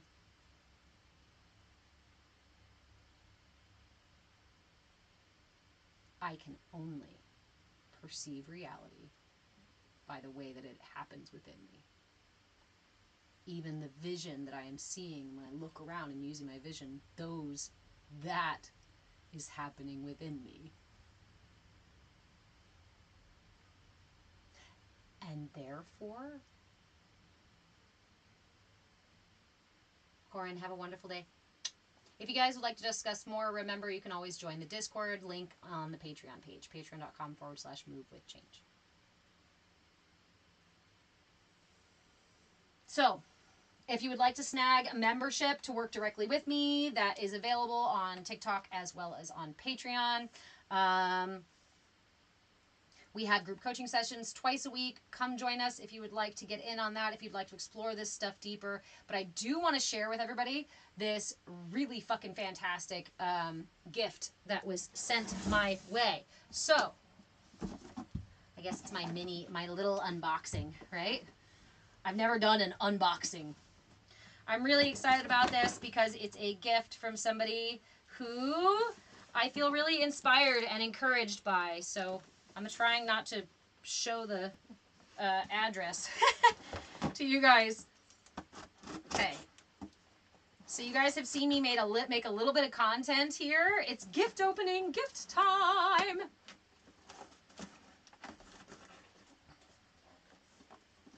And I have been really wanting my own version of these, my own set of these. Look, I almost did it.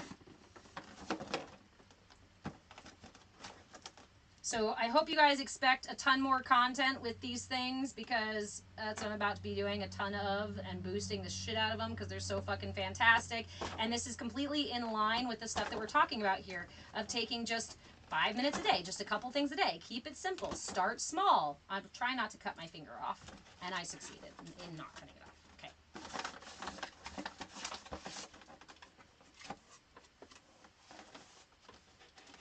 Oh, Gigi, I didn't know you sold the hot chocolate mix too. Okay, so this is from my friend, Wellness Integrated Solutions. Babe, are you still in here? Because I would love to... There we go. Pin your own comment. You guys, if you would like some awesome, awesome tools for mindfulness as well as for overall wellness, this is your person to go to. Wellness Integrated Solutions. Pin your own comment. Can you do it? Or are you going to make me do it? She's been telling me about this for quite some time, and I'm really excited that she sent me some. It is their family recipe for a hot chocolate mix. It's not on the site, so I guess if you want it, you're gonna have to badger her for it. I am gonna pin your comment. There you go. Yeah, but I can still get excited about it too. Okay. Apparently it's not for sale. We're just really special.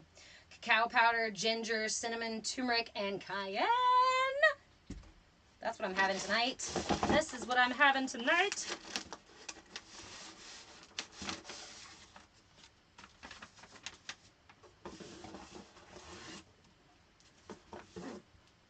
Okay, and then we do have the pain rub on the site, right? What's in the box? Gifts, my friend, from Wellness Integrated Solutions. Yeah, that's okay. It's just packaging. So, body pain rub. You have a smaller version of this on the site, right? I'm going to show this to you guys over here. They are not gentle with the mail out here. I'm rural, so it goes through extra hands. So, body pain rub. I am somebody who deals with a regular daily physical pain of various sorts. This I'm excited to try, and this you will all get video reviews of. What else? Essential oils. Are you offering these too on the site? I'm just teasing people with stuff that they can't get. Okay. These you can. And these are what I'm excited about the other things too. But look. These are mindfulness cards. These are mindfulness cards that come in these pretty little, oh, I like these. They come with little pretty little bags, okay? And each set is a different topic. So we've got the grounding and anxiety relief deck. We've got the cleaning and organizing help deck. For those of you who need some assistance with self-care, I don't care how good you are with your self-care, even I need assistance with my self-care. Gigi, how much are the prices? So she's got a link in her bio for her website, and they're up there. What are the prices here on these? We have our daily self-care deck, cleaning and organizing help deck, and grounding and anxiety relief deck. Okay, now I need a Sharpie thing.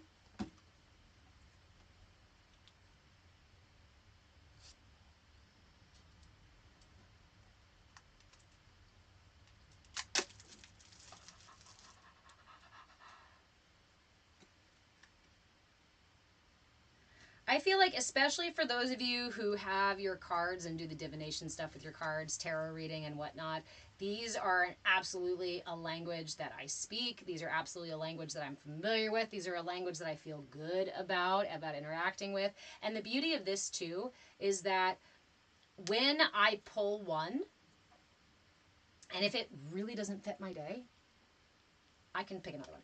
I can be like, I'm not ready for that level today. Let's try that one. Ha! Okay, I want to show you guys what just happened. Let me pull it up. Where'd it go? Yes. So I first opened this up and I said, eat nutritious meals.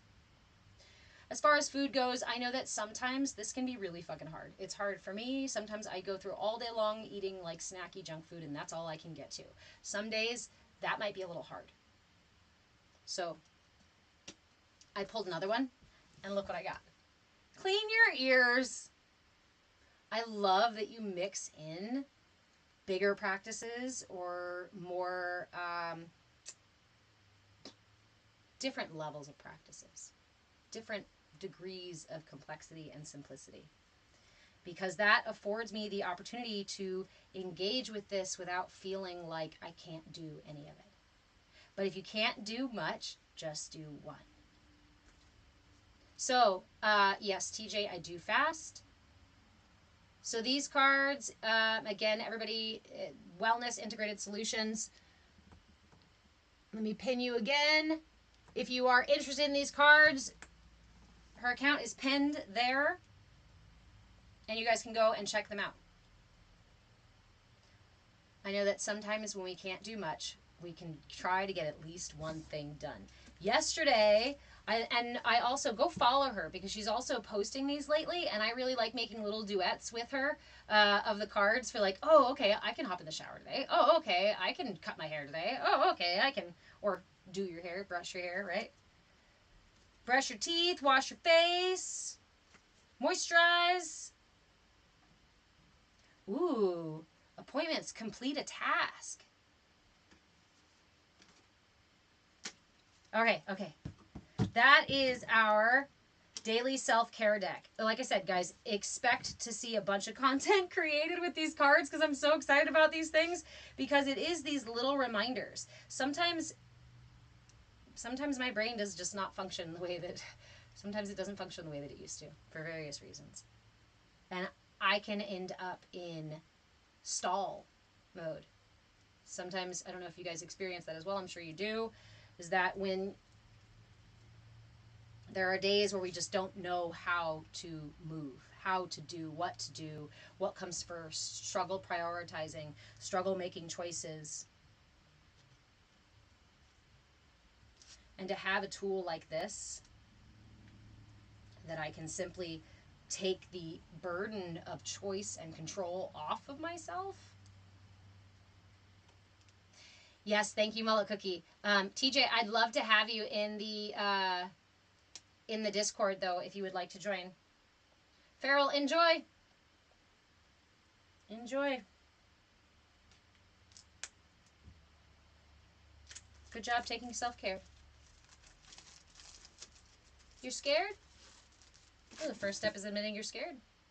Second step is choosing to either be scared or choosing bravery, because you can't be brave unless you're scared first.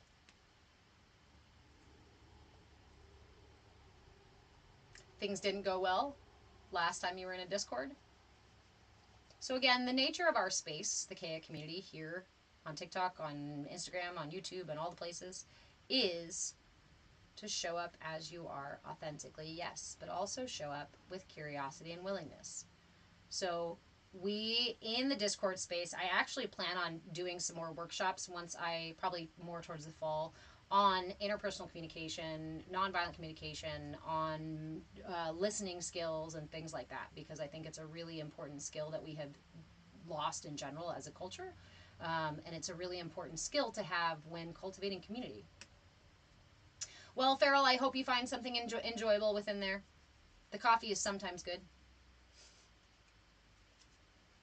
Grounding and anxiety deck relief. Okay. I'm going to pull a card. I'm not going to mix them. I'm just going to pull one.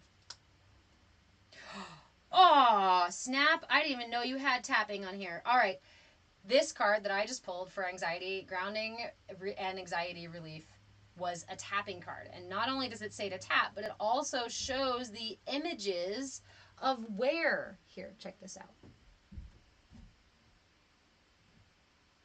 Of where to tap.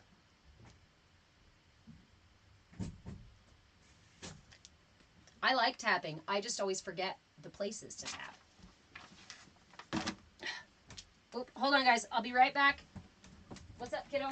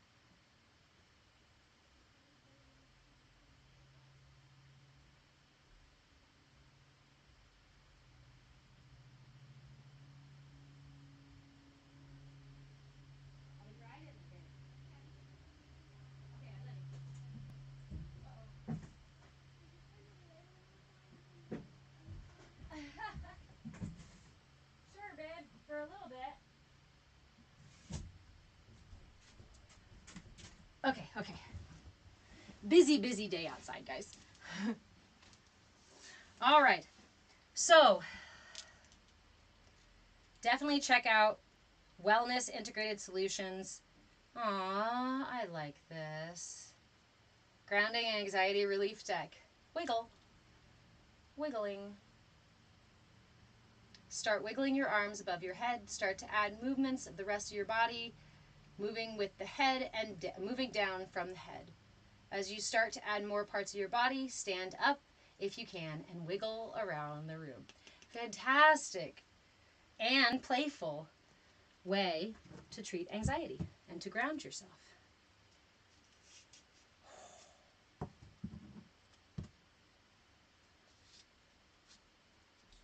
Thank you, Gigi, so much for sending these as well as for creating these.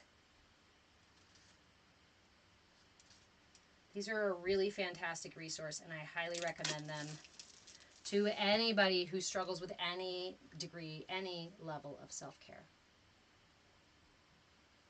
You haven't pulled one? You pulled one for cleaning? Let's see. What's my cleaning one? Ooh, papers. For this activity, determine a time frame between 20 minutes to an hour as the working time. Find any loose or old mail, receipts, or other paperwork that you need to organize and go through. This is a really good one. This is one that I feel like we don't even really refer to a lot when we talk about cleaning and we lump it in with other tasks, but it in and of itself can be its own task.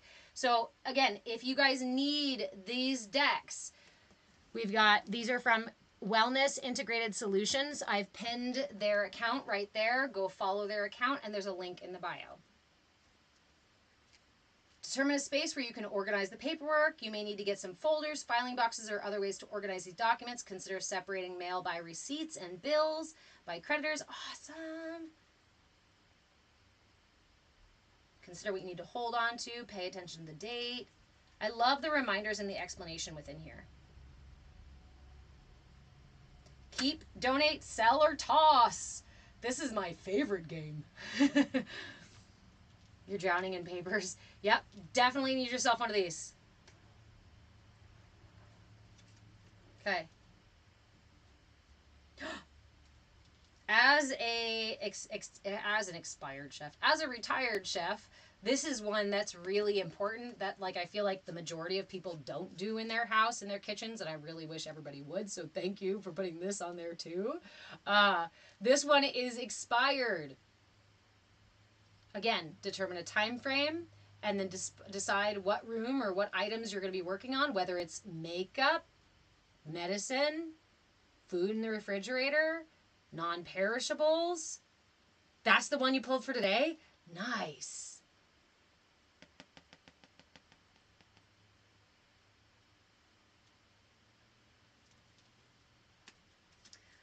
Oh yeah, Star Muse, you need yourself some of these.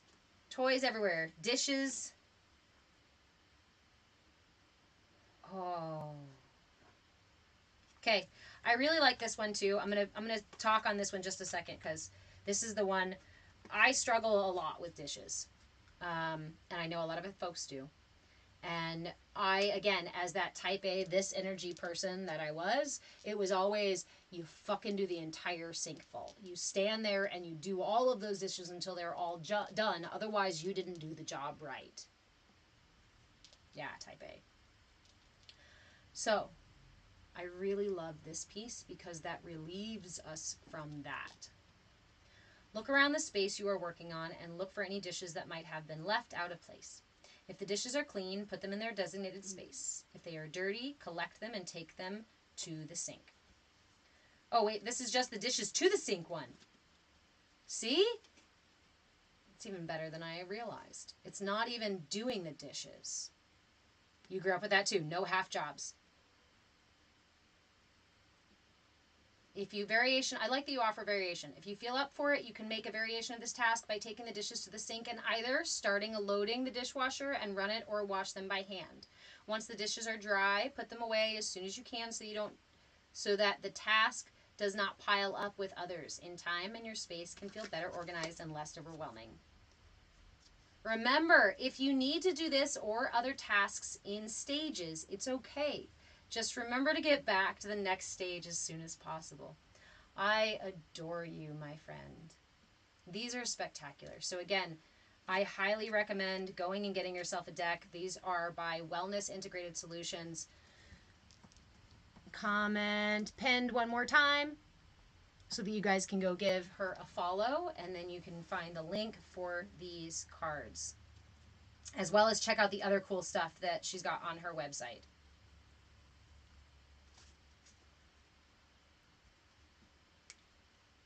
Okay.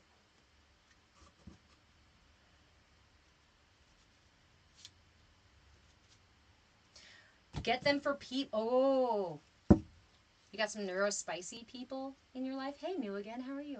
Got some neurospicy people in your life?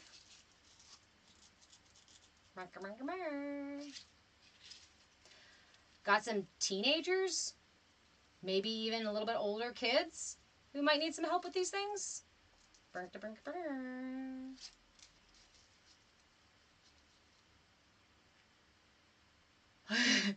Star Muse. Am I the only one with mysteriously piled spoons or forks? I really organize my dishes. A lot of times the first stage of dish doing actually is separating them into piles. I will definitely let you know about the relaxing oil. Like I said, I will be making content to talk about this stuff and give my genuine reaction to them. I think this one is for me, right?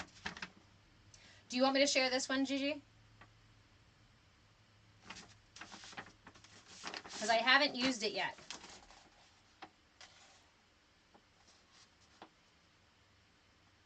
New again. Very well. You've been doing so much inner work. Good. Starting a new chapter. Welcome.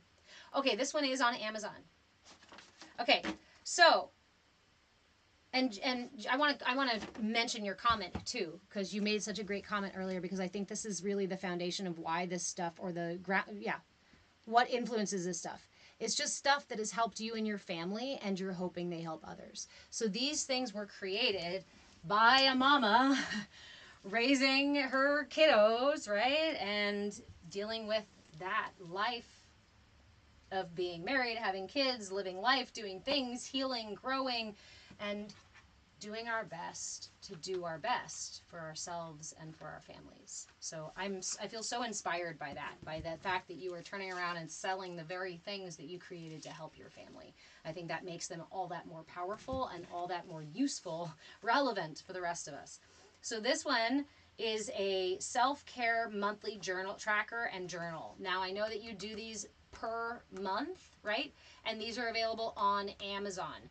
I actually just found your Amazon shop by putting your name in, but I don't think that's the way to do it. So I think, again, going to your bio and going to the website is the place to find these. So I am going to get into this. I'm going to use my journal for June, and I'm going to have you guys, I'm going to make content so you guys can come with me on this journaling process. Ooh. I am already excited because there's all different kinds of things to do in here. I don't feel bored. I'm not like, oh great, another tracker. There is coloring stuff, self-care tracker, activities, reminders, questions, reflections. And then there was, let's see, there's the month itself, word of the month. Ooh, monthly mantra. Yeah, we are totally, okay, so we have to start today, which is June 12th, right? Okay. My reflection question for today is, what does success and happiness mean to me? Okay.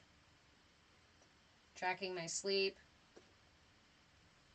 for today, for tomorrow, exercise, money, moods, meds, food, even the weather. Damn, I love you. This is so complete. I am a huge, geek for these things. These journals literally came about because you started making them for your daughters. You don't have to do it all. Start by just tracking one thing. And I will. Thank you, my love. All right, friends. I am going to go ahead and wrap up here so I can go eat with my kiddo and have some family time. I definitely encourage you. Again, let me pin your comment one more time. so that everybody can go and give you a follow. Thank you. Thank you for making these things. Thank you for sending these things. I'm really grateful to know people who put their time and energy into stuff like this and then turn it around and offer. It's beautiful. Much, much appreciated. And I know everybody else appreciates it too. So thank you. And I will let you know about these other things, and we will have some hot cocoa tonight. All right, my lovelies. Remember your mudra for the week. Your mudra for the week is the Vishudda Mudra. Bring your hands back, your fingers together like so. Curl your hands in and create interlocking circles with your thumb and your index here. Hold it at your throat. Add to this mudra by touching the tip of your tongue to the roof of your mouth. And then ideally practice Ujjayi breath, which is just constricting the muscles of the throat and listening, creating an audible sound with the breath. But you can also just hold the mudra and breathe and be present with your tongue tucked to the roof of the mouth. You don't even have to do that piece if it's uncomfortable for you. This balances and clears out nonsense from our throat chakra and helps align it so that the energy can come clearly through your throat chakra as it's intended to do. So you can resonate as close to authentic as is available to you today, right? If you would like to dive deeper into any of this information, as you saw, as we got to see today, where TikTok actively shut me down as soon as I offered energy stuff. That was so good. I wonder if that's going to be on the recording. Okay. So, if you would like to explore this stuff more without having to fight the algorithm or the commentary or the whatnot, the control of the platforms, come join us in the Discord. The Discord link is on my Patreon page, patreon.com/movewithchange. You can get into the Discord totally for free. And then there's also various levels of membership available through subscription here on TikTok or through my Patreon page. Remember that the Patreon page will never change, or at least it won't change price for quite some time. If it ever does, it'll change far down the path. But here on TikTok, they give me maximum 50% of what I make here on TikTok. So come September, the subscriptions will change to reflect what they take out. You will get a notification, so if for convenience you want the cheaper option here on TikTok, take it. But you will get notified in September when that changes, and you can either stay with the changed one or you can come over to Patreon. Doesn't matter how you go about it to me, as long as you get what you need. There's a bunch of benefits to each different level. You can go read about them on my Patreon page. Probably the best place to follow me. In fact, if you don't follow me anywhere else, go follow me on the Patreon page. That's where you will get announcements. That's where I post blogs and recipes and fun little stuff too, and keep everybody up to date. That's where all the links are as well.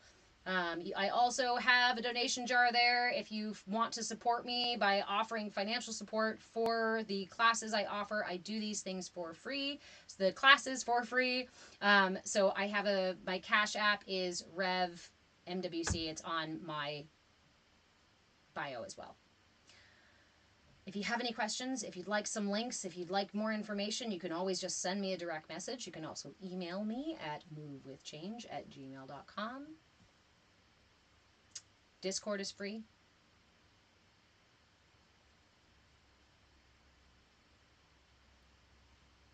The information is free because it's your right to have this information.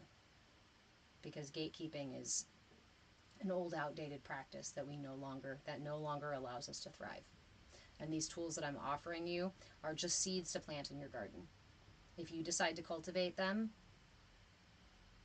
you will reap the harvest. You will reap the rewards of that. If you do not, no harm, no shame, no blame, no foul. It's up to you. You are your guru. Allow yourself to be your own guru. I love you guys so much. Thank you for sharing this space with me. A lot of us do Star Muse. I'm still learning it too. And like I said, that's a side note too. I still am looking for a developer, someone to help me build an app. I would like to get us off of Discord and onto our own app with all the things in it. That way we don't have to deal with other platforms or, yeah. And so we can create this safe container for all of us. One that's hopefully really easy to navigate.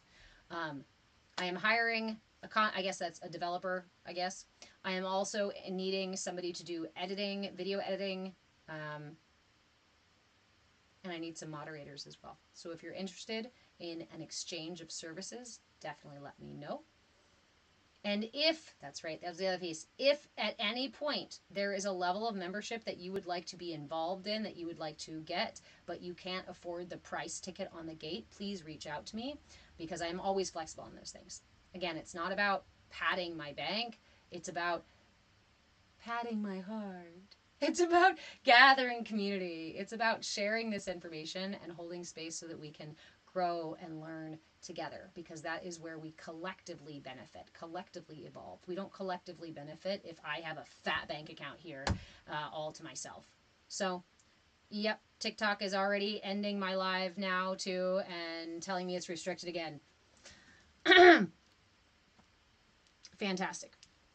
All right, guys. I guess that was also too bad for the algorithm. So we're going to go ahead and go and stop freaking TikTok out. I love you guys so much. Good night, Instagram. Good night, YouTube.